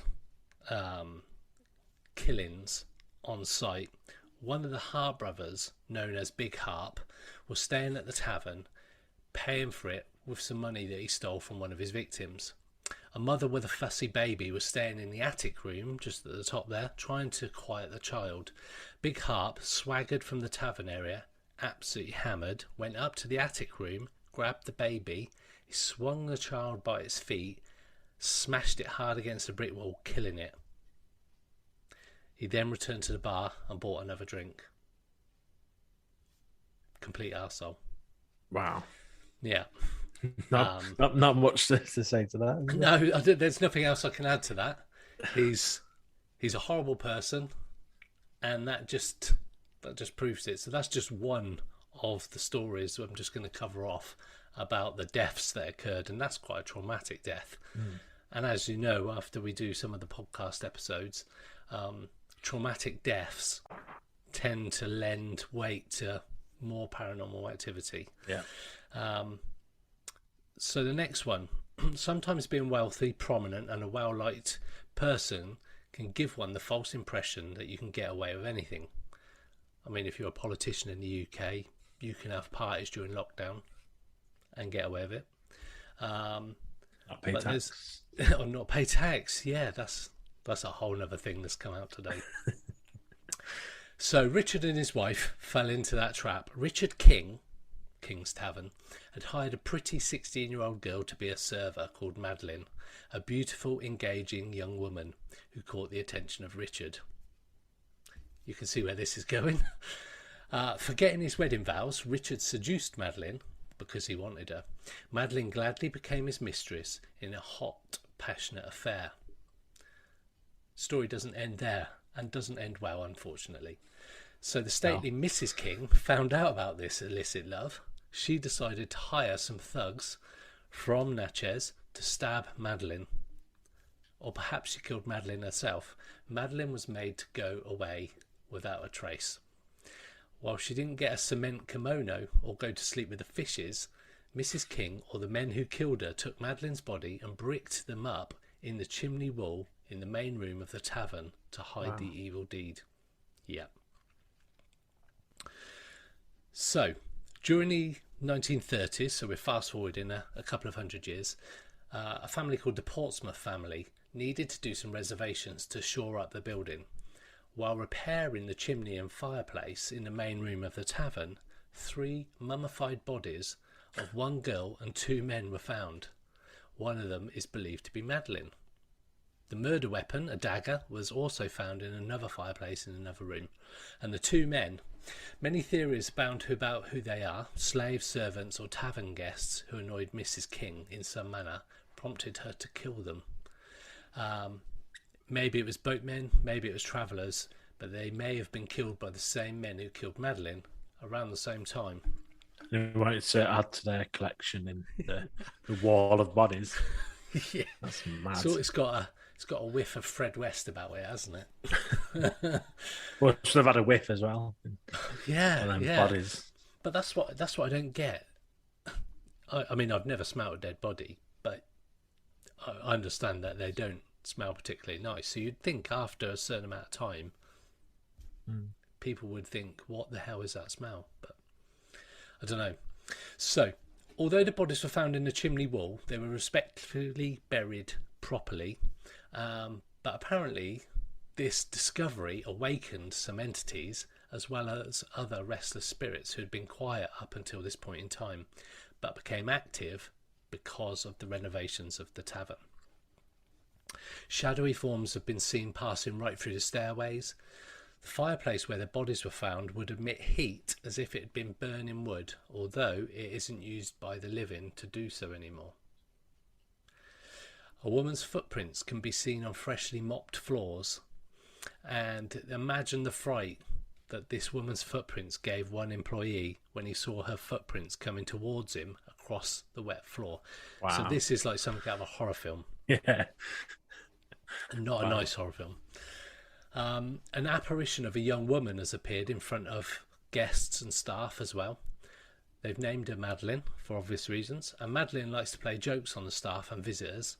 She likes to knock jam jars off the shelves, pours water from the ceiling and onto the floor. She likes to make chairs rock that are hanging on the wall. Hard to open doors will suddenly open by themselves.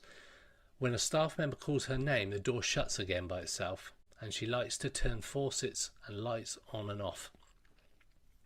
An EVP of a woman has also been made in one of the empty bedrooms by a news camera crew from the local town.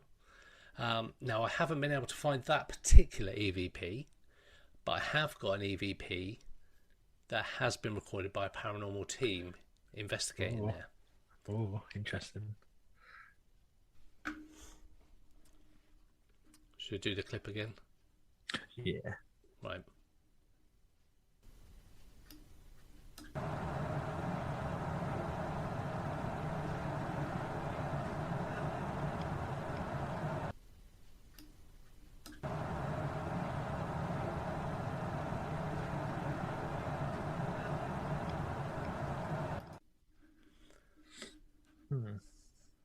Definitely hear something. Could be help. So yeah, that's the EVP. It is very faint, and it says the word help. There, I couldn't find the news clip one, but I could find this one, where a paranormal group has been out there and done some investigations. So let me know what you think, guys. So an entity of a man with a top hat has been described as sinister, has appeared to the living. He could be a murder victim. Maybe he was one of the outlaws himself. People don't know. Waiters and waitresses feel like he has an evil presence. So, perhaps he's just angry for being killed. He might have died traumatically. As we mentioned, that does tend to stir up a bit of paranormal activity. Mm-hmm. He's also seen wearing a dark jacket, dark trousers, and a black tie string. Sometimes he appears behind people getting their picture taken by the fireplace where the bodies were found. Dishes have been thrown around in an aggressive manner, not in Madeline's style of mischief making, but quite aggressive. People have felt tightness in their necks and shoulders and pressures on their chest. And in the mirror in one of the upstairs bedrooms, the face of a man is seen briefly every now and again. The King's Tavern was featured. Yeah, it does seem like it's got quite a lot of activity. And in August 2012, an episode of a program called Haunted Collector, the tavern keeper at the time, Tom, shared stories collected from staff and guests who claimed that they heard a baby crying when there were no children around. Some had their hair pulled or were pushed, and physical activity was sometimes bad enough to leave bruises. Women have also reported being mysteriously locked in the bedroom. And that is the King's Tavern, the oldest building and structure in Natchez in Mississippi. Definitely very busy. Definitely building. busy. And it's quite cool, like it's made out of like repurposed timber from the boats Yeah. and stuff. That's really, really Yeah. cool as well. And you don't know if some of those ships where they've if they've sunk previously or have had sort of trauma in there, whether or not that sort of residual energy has come across and not helped matters. But the Hart brothers and these outlaws that have tortured people, if they've died sort of in the property or around the property, that's the kind of place that they would haunt as well and be assholes in the afterlife as they were in the living life. So sounds like it could be. Yeah. So thanks for joining us on episode 24, Mississippi. Hello, and thanks for joining us for episode 25 of Paranormal United States. This is Missouri. Yeah, episode 25, we're like halfway through the States. I didn't even know all of these states up until we started doing this 6 months ago. Insane. That's mad. That's mad. Anyway, yes, episode 25, Missouri, and we're going to be talking about a small town called Avila. Ooh. And this is a small town in Jasper County, Missouri. And the population during the last census in 2020 was just 103. So a very small town. Tiny. When you talk to locals, they say it's less.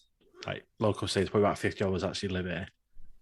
It's just a very, very small, ramshackle village. That'd be called a hamlet or something in the UK, wouldn't it? Just like a series of houses. Yeah, it's just mad like yeah. It's just so small. Yeah, that's insane. So yeah, so it is a real small town or village. Founded in 1856 and used to be a part of Route 66, which helped like obviously get some tourism into the area, being part of the route for years. But then they actually, it's not part of that route anymore. They renamed part of the route and took it around the town, so it just doesn't pass through anymore. And that sort of had an effect on the town, the village just getting smaller. And it's still considered one of the living ghost towns of Route 66. Oh. And today it just remains a small farming village with antique homes and farmhouses dotted along the countryside. But the term of it being a living ghost town is twofold. First of all, it is a literal ghost town. I would say it's a small town, not many people live there. And there's plenty of old and abandoned buildings that just stand empty. They've not been demolished. Some have, but there's just lots of empty, abandoned buildings just still there, not doing anything. Just standing empty like this one. That's just a regular sight as you walk around the village. It's basically a shop, a bar and grill, and a post office, and that's it. And I went on Street View on Google to have a look at the area. And a lot of the roads and the streets, you can't even select on Street View. Oh, okay. It's like even Google haven't bothered to go down these roads because there's nothing there. So I dragged the little man and only two of the roads got highlighted. So actually it's just shaking. So there's literally nothing there. Nothing there. And the second reason, by it being a ghost town, is there are actual ghosts. Wow. So locals advise visitors just to be wary of venturing into the many empty homes because obviously urban explorers, people like going into abandoned buildings. But shadow folk have often been seen wandering through the abandoned houses, walking down hallways, seen through the windows, and even been seen walking down the road. Just apparitions at night, just being seen walking around. No way. And the shadow folk are described as dark figures resembling people. Shadows without the people to cast them. Shadows that are blacker and darker than a shadow should be. So just dark, human-shaped apparitions just on the streets, in the houses. Look through windows, you'll see one passing by. So pretty creepy. However, they aren't nasty spirits. Okay, that's good. According to locals, they're not dangerous, and though some of them do appear to sort of notice people, most of them don't take any notice of the living, and they're just doing what they're doing, believed to just be residual energy, impressions left in time of those that used to live there years ago, just carrying on the business as they were, not paying attention to anything else. The bar and grill that's in the town, called Bernie's, also has its share of spooky happenings. The owner, Rick Walker, who's owned it for about 5 or so years, talks of an incident whereby all of the pool cues in the pool room suddenly just fell off the wall for no apparent reason. Okay. And these are like, you can imagine like the stand that pool cues go in. They fit in quite tightly. You have to like push them into like the clips on the wall. And all of them just fell out the holders. He thought someone might have been outside banging on the wall to like try and scare him. But he went and there's nobody around, and you can literally see for ages around if anyone was about, and there's nobody about. So these pool cues just fell off the wall for no reason. He talks of orbs that have been seen around the bar, and also a feeling of not being alone. And so he owns the bar, and obviously after he locks up at night, he's alone most nights after he's locked up, and he's used to it. So sometimes he just feels like he's not alone, and like the hair on the back of his neck will stand up, and just gets the feeling that like there's someone here with me. He gets that fairly often as well as seeing orbs that have been captured on the security cameras as well. However, probably the most famous spook in the villa is the Civil War era legend. Like many towns across the US, a villa became divided during the American Civil War and led to people leaving the area, families splitting up, and all sorts of things. This legend, however, involves a spirit haunting the town known as the Avila Phantom Bushwhacker, or quite a descriptive name, or Rotten Johnny Reb is how it's also known. And he's said to haunt not only the town, but also the death tree of Avila. The what? The death tree of Avila. So this isn't the actual tree. This is just a representation. However, so the Avila Phantom Bushwhacker, a bushwhacker was a term given to the lowest and meanest type of guerrilla fighter during the Civil War, usually Confederates. They would usually hide in like inaccessible places on their own or in small groups to obviously try and like surprise attack people. And it's said that during the Civil War, the patrol of Union troops from Fort Scott came to a villa, which was sort of like a supply station at the time. And this patrol came across the body of a Confederate bushwhacker who'd been shot and beheaded. So they just found his body on the side of the road. And rather than burying the body, the skull was hung from a tree as a warning to other bushwhackers. And it was hung in the tree for over a year, like undisturbed. As a result, the ghost of Rotten Johnny Reb, which has been described as a headless spectre, usually wearing a duster and sometimes carrying a rifle or a lantern, searches the town and surrounding woods for his head and any Yankees for him to kill. Many deaths have been blamed on him over the years, with the legend of Rotten Johnny Reb driving off many of the remaining townspeople like after the war finished.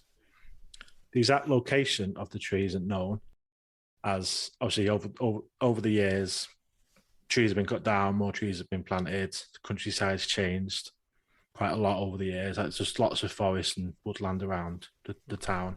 So not exactly sure which tree was this tree, but there is the death tree of a villa. And then so that's it basically for a villa. After the Second World War, like it sort of just people lost interest. Now it's just this little run-down, really ramshackle little town, but it still has this creepy history to it. Yeah, the death trees. Death tree. God, who names it a death tree? I haven't been to a death tree. No, I can't say I have either. Well, yeah, very interesting. A bit of a weird town. I like that. And the pool cue thing, that's extremely weird. And if you're looking out and seeing spirits walking down the road as well, that's quite weird. Like an actual ghost town. An actual ghost town, yeah. Oh, how odd. How odd. So that was episode 25, Paranormal United States, Missouri. That's it for part 1 of the Paranormal United States Megasode. Keep tuned for part 2.